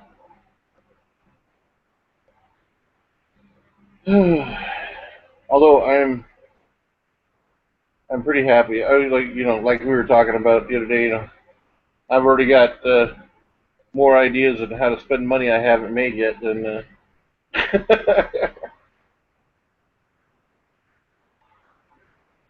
Yeah, I know what that's like.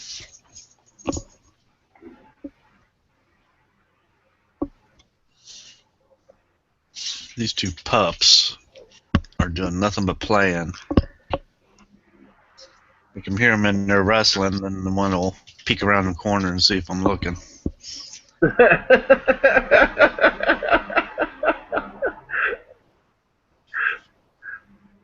like they're.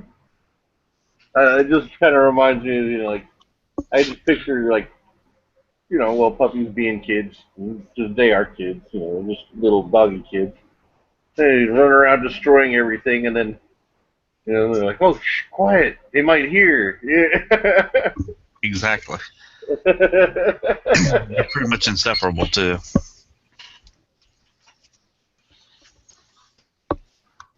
They're fighting over it's either a Kong ball or a bone.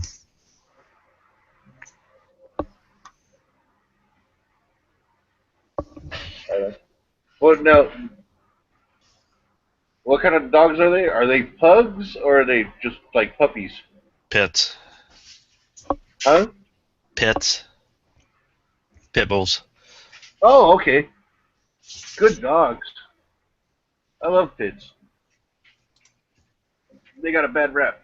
I think we've talked about that before. Yeah.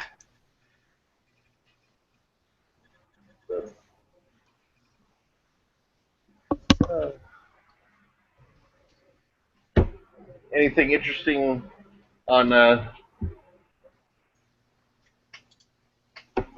in the lobby here? Is anybody even awake still? I think Moon's listening. That's about it. Well, Moon needs to get in here and chat with us then. He's probably laying in bed listening to us on the tablet. Oh, okay. Yeah, that's the thing. Is like I'd like to use my tablet, but for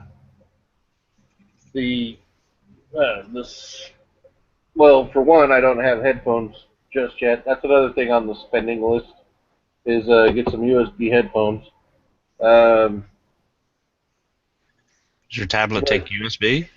No, my laptop does, but my tablet is. I gotta get a new tablet.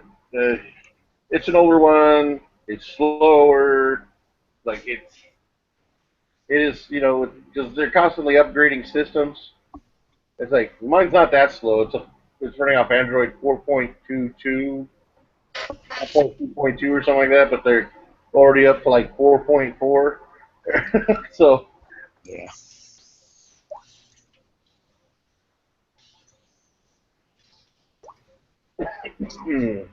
So yeah, it's time to update. Plus the screen's all spiderweb.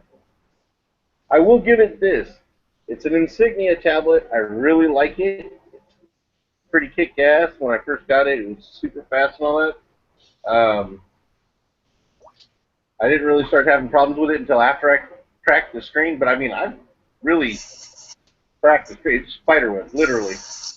And, I mean, it's got a point of contact and then, like, a bunch of different spiderweb cracks everywhere going across the full screen, but it still works. I can, I don't have, I have very, very, very few dead spots on the screen. Ah, nice. Ah, puppy dogs. And that's exactly where they are all the time. That is awesome. They've got 4 basketballs, 3 footballs, and I forget what else out there, and they each have to have just one at a time. They're just constantly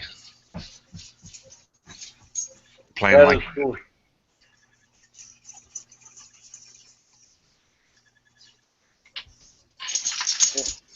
Well, they're very sharing, shall we say. Even though I don't think that's what they're trying to do. Yeah, they're just jealous of each other, that's all it is. Yeah,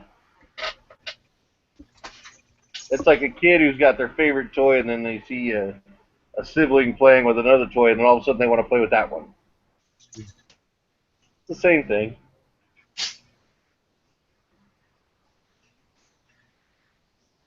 Dr. No just posted, so let's see what this is.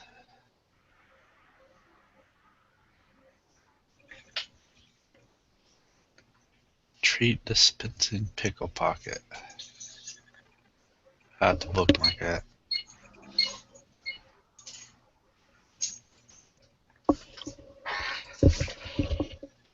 Playing with your alarm system again? Oh, it was the motion detector on the cameras. Oh, that's right. Okay. It sounds like, I said it before, I'll say it again. It sounds like you're setting an alarm every time that happens.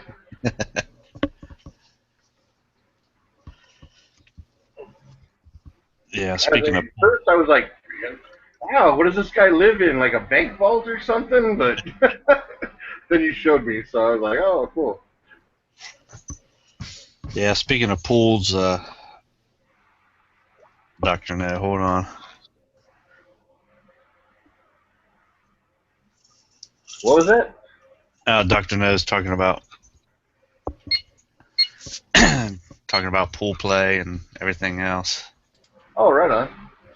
He's got therapy pit bulls. He's got I think he's got 6 or 7. Wow. He's got rescue. So Oh, that is cool. Yeah, I really hate to see them get all messed up with some people. They fight them and stuff. yeah, I can't afford a big pool like you, Dr. No, but that's hers. Right on. That's actually cool. They're happy. I mean, when it's hot out, they get to play in it. So, you ever come out and just see them laying down in it? Nah, they're too wound up just to lay in one spot. My mom and dad's dog, Max, he will not go in the water because they have an in-ground swimming pool. So when he cools off, he comes over and he just kind of sprawls belly first on the kitchen tile, and that's how he cools down.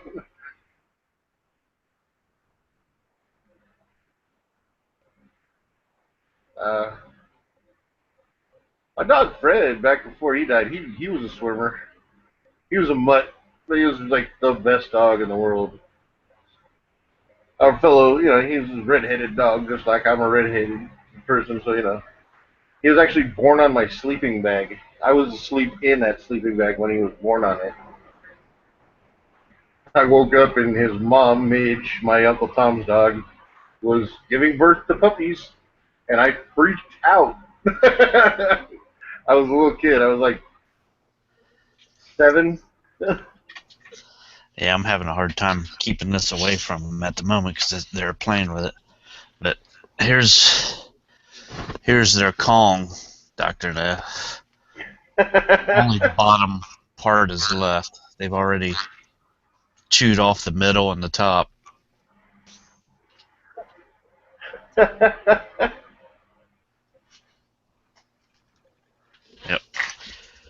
She wanted it.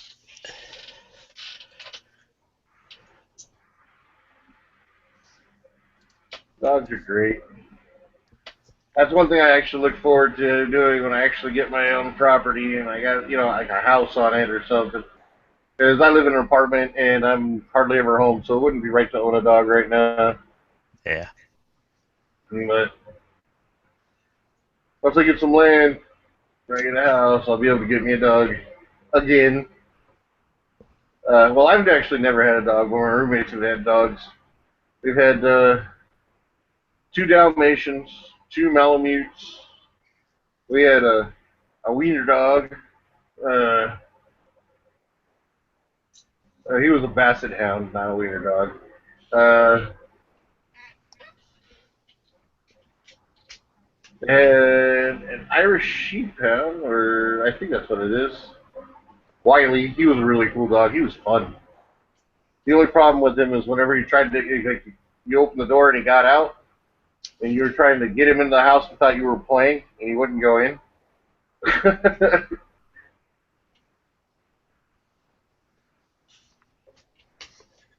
Yeah, half of these toys are from my Rottweilers. They never tore them up. They just played with them.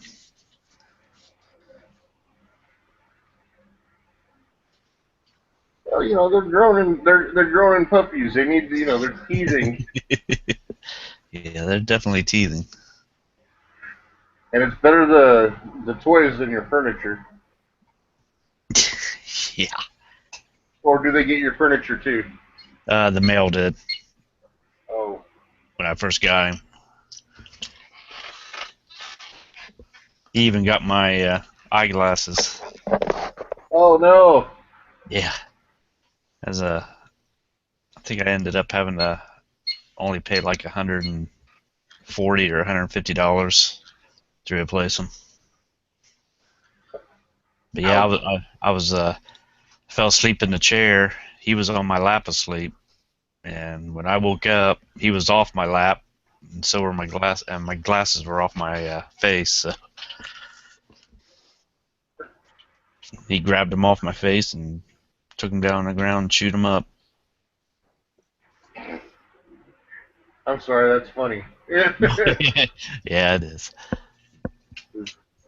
It's funny to me because it didn't happen to me. But, if I had to shell out 150 bones because my puppy decided he wanted to chew up something, I'd be upset. I got it easy. I got one chewed up desk leg, which I just carved a heart around it, and I have a sacrificial spite slipper. Oh, you got to be careful with that. I mean, isn't that like giving them invitation to start chewing on your shoes when you're not around? No, it was just one of those things where there was no invitation given. They just took it, and it's literally just a spiteful thing. But like if they're annoyed at me, there's one slipper that they like to torture me with. No, Pink. For the shelter, I went to Tractor Supply Company, and they make these big, huge like cisterns to feed cattle, and they're super heavy duty vinyl, and then like I sunk them. I bought 6 of them, and I sunk them like for different depths for different sized dogs. So out at the shelter, they have like 6 pools, and then when I was sinking them into the ground, I just plumbed them into a hose. Oh, that's cool. Yeah. They come with screw-in drains and screw-in fillers, like in a little bag. You can put them high, you can put them low, you can put them wherever you want. It was like a weekend's worth of work, and I haven't bought a pool since because it used to be like the run to Walmart or something and buy the kiddie pools. and they just didn't last at all. Yeah, I know. My one Rottweiler, he would dig a hole in the bottom of it playing. I didn't have anybody dig a hole, but I did have one of the bigger ones, actually, who was a swimming freak, just jump into one of the pools so much that he finally went through the bottom.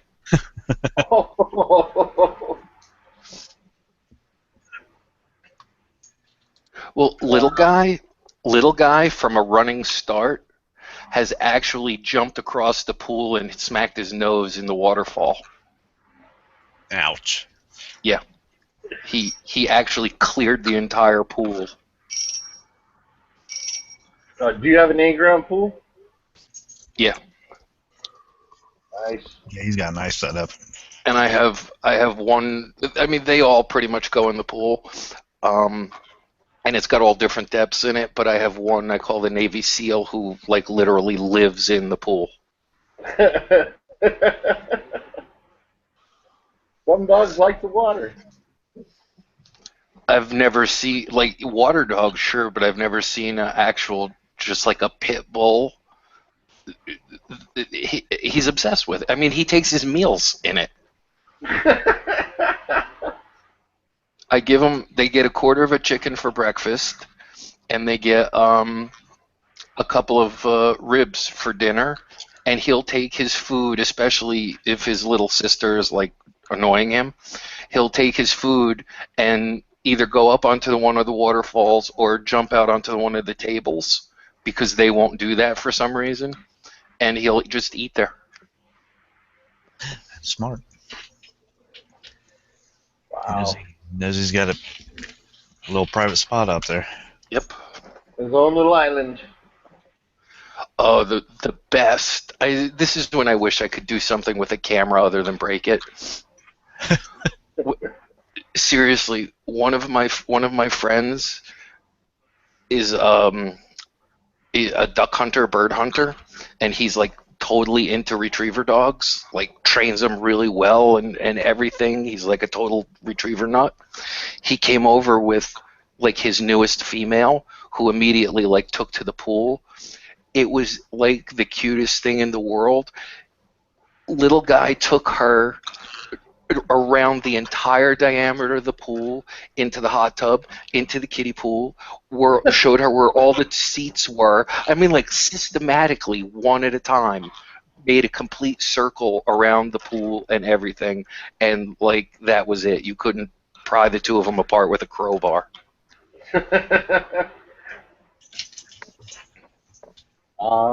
Puppy love.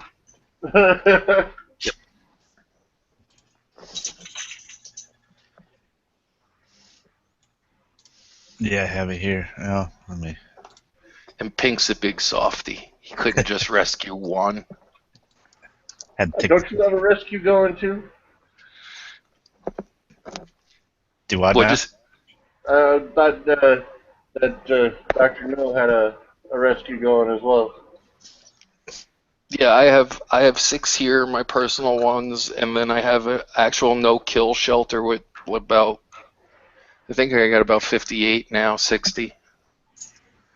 Wow. That is impressive. And you call Pinks the softie? Sure. Doesn't matter whether you have 2 or 200. Yeah. No, it doesn't. That's not gonna let me. I love dogs. I'm a huge dog nut. Plus, too, it's Pitbull Awareness Month, so for me, this is a break. Oh, is it? Well, sure, because when I say a break, this is the month where I tend to get all the good news instead of all the fucking horror stories and interdictions and we need your help type of shit. Yep. Can you see links on the side, Heavy? Oh.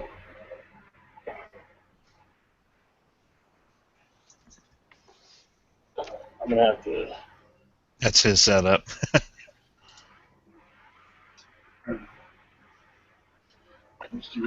Dr. No. TRR. I'm gonna have to type that in my tablet because that's where I have my Instagram. Oh, are you not on a computer? No, I got Lucky Instagram as an app, but it doesn't really work with my Instagram. It's because I got Windows 8, I think, or Windows 10. Sorry. Well, I mean, you're on your computer though, right? Oh yeah, I'm on my laptop right now. Yeah, it should open up just the picture. Every time I click a link to Instagram on my laptop, it doesn't feed. Yeah, so did not match any document suggestion. Blah blah blah. I have. I think I put a bunch in when we were playing with the Gun Channel's dog channel.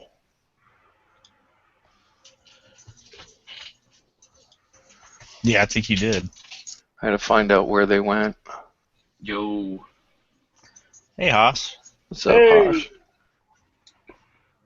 How is it going, gentlemen? It's going. It was fine until you accused us of being gentlemen.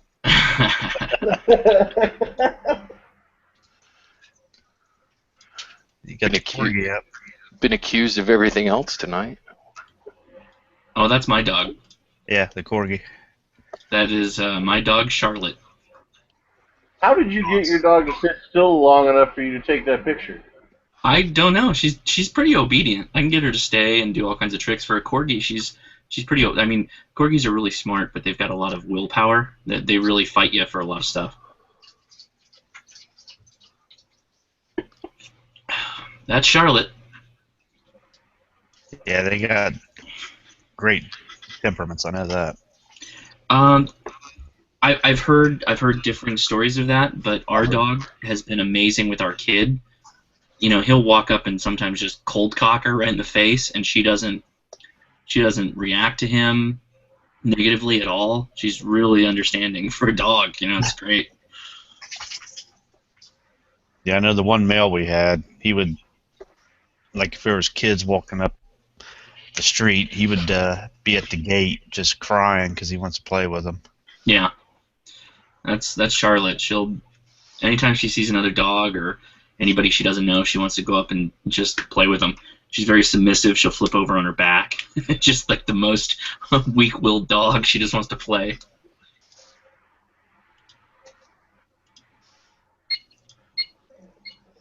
Wow. Hey, no, is that your pool? Yeah. That is kick-ass. Thanks. His dogs haven't made. Oh yeah, we have the joke around here. There's rescued, and then there's rescued. Aw.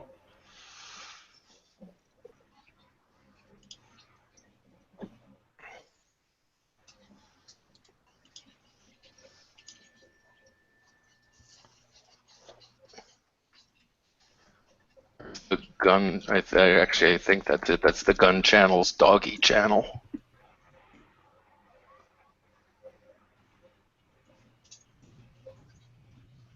Right on.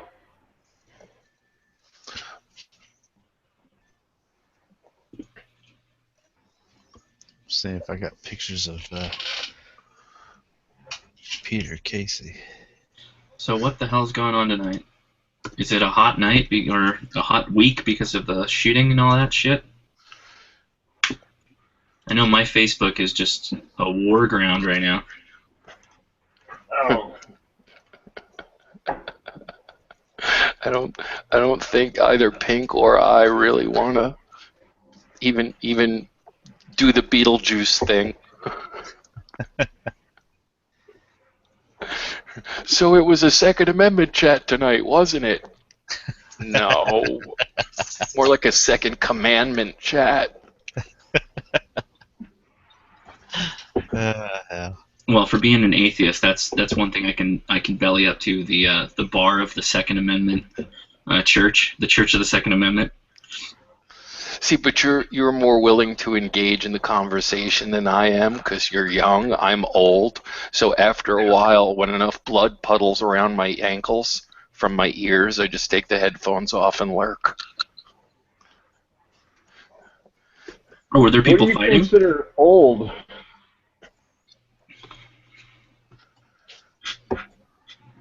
What do you consider old? According to BE, 40. Oh. Shit, then I guess I'm old too. This guy's a masterclass shooter, and he's like 40.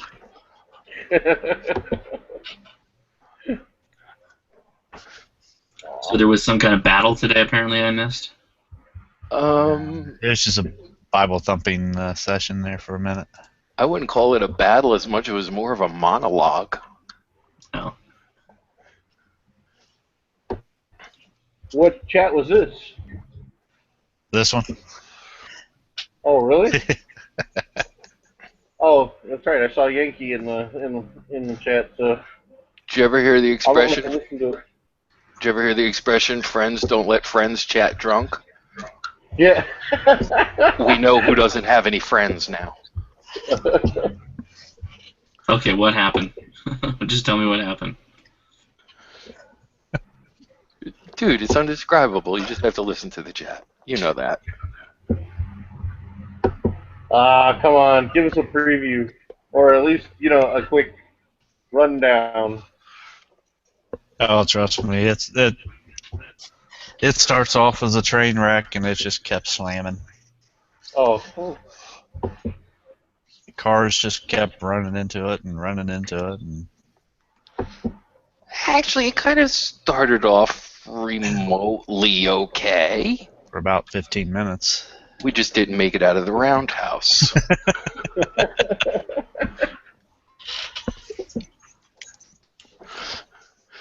So who was in it? What was the?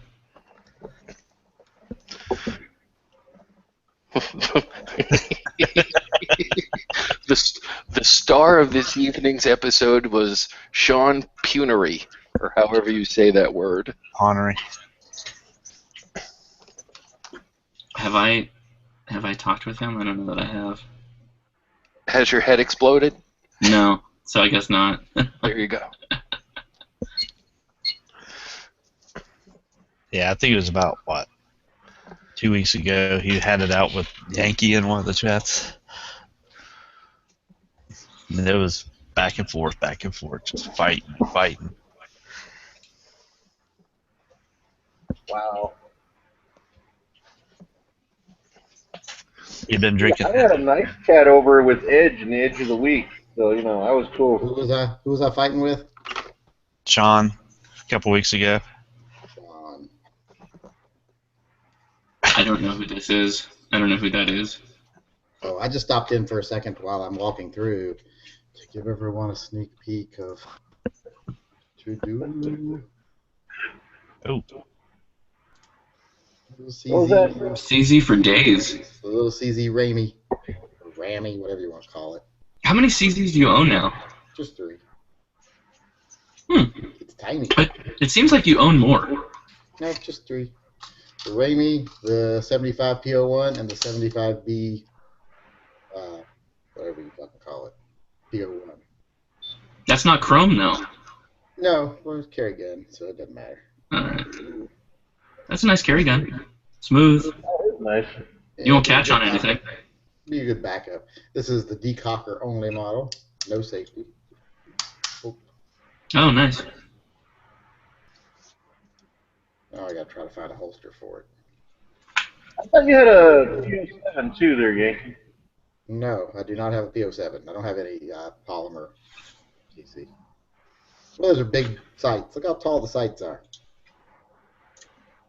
Yeah, the front sight's not very tall, though. That won't catch. The back one's pretty tall. But these are actually night sights instead of the crappy sights that normally come on these days. The Chujicon? Yeah.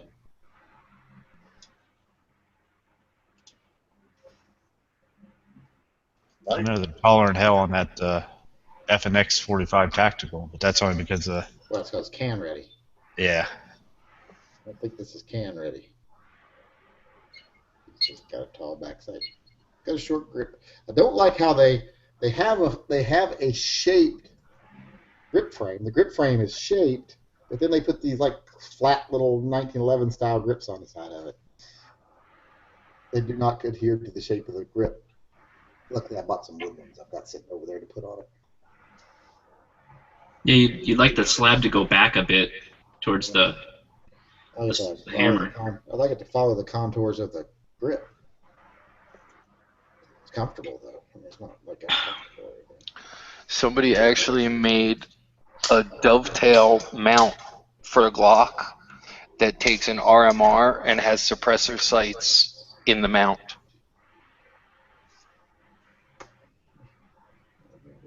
What?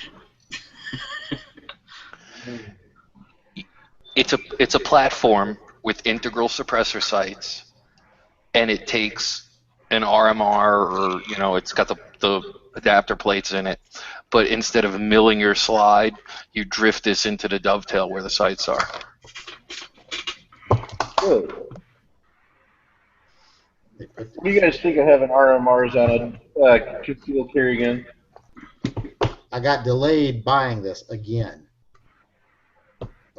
Two of the last 3 guns I've picked up delayed. Have you been being a bad boy? Judging by his videos that I saw today. Yeah, but nothing illegal.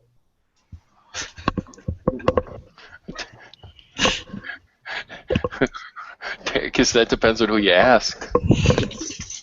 And what state you're in. Yeah, to answer your question, Heavy, it'd be kind of hard to conceal a gun when you've got RMR sticking out your shirt. I don't know. I've seen a few that actually, as long as you carry it like the 2 o'clock or appendix carry it, they seem to conceal pretty good. And I don't know if I'm pro or against it. I've never tried it. There's no way I'm carrying a gun appendix carry. No, I don't like the idea of shooting myself in the junk either. Not that I would.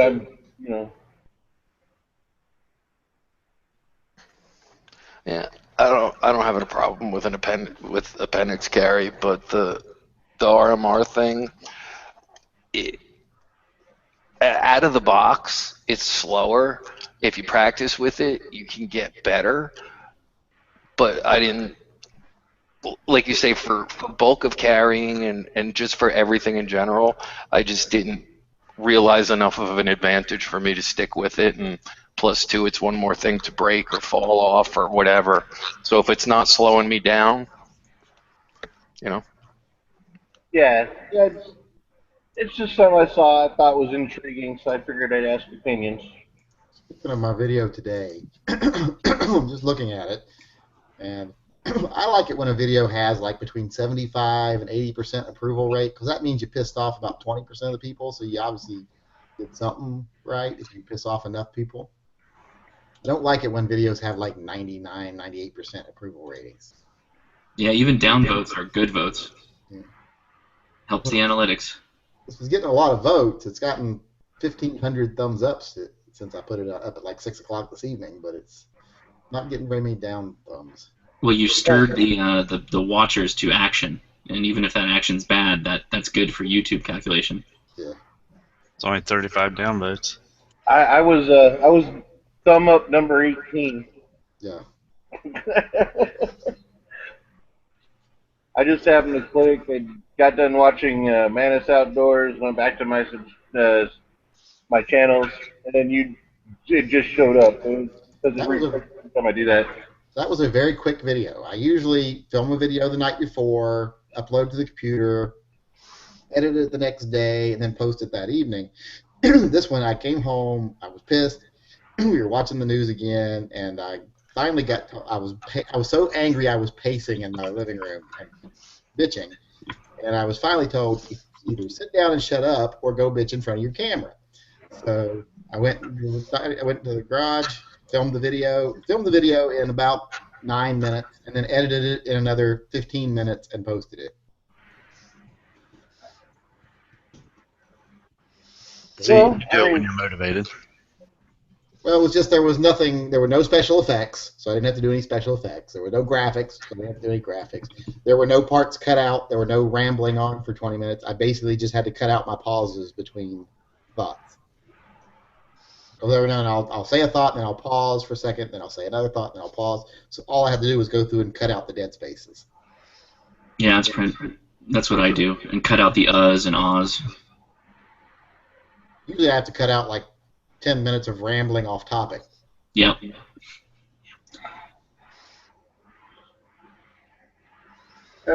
I thought, I liked it. It was more of an I'm angry than it was an actual thoughtful video. For me, it worked out really well because it became the what he said video because I just don't feel like having the conversation again and again. My phone is nothing but Facebook posts tonight where I'm just fighting with people on Facebook, that people we know, people we go to parties with, people that I'm just sick of. Because they're like, well, we got to do something. I'm like, no, we don't have to do something. I was like, they're like, it's better than doing nothing. I'm like, no. Doing nothing is preferable to doing something that not only doesn't work, but hurts.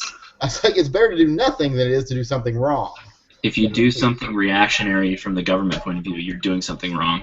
That's what I said. I said the only reason Obama says wants everybody to get angry is because angry people make bad decisions. And when people aren't angry, they're telling him in no uncertain terms, like 75, 80%, that we don't want new gun restrictions. So he wants them to get angry, so maybe they'll change their mind. Oh my God, I just saw this one. I'm not saying Putin is humiliating Obama, but the last time a Russian treated an African American this way, Apollo Creed died.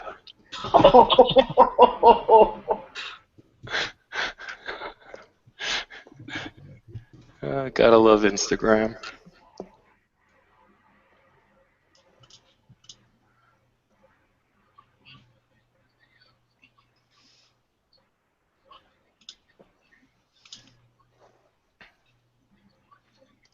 Now, you know, when stuff like this happens, it just seems like the stupidity from both sides ramps up.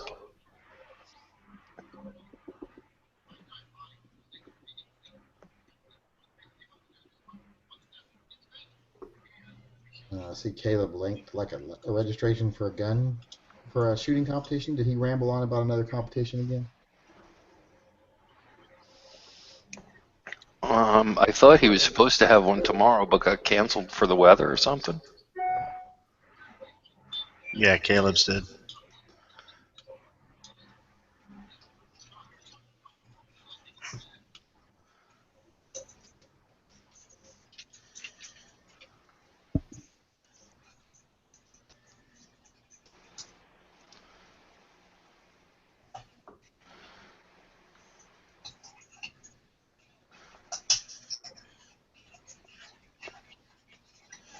Hey Yankee, what's your Facebook page?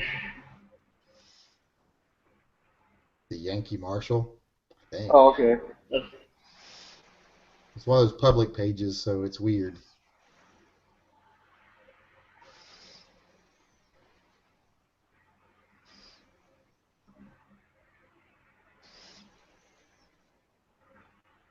There you go. That was my problem. I was typing it in all one word.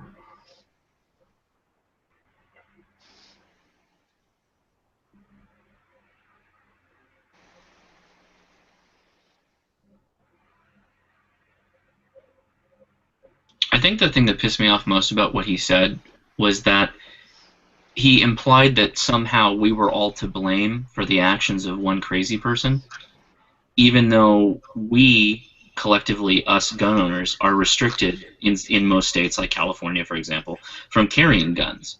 So it's largely out of my control. The law has told me I can't carry. As much as I'd want to, I can't even be an active player in an active shooting environment if I wanted to.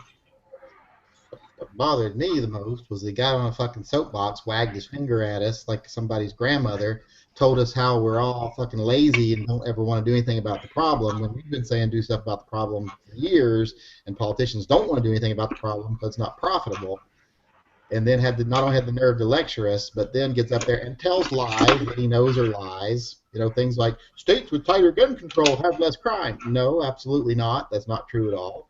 Right. Just just tells the same old lies, bald-faced. Just knows they're lies because there's obviously someone tells him, hey, this isn't true. But if we say it enough, someone will believe it. Because I can't believe anyone ever sits there and lets him just believe it's a lie. Right.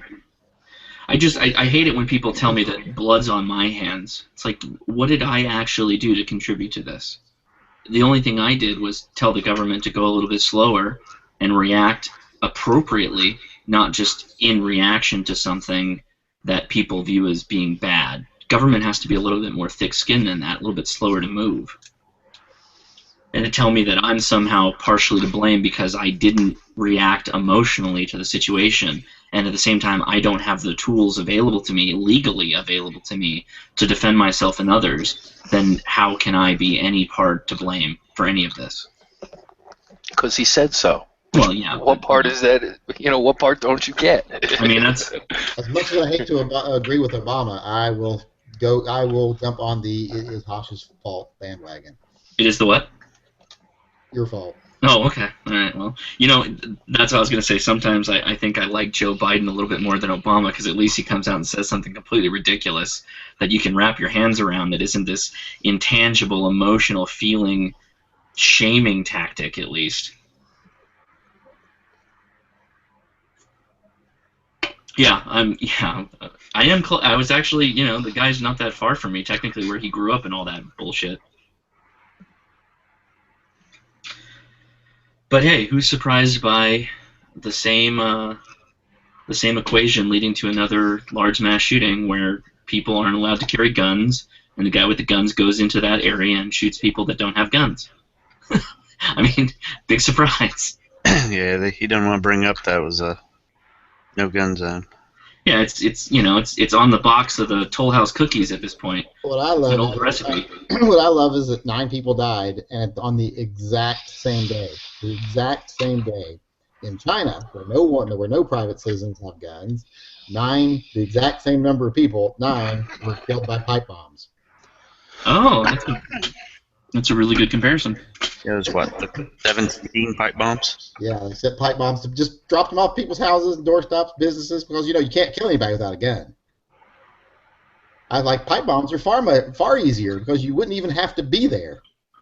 You could just set it, light it, or put a fuse on it, or a timer on it, and just walk the fuck away. Well, they send them in mail. They send them in parcels. Yeah.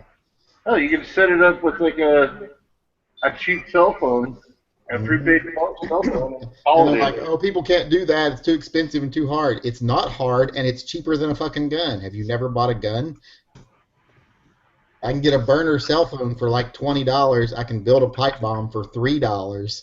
It's far cheaper. I could create a far more destructive device for the same amount I buy a gun. Hell, a good box of defensive ammo costs more than that. Yeah, and I can say I found it on YouTube. That 80% or AK-47 is harder to build than a bomb. I mean, I don't want to, I'm sure there's no statute of limitations that would exist until now, but when I was a kid, out in the TNT area in Point Pleasant, West Virginia, we built PVC pipe bombs. As kids, we built our own pipe bombs and blew up dirt mounds with them. And I'm not talking PVC pipe bombs that were like equivalent to like an M80. I'm talking that would blow up a 5-foot-high mud mound. My grandfather was in demolitions. We used to play with blasting caps when I was little. So I've got home movies of my grandfather blowing up the pillars to the bridge that fell down in West Virginia, because our city bridge that went from Point Pleasant over to Galveston fell down when I was a little kid, and the pillars stayed there for years. And I've got home movies of my grandfather going out where the city hired him to go out and blow up the pillars. That would actually be kind of cool. That's one thing that bugs me about society is because it's in the past, society today views it as somehow bad instead of understanding that it's just in the past, right? Well, they try to tell people, yeah, guns do make it really easy for someone to go kill someone. But the absence of guns doesn't make it really that much harder, and definitely doesn't preclude it. It just makes them have to do a little bit more. Oh, shit. And then Statistically, there are more stabbings than shootings anyway.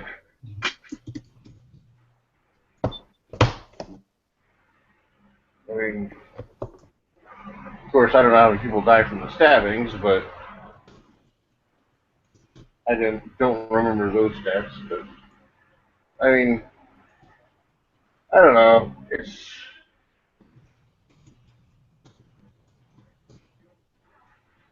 I don't know.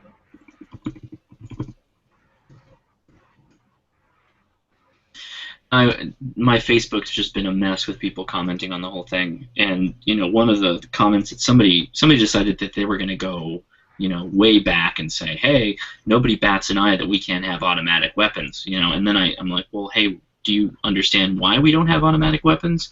The reality is that the very slim percentage of the population ruined it for everybody, and that's why we don't have them. But the law-abiding citizens, they had no problem with them. There was no issue that needed people to go in and ban them.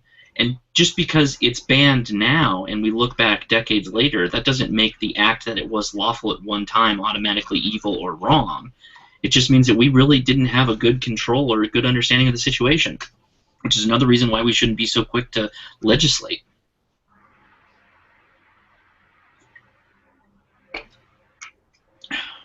That's always been my problem. It's just the automatic assumption that because it's in the past, it must be bad, or must be wrong, or we somehow got smarter. We haven't gotten smarter in a lot of ways. We have in some. Guns is one of the ways that human beings have not got much smarter. I think we're going the right direction now. I think the United States is going the right direction, but just tough.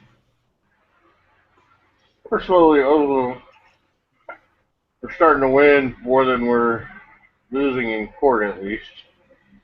Of course, the wins are just getting back what we should have had to begin with. But yeah, I think that's the right argument. We're just getting back what we had, and we still have a tough road to hoe. Because technically, you got to go all the way back to the NFA, right? That's never going to happen.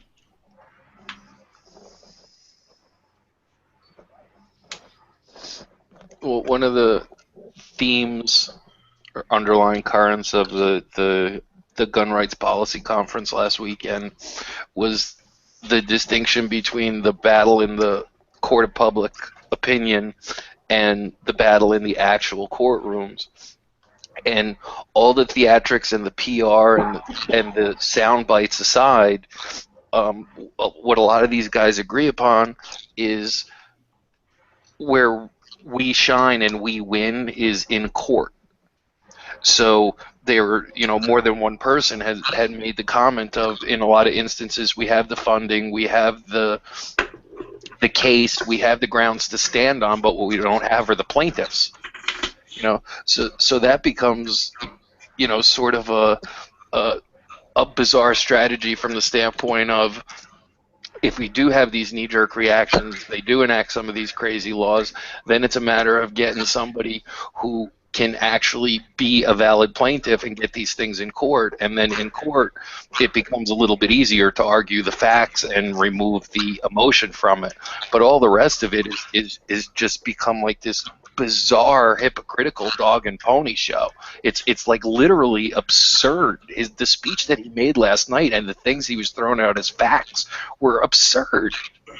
Well, that's the scary part, right? Is so you're 100% correct, but the fact that the common person, regardless of their political affiliation, left or right or centrist, doesn't understand how the courts work and doesn't understand reading a basic court report is it's jarring, because they're the people that fan the fire in either direction.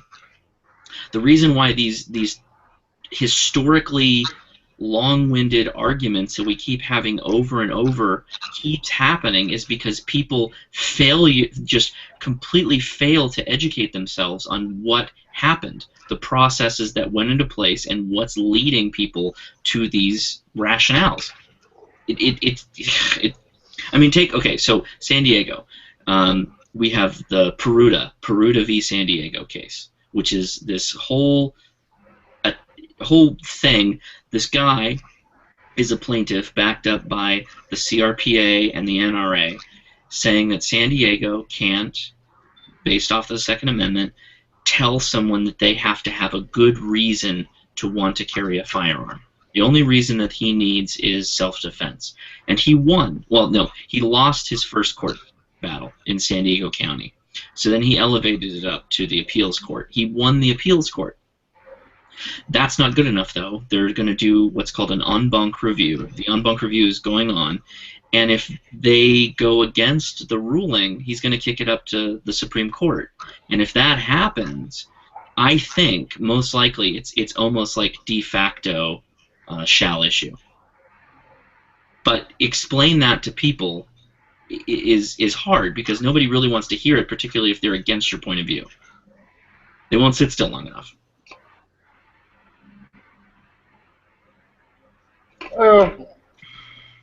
I think when it comes to the populace, people are not on the whole, but as a majority, they're lazy. They don't want to do the research. They want people to tell them what it is. Well, and, that's a major part of the education, the lack of education out there. That's a huge problem, and there's a certain point where is it laziness or is it just the nature of the human being that they can't achieve any higher than that. There's a certain percentage of people that will achieve no higher. Left, right, centrist doesn't matter. They just can't get above that level, and they never will. Oh, that's true. You can't deny it. It's the truth. And again, it's human nature to be lazy, to take the path of least resistance. And I wouldn't say, like I said, it's not on the whole, but as a majority. I've been going through my Facebook feed, and I think I've only seen one pro-Obama post. Everything's been either against him or for Chris, the vet that rushed after the killer. It's actually funny. The only people that I deleted from my news feeds today were supposedly pro-gun pages, but they kept putting up articles with the shooter and his picture and stuff about the shooter, and it was like one of those things where, there was supposed to be this underlying consensus of let's not give them what they want, let's not do this. And to me, as thin as it was still like some effort of solidarity between like everybody in the pro-gun community, that we all seem to agree on this is let's not give them their 5 minutes of fame. And then I saw like page after page of pro-gun websites going, well, the media's going to do it anyway, so what difference does it make? I haven't seen it in the media that much. At least not here locally. My Facebook's where I've seen just a bunch of crap, and it's not conservative. It's a lot of like support for common sense gun laws. I just type in like, hey, what is a common sense gun law? What does that mean? Just describe it. What is the solution? What do you think the solution is? Here's probably the best one. Like, if guns weren't sold in stores, people won't have them. And then Batman Robin says, "Is meth sold in stores?" Yeah, and further, you don't have a constitutional right to meth. You have Right. a constitutional right to bear arms if you choose to.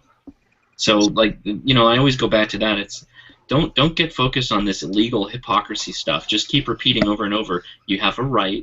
That right allows you to bear arms. If you want to stop that right, then you need to amend the Constitution.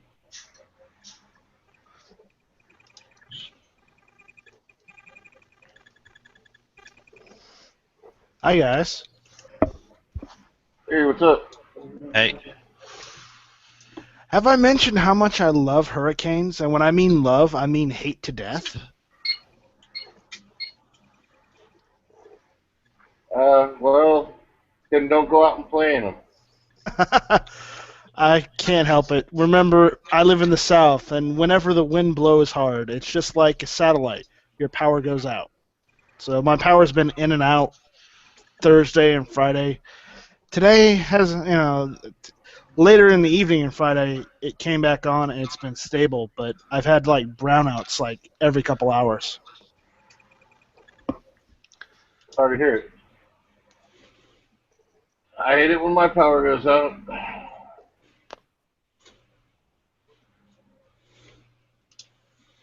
It So, costs me too much money in batteries. I have, use like a lamp or whatever. Well, luckily I shouldn't have any more power outages, but yeah, good thing the hurricane didn't hit Charleston. That's for damn sure. All we got was like, a giant, tremendous downpour of rain, and we're going to have it until like Monday or Tuesday.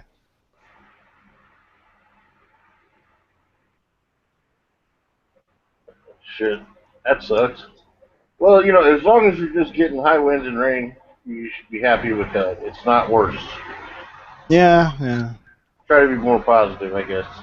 Of course, it's easy for me to say. I live here in California, where the weather is generally nice most of the year.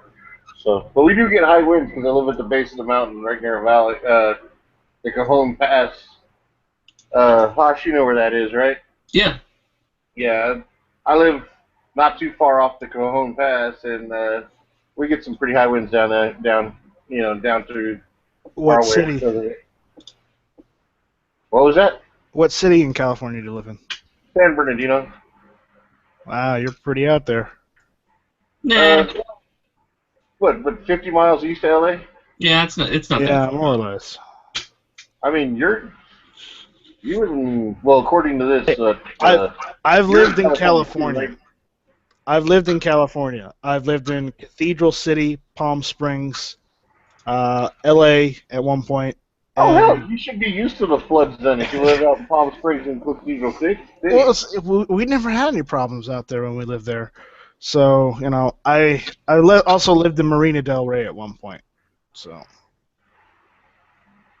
I know Hosh is out from California. Yeah, when I was younger, my dad got a really good corporate job, and they kept moving us around all the place. I'm in Cerritos, and Cerritos is like 26 miles out of LA. Yeah. But are you east of LA or north of LA? I am southeast. Southeast. Ah, yes. That's actually not a bad area out that way. Yeah, I'm right at the 605-91 interchange there. Oh, okay, cool. Shit, you're not too far from my grandma. My grandma lives in Torrance. I know. I was just kicking it with your grandma the other day. No, I'm just kidding. Oh, right on. I'm just kidding. Oh, actually, I wouldn't doubt it. My grandma and my aunt are really kick-ass people. Yeah, no, it's a cool spot. That. You're centrally located, which is nice. Oh, yeah, a couple hours. Yeah, well, as we like to say, we're 45 minutes to 4 hours outside of LA, depending on traffic. And then we're like 3 to 5 hours outside of, or west of LA, or Las Vegas. So, but yeah, just I don't like it here. I've been.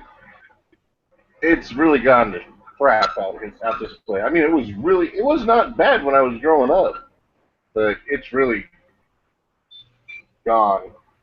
I don't know. I didn't like it in '92. I'll tell you that. What, San Bernardino or California in general? California in general. Don't you remember the earthquake? Oh yeah. Well, oh, come on. Earthquakes aren't bad. No. The one in '92 was pretty bad. Oh, dude, I know. I was actually in the house. I think I was ditching school. No, I wasn't. I was gone. I was in the Marine Corps at the time. I was thinking of the Victorville earthquake that happened in 90 or 91. It hit real hard. I was sitting in the house, my mom and dad's house, and then just this horrible loud boom hit the house. and the pool was like water was lapping up and all that stuff. So I dove underneath the pool table till it was done.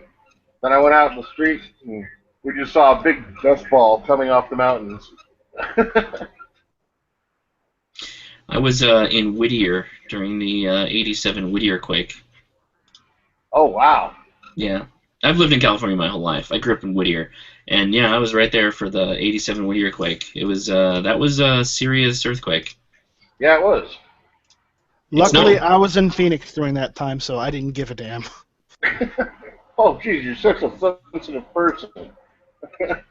Not as big as Northridge or any of that. I appreciate that, but at the same time, Whittier has some serious old buildings, and that place got flattened from the earthquake there. Hey man, even though I have family in California, I hold no punches for California. I just don't like the laws, but you know, it's kind of funny to think that one of the last states to be tamed during the Wild West, that Hollywood is largely just a creation of movies for the Wild West, is just the biggest anti-gun state, or one of the biggest anti-gun states. It just pisses me off when you think about the history of the state. I will say we do have some better gun laws than some other states. I mean, like like New York and New Jersey. Well, no, like even Hawaii. I mean, well, that's not saying much. But I mean, we can have CCWs out here. We're not forced to run away from a battle. We can defend ourselves or others if we feel that their lives are in jeopardy, if we so choose to. Of course, the legal repercussions for that could be huge, but or the civil repercussions and legal. Yeah, some DA will have a hard-on for throwing you in jail because you did the right thing. Actually, most of the times when a person defends himself legally, the DA calls it a justifiable homicide and won't even charge you. As long as, you know, it's justifiable. Like if you have a CCW and you have to defend yourself against carjacker or muggers or whatever, 9 times out of 10, they're going to say it's justifiable and they won't even bother charging you. The problem is it's kind of difficult to get a CCW out here, depending on what county you're in. Some counties are great, but Los Angeles County, San Diego County, San Francisco, those areas are pretty tough. Well, yeah. But, you know, we won that civil case, or that case, the court case in regards to, and to get and making it, California was making it so hard to get CCWs, they actually sued and won. Well, I mentioned that. I mentioned it earlier. It's the Peruta v. San Diego case, and they lost their case against San Diego. They appealed it. They won that, and now they're going to review again. So I was referring to the CCW case. I don't know exactly the name of it, but it was in regards to when people were able to pass the background check and pay the fees to be able to get their CCWs. The reasoning for having a CCW, the justifiable reason for having a CCW, was unconstitutional. Yeah, that's the one. Yeah, it's Peruta v. San Diego. It's the good cause argument. Oh, really? Yeah. Oh, well. I can tell you all about it. Well, no, I know we'd won it originally, and then I know that it went to the California Supreme Court and it lost, but. No, it's the opposite. We lost in San Diego, and then we won the appeals. Yes, and then they did. And then it was contested, so it went to the Ninth Circuit. The Ninth Circuit, we won that. However, that was only a party of 3 judges. The rest of the Ninth Circuit, which is made up by, I think, 12 or 13, or it's a ton of judges. The Ninth Circuit is the largest circuit appeals court in the nation. They appealed that, which is called an en banc, and they're reviewing it, and it's 12 judges. If we lose that, then it goes to Supreme Court. Well, then go get your CCW now if you don't already have it, because right now, self-defense is a good cause. Not in Los Angeles County. Not in Los Angeles County. Most of the counties that were San Diego County, Los Angeles County, they never honored the Peruta verdict. So. Well, San Bernardino County did, and I think that might also have to do with our sheriff being extremely pro carry concealed carry. So Yes. but it was the opposite for the longest time. Freaking yeah, L.A. Like I keep calling California a penal colony. L.A. would be the equivalent of like the like a max a max security. L.A., San Francisco, San Diego, they're Yeah, all like yeah, I've been to those, LA. I those can are agree with max that. security. I'm just in general pop. Or Gen Pop as they call it.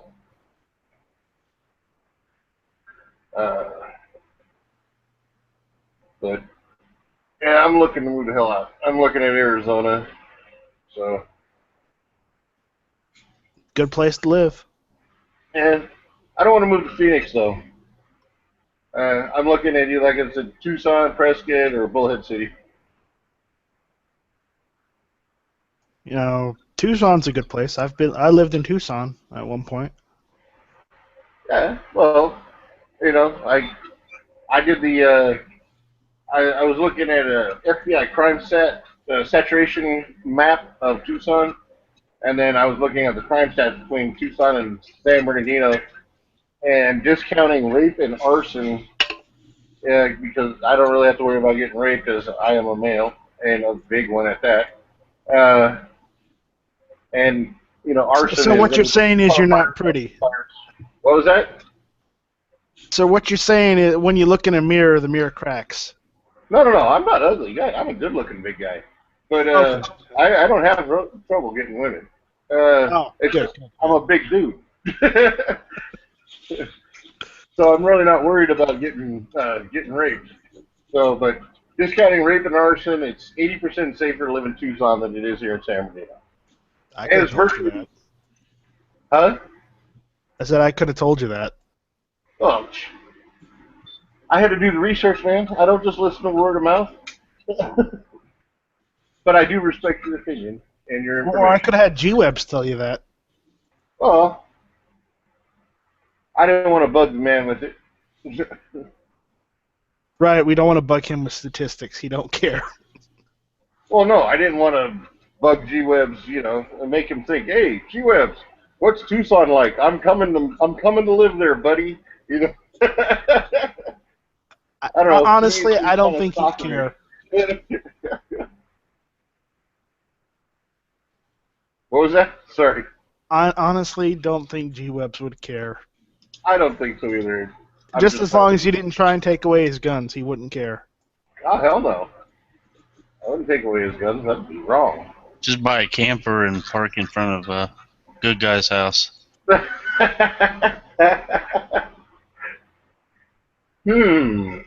Tempting. No. Don't get a camper, get an RV. I don't know. The weather's good down there. I could live in a tent in Arizona. I wouldn't care. I wouldn't recommend it.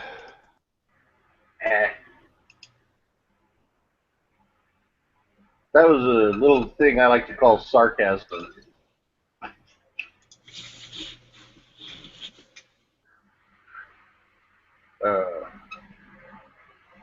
No, yeah, those are the places. They all have airports, and they're not like huge internationals, but they all have airports for me to work on planes, and then I'd be able to go shooting a lot, and I'd be living in a free state.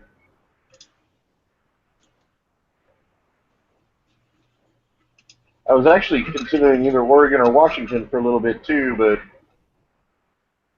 after what happened, yeah. Well, no, I don't give a crap about that. I mean, hell, I'm not going to put myself in a. I'm going to be out of school by the time I move. No, that's not what I was saying. They might decide to go and enact harsher gun laws just because of a situation. They did it with Sandy Hook. They'll do it again with this one. Just watch. And you know what? And even if they did, I bet you it's still be better living when it comes to firearms laws in Oregon or Washington than in California. So, I don't know. I was considering up there, but I don't know. I mean, I love the woods, so it would be perfect for me. But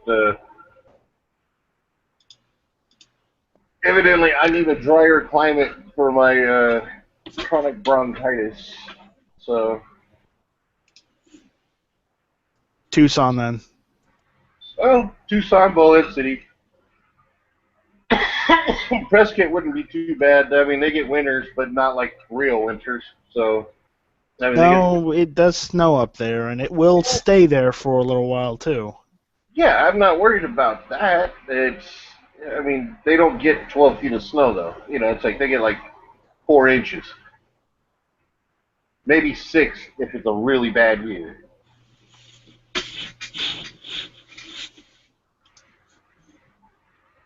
But there's not a lot to do up in Prescott. That's the thing. You know, Well, you'd only be able to work or live up there, probably hunt. That's about as far as you could get. they got plenty of desert an hour away in any direction, or forest, or whatever. I could go out in the middle of nowhere and go shooting if I want. I'm not worried about it.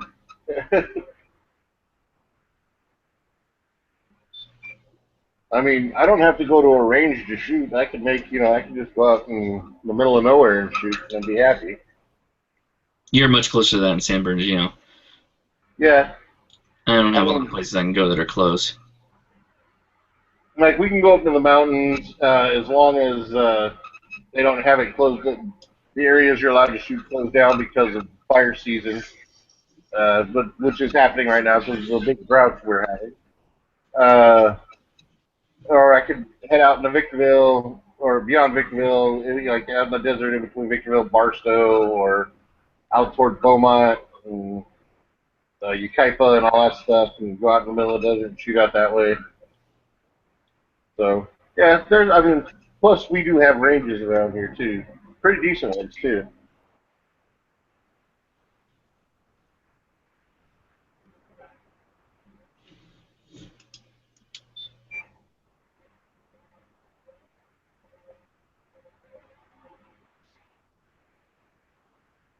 So Hosh, I noticed you stopped doing your daily podcast that you put up on YouTube. What are you talking about? I've been daily vlogging every day. What are you talking about? Really? I haven't been seeing them. Really? Yeah, go to my channel. I haven't skipped a beat. Last I checked, I was still subscribed to you. Say you might want to check because I know the way YouTube's been doing. I know Dirt Dart said that he has to go every 2 weeks and resubscribe to a bunch of people. Really? Yeah. He said every 2 weeks it kicks out a whole bunch of people on his list, and he has to go back and resubscribe to them. What? Really? Yeah. Go to your subscription page. You should see them all. Holy crap! It did unsubscribe me. I'm on your page right now. It unsubscribed you? Yeah, it says subscribe. Now I'm subscribed to you again. So I'll start seeing your vids again. How did that happen? I don't. There's a glitch with YouTube. Whoa. Yeah, like I said, Dirt Dart has to do it every 2 weeks. You know, Hosh, I'm going to say this, and don't take offense, but you look like a lot like the guy from Gideon's Tactical. Gideon's Tactical. I don't know. Yeah, he's like does bush trap type stuff and survival and prep stuff. Okay, let's see. Check it out, dude. Hey, really, you kind of look like him. I do? All right, let me see.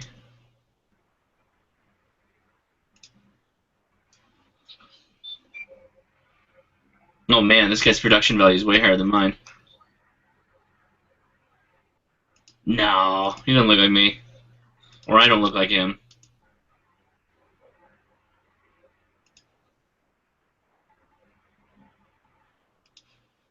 Yeah, nah, he doesn't look like me.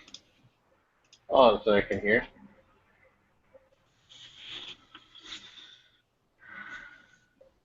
Oh, he's not the guy in the creative. Are you on the website?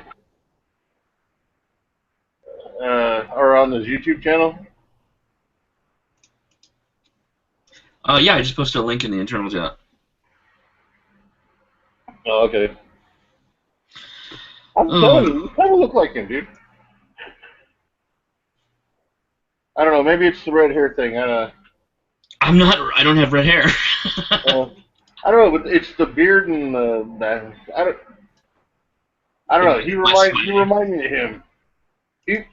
Well, he's obviously thinner in the face than you are. No offense. Yeah. But he does kind of look like you a little bit, dude. I mean, I was like, is he on Good Channels? I'm like, no, that's not Hosh. Not me. Except for your hair color, the shape of your face, your eyes, your nose, and your mouth, he looks exactly like you. No, he come on now. You get. I guess maybe I'm the only one who sees it. Whatever. Well, if you're drawing parallels to a successful channel like that, then I guess I'll take it.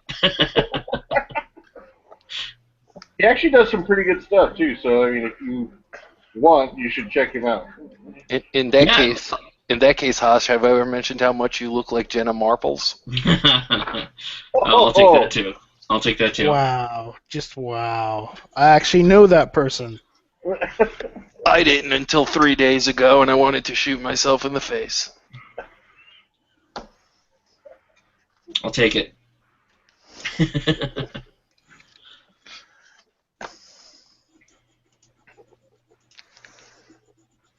Well, that's kind of disconcerting that YouTube is automatically unsubscribing people from me. Wonder what that's about. It's probably their policy. Yeah, I don't know, man. Their dart thinks it's a glitch. I do make it a point to watch my videos a lot, so. And then I guess that it was a time where I missed it. I think I missed like almost a week because I was just starting a new job and all that. It was just like 2 weeks ago. But, wow, that's nice. Sorry, guys, I saw a picture I really liked.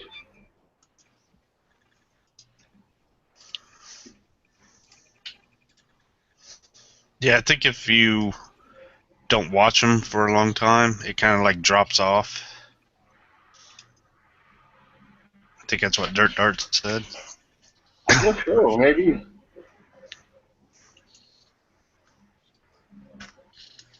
I don't know, I was like, oh, well, maybe he didn't do one today. And it was like, I went through and I was watching them all, and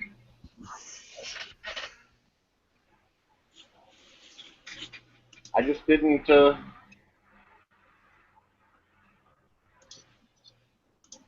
don't know. Anyway, it's all good.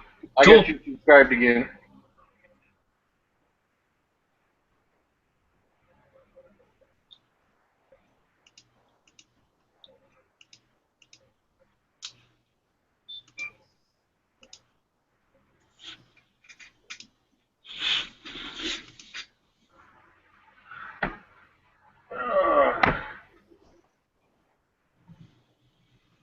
Wow.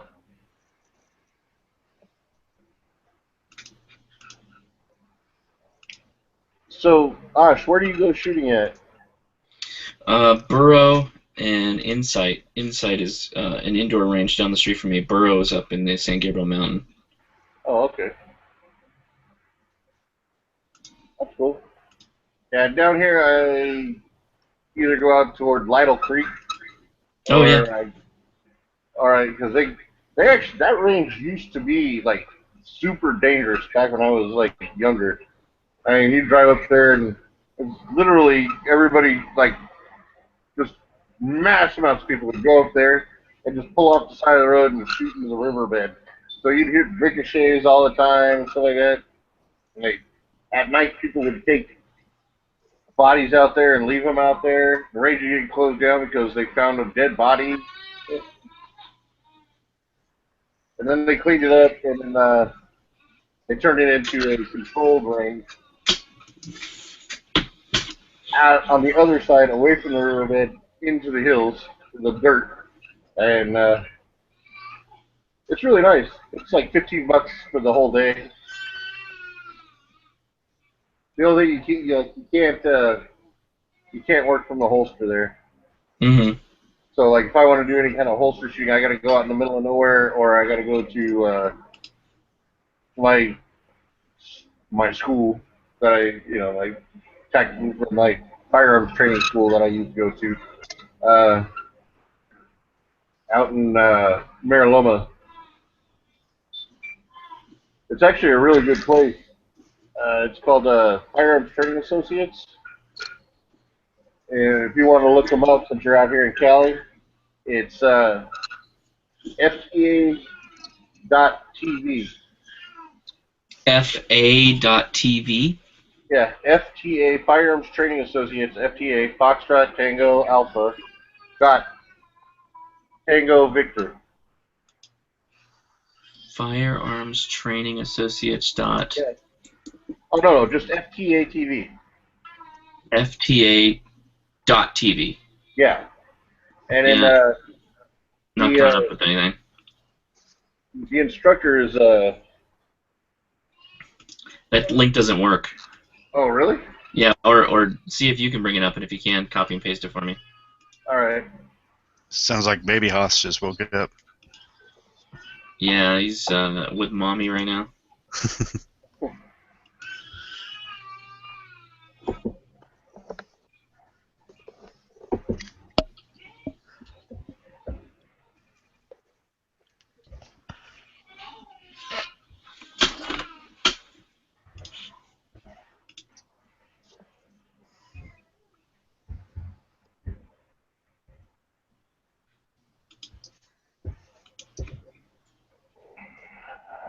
It's ftatv.com. Oh, there you go. Ah.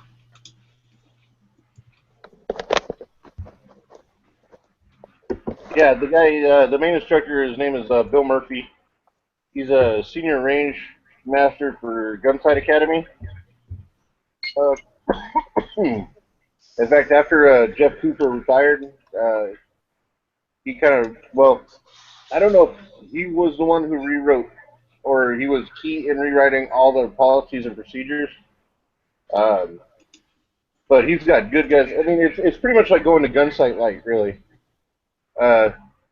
He also does, I believe he either owns or he runs the Surefire Tactical Institute.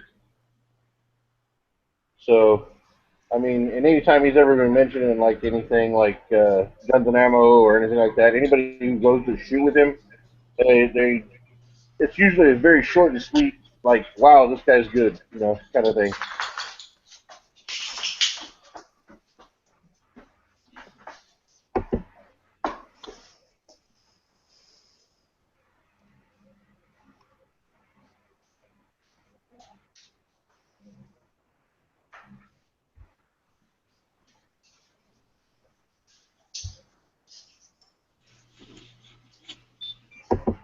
Yeah, it's Bill Murphy and Doug Martin.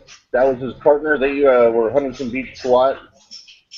And he's like tied in with everybody. Like, when we went and did our advanced live fire, it was advanced scenarios. We went down to Orange County Training Center, which is like one of their premier training centers down here in Southern Cali. And I mean, it's a really cool setup they got down there. A lot of simulations training, a lot of force on force. It's really cool. I mean, good stuff. The instructors there are all really good. He brings in, like, he'll have other guys who are, like, major trainers for Gunsight come in. Mm-hmm. And, like, Ken Vogel, he's a guy who invented armed vehicle operations, which is defensive combat from a vehicle, and from anything from individual to oh crap, what do they call it? Caravanning. Oh, okay. It's like it's used by that system is actually used by our federal government and 48 other of our allies. Like you've got guys that come in and teach breaching and stuff like that. Obviously, I didn't get to go. I've got to watch the breaching classes, but I haven't got to actually participate in them. But he brings in guys that'll sit there. I mean, their stuff is just amazing how they do stuff. And then like he gets a lot of guys that are like we did live fire entry 1 with the actors were Navy SEALs, so they would come in. His precision rifle course was taught by a Navy SEAL sniper. Um, Edged weapons, like he brings in like the best. I mean, these guys are just phenomenal. Uh, like I say, it's like Gunsight Light. You go there, except for you, it costs you. It's a shorter period of time. You shoot less, but you also spend a whole hell of a lot less money. And you don't really have to worry about having a hotel. You know, for a week. You might like for coming in from Cerritos. No, you can do that easily. Like just jump on the 91 and run it to the 71, go north, get off in Mariloma, and you're right there. Mm-hmm.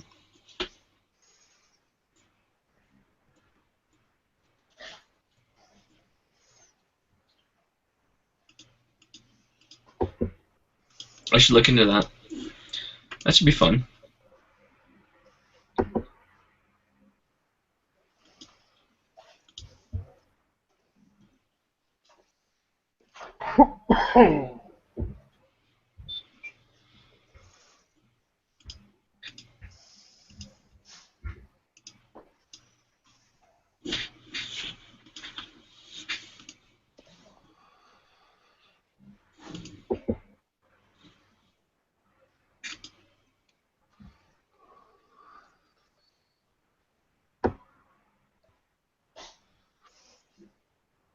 Oh, another perk of it is like you get past your like you take a couple of classes like the general and advanced handgun and maybe like a shotgun class or you get a couple of classes in.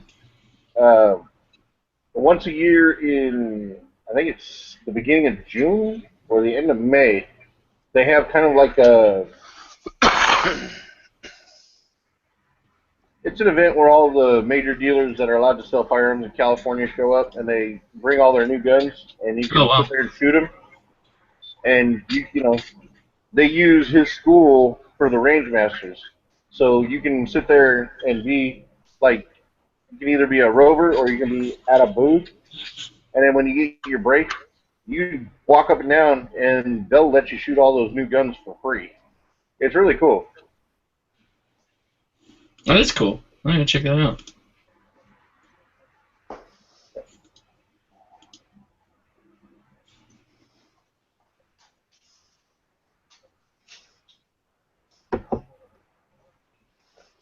Yeah. I'm gonna start going back once we start getting some income coming in. I miss it.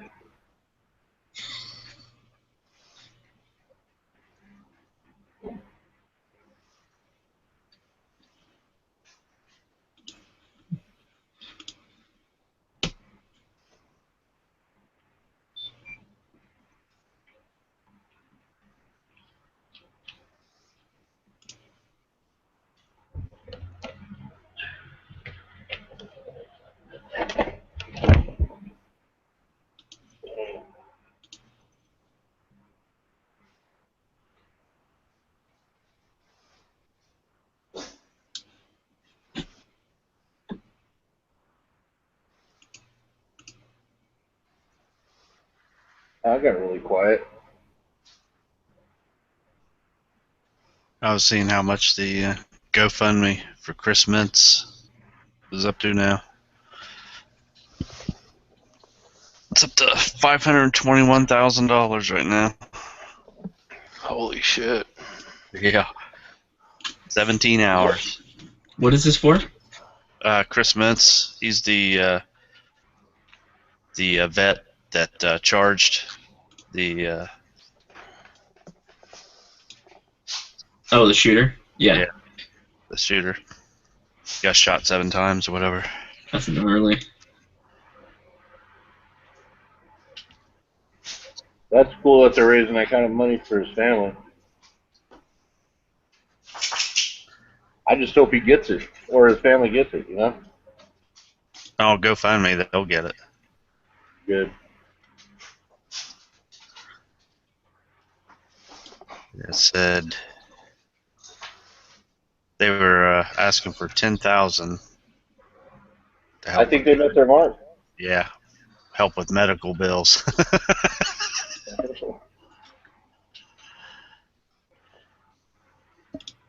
I think they met their mother. How's he doing anyway? He's doing okay. I don't know. Good. Shoot, I can't do screen shares. Yep, it's got pictures of it here, so paste this. Yeah, they've been posting pictures from the hospital on Instagram all day. Really, what's the Instagram page? Well, pretty much everybody's reposting. Oh,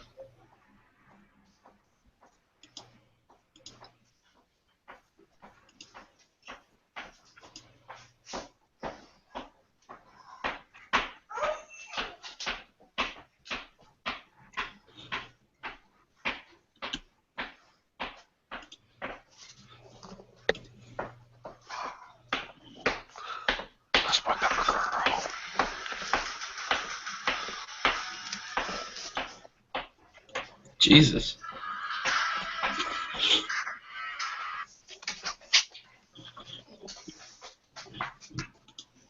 Is that one of the dogs? Yeah, for some reason they think it's breakfast time at 2:40 in the morning.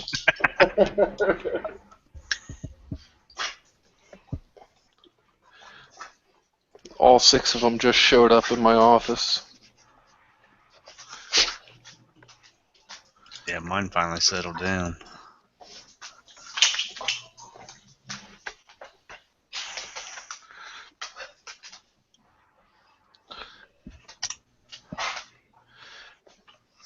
It's not breakfast time yet, Milo. I don't think he believes you. He will. He's Milo and Tyler, for some reason, when the weather breaks, which here it's like, between 80 and 90, he goes absolutely freaking crazy.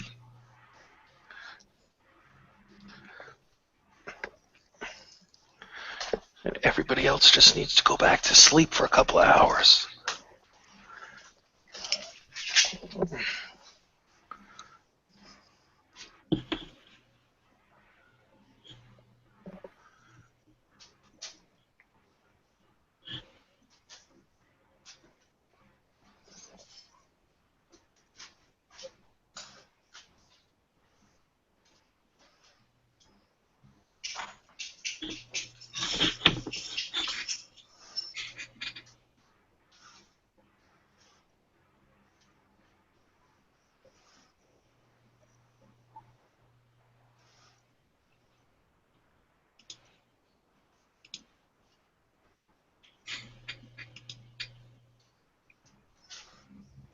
Oh, hell.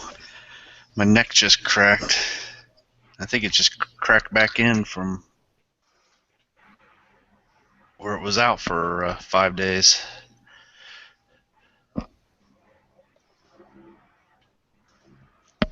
Well, you can speak. That's a good sign. I feel so much better. Oh, really? Now they're lined up, like in the doorway, just like I don't have to tell you this. You know the smushy, sad pit bull face. Yeah. Just staring at me.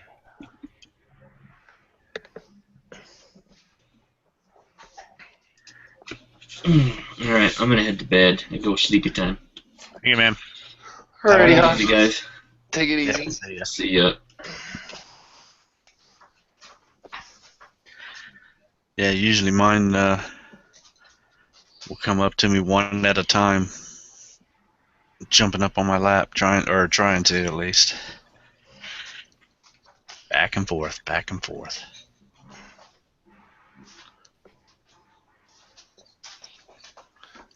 they have their own little bizarre thing.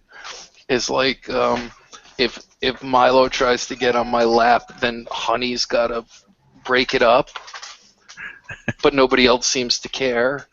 And then like if baby girl tries to get on my lap, nobody will go near her because she's psycho batshit crazy.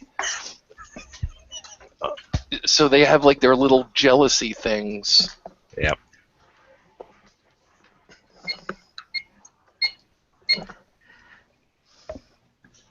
Yeah, it drives Hydra crazy because, I mean, Orthros can just jump 6 feet straight up in the air, you know, standing still, so he can get right up on my lap real easy, and then she's got the wide butt, so she can't get up there, so...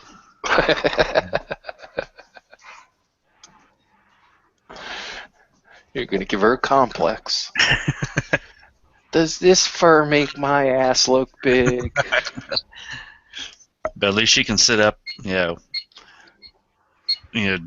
sit up real nice and pretty and everything. He can't, because he's got the skinny butt. He's got the pointy butt. Okay, so Milo, who's just 100 pounds, like 99 and change, he thinks he's a lap dog. Yep. Okay? He will just think absolutely nothing of plopping right down on you. Okay, whether there's room for him or not. Little guy, who's literally like my smallest one, he's 54 pounds. He won't even jump on the bed unless there's like a runway for him to land on. He whether he's going in the chair, going on the couch, or whatever, for some reason in his brain, he thinks he needs all these square feet.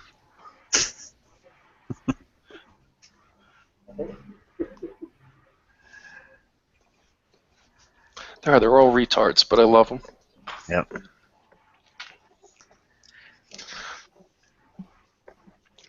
You try to vacuum, and half of them are attacking the vacuum, the other half of them are running like I beat them with the vacuum on a regular basis. Yeah. Both of mine attack it. Oh, I was out there weed eating one time, and Hydra was coming up, biting me on the legs and everything. Just constantly barking till I shut it off.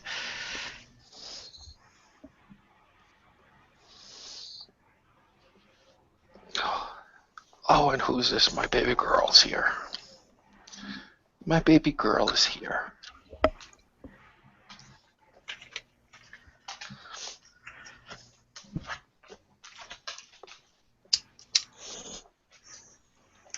Normally when I bring a new dog in, I'll keep them in isolation, make sure they're crate trained, and don't let them mix with the rest of the house and all that stuff until we have a rapport and a comfort level, and then I'll do introductions. Huh? Baby girl got away from me in the garage and literally burst through the door to 5 waiting dogs who were strangers to her and pretty much announced, "Oh yes, I was born for this. This is mine." And they have literally been afraid of her ever since.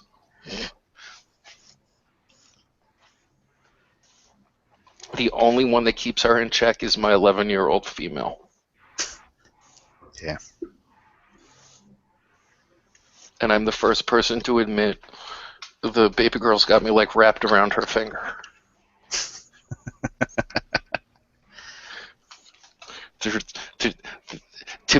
To have that much confidence in your evilness, you can't help but fall in love with that. Well, that or she'll, rip your throat out in your sleep. Nah. The only fear that I have of sleep is being smothered. Yep. If I die from a dog, it's going to be because I got suffocated or because they tripped me going down the stairs. I was just being facetious there. I don't really, You can't even drown in my house. Nino has actually rescued 2 robot vacuum cleaners. Of course, rescued from the standpoint of drug them out of the pool and ruined them, but they didn't drown. There you go. Yeah, I Oh, know. Pooch, I sent you something on Instagram. I don't know if you saw it or not. Oh, okay. Yeah, I know when I had the rots. Gee, many Christmas. I mean, Samson, he was the biggest one. He was 169 pounds. Wow, nice. And he thought he was a lap dog. But Cerberus, the one that's in my Facebook pic, I think he was about 140, 145 pounds. And he would literally just sprawl out and lay on top of you. On top of the covers on the bed. He'd sit there and push your face to the side, just pretty much, just covered your entire body. Before I met her, my girlfriend was like a Shih Tzu pocketbook dog type of, oh, I have dogs because, you're supposed to type of deal. And her very first pit bull that she ever met was Snuggles, who was a pretty bad rescue for me. And, she was terrified because all she had ever known was, Sports Illustrated and the media and stuff like that. So I had brought him home. Here's a strange dog. I put 8 stitches in his head, and he let me. Never met the dog before, and in a couple of hours I was stitching him up. So he's downstairs, and she was like, well, he's all alone. And I'm like, he's fine. He's had a tough time. I've had a tough time. We need rest. So she's like, well, can I check on him? I'm like, sure. So I give her the thing, go downstairs, don't make eye contact, turn on the television. He's going to check you out. And I give her the socialization song and dance. 2 hours later, there's not a peep anywhere in the house. I go downstairs, and the 2 of them are under a comforter, head to head, sound asleep. And from that moment onward, it's when she goes to sleep, she wants a big giant dog body pillow. I'm used to prying a Shih Tzu out of the crack of my butt.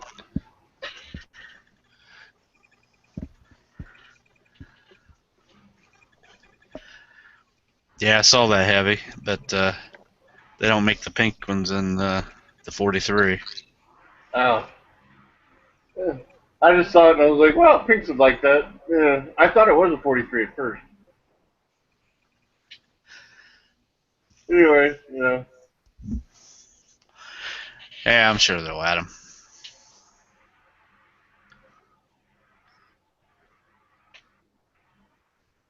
EMP? I never heard of that brand.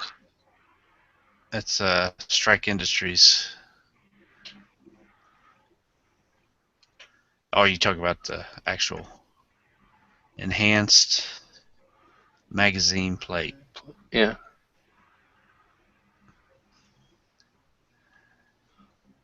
That's one of those things I use when I need them. What do you call it?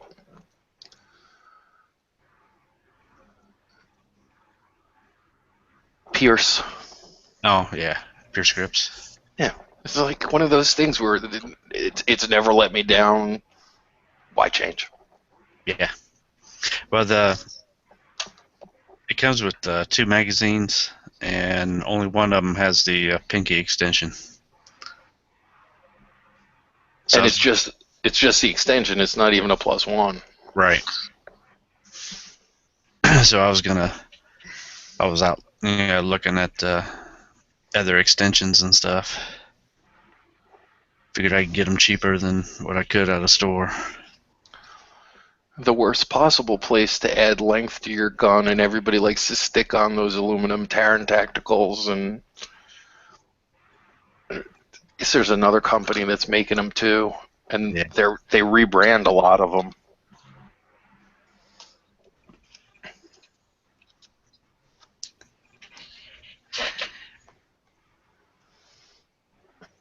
Yeah, I was actually just looking for like a +1 or something like that. Or just another peak extension. Pierce just came out with their 43+1.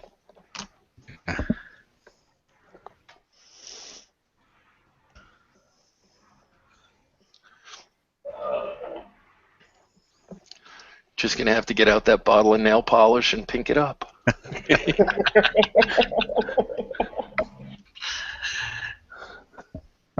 I was like, man, they're being a little rough on him. I don't care. Oh, I know. I don't care either. I mean, hell, look at the holster I got for the FNX. That is a badass holster, man.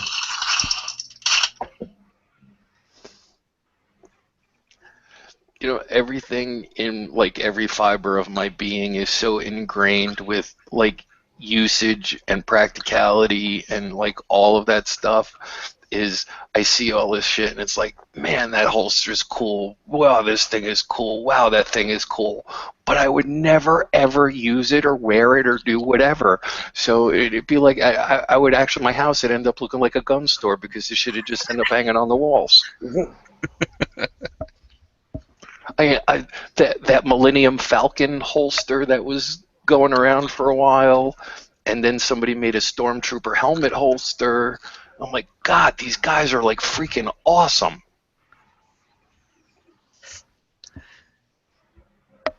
Yeah, I actually just bought a bunch of T-shirts for Star Wars. No, Z and I got on a Snake Plissken bent like a couple of months ago, and like ever since that happened, for some reason, every time some sort of Escape from New York or Snake Plissken T-shirt or something pops up, we send each other the links. I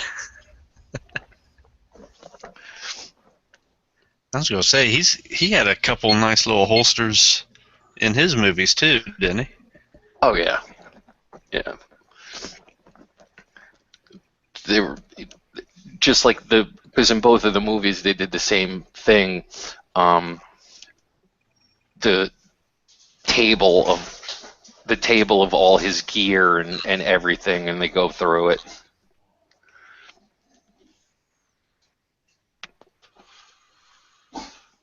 Yep, right there. Pure Scripts, $9.95.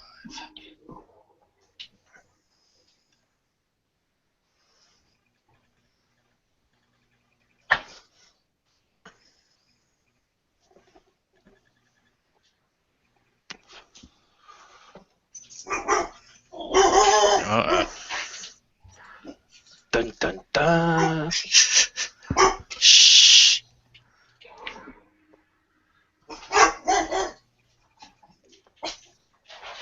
They hear something out there. It's probably a squirrel. I don't know. Neighbor security light just came on, so.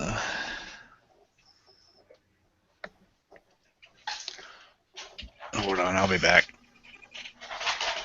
Keep the comms clear.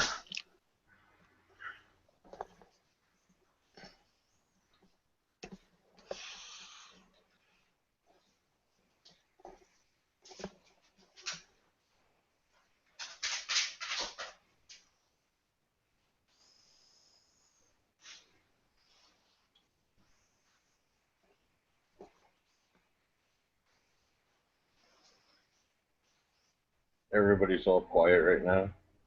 Well, sure, we're waiting to make sure that Pink's not in trouble. Well, yeah. Because if he is, we could all make a Facebook post and help him. You can call 911 for him. We have to have the obligatory hashtag White Lives Matter. Pink Lives Matter. Yeah, I was just going to say. That too. Well, of course, along with all their retardation, my dogs have organized. So if there's like deer on the lawn, one of them will go out and bark at the deer. If there's other dogs around the house, two of them will go out for other dogs. And if there's strange people to the house, like they have their posts and they go. So it's like, you know, I can tell by which dog is barking whether or not I need to pay attention.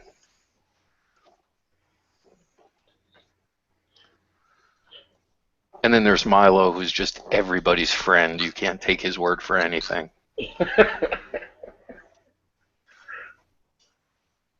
Sounds like you got yourself some very militant dogs there. Well, people don't realize when you have more than two dogs, there's a pack dynamic that you have to, you know, adhere to. At that point, they're not pets. Yeah, I didn't see anything out there. We were worried. We were all had our fingers on the buttons, ready to put in hashtag Pink Life Matters. Yeah, trust me, if there was something out there and something went down, I'm sure there's plenty of neighbors around here that would have called for the gunshots. Well, glad you didn't have to waste any ammunition.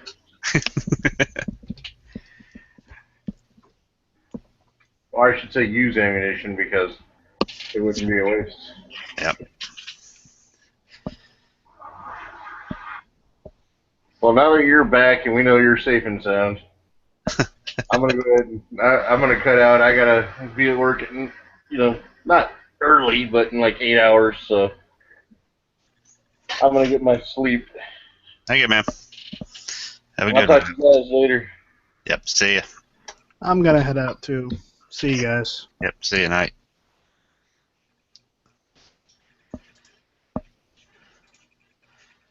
I don't think there's anybody else. I don't think anybody else is awake.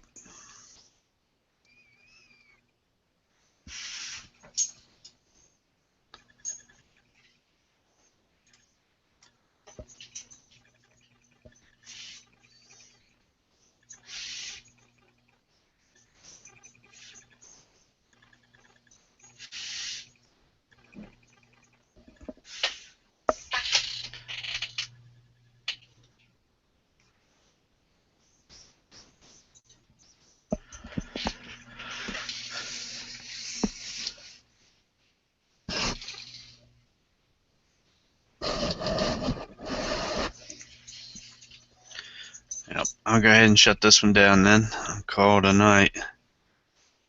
So, thanks for tuning in, everybody. We'll do this again tomorrow night. Have a good one.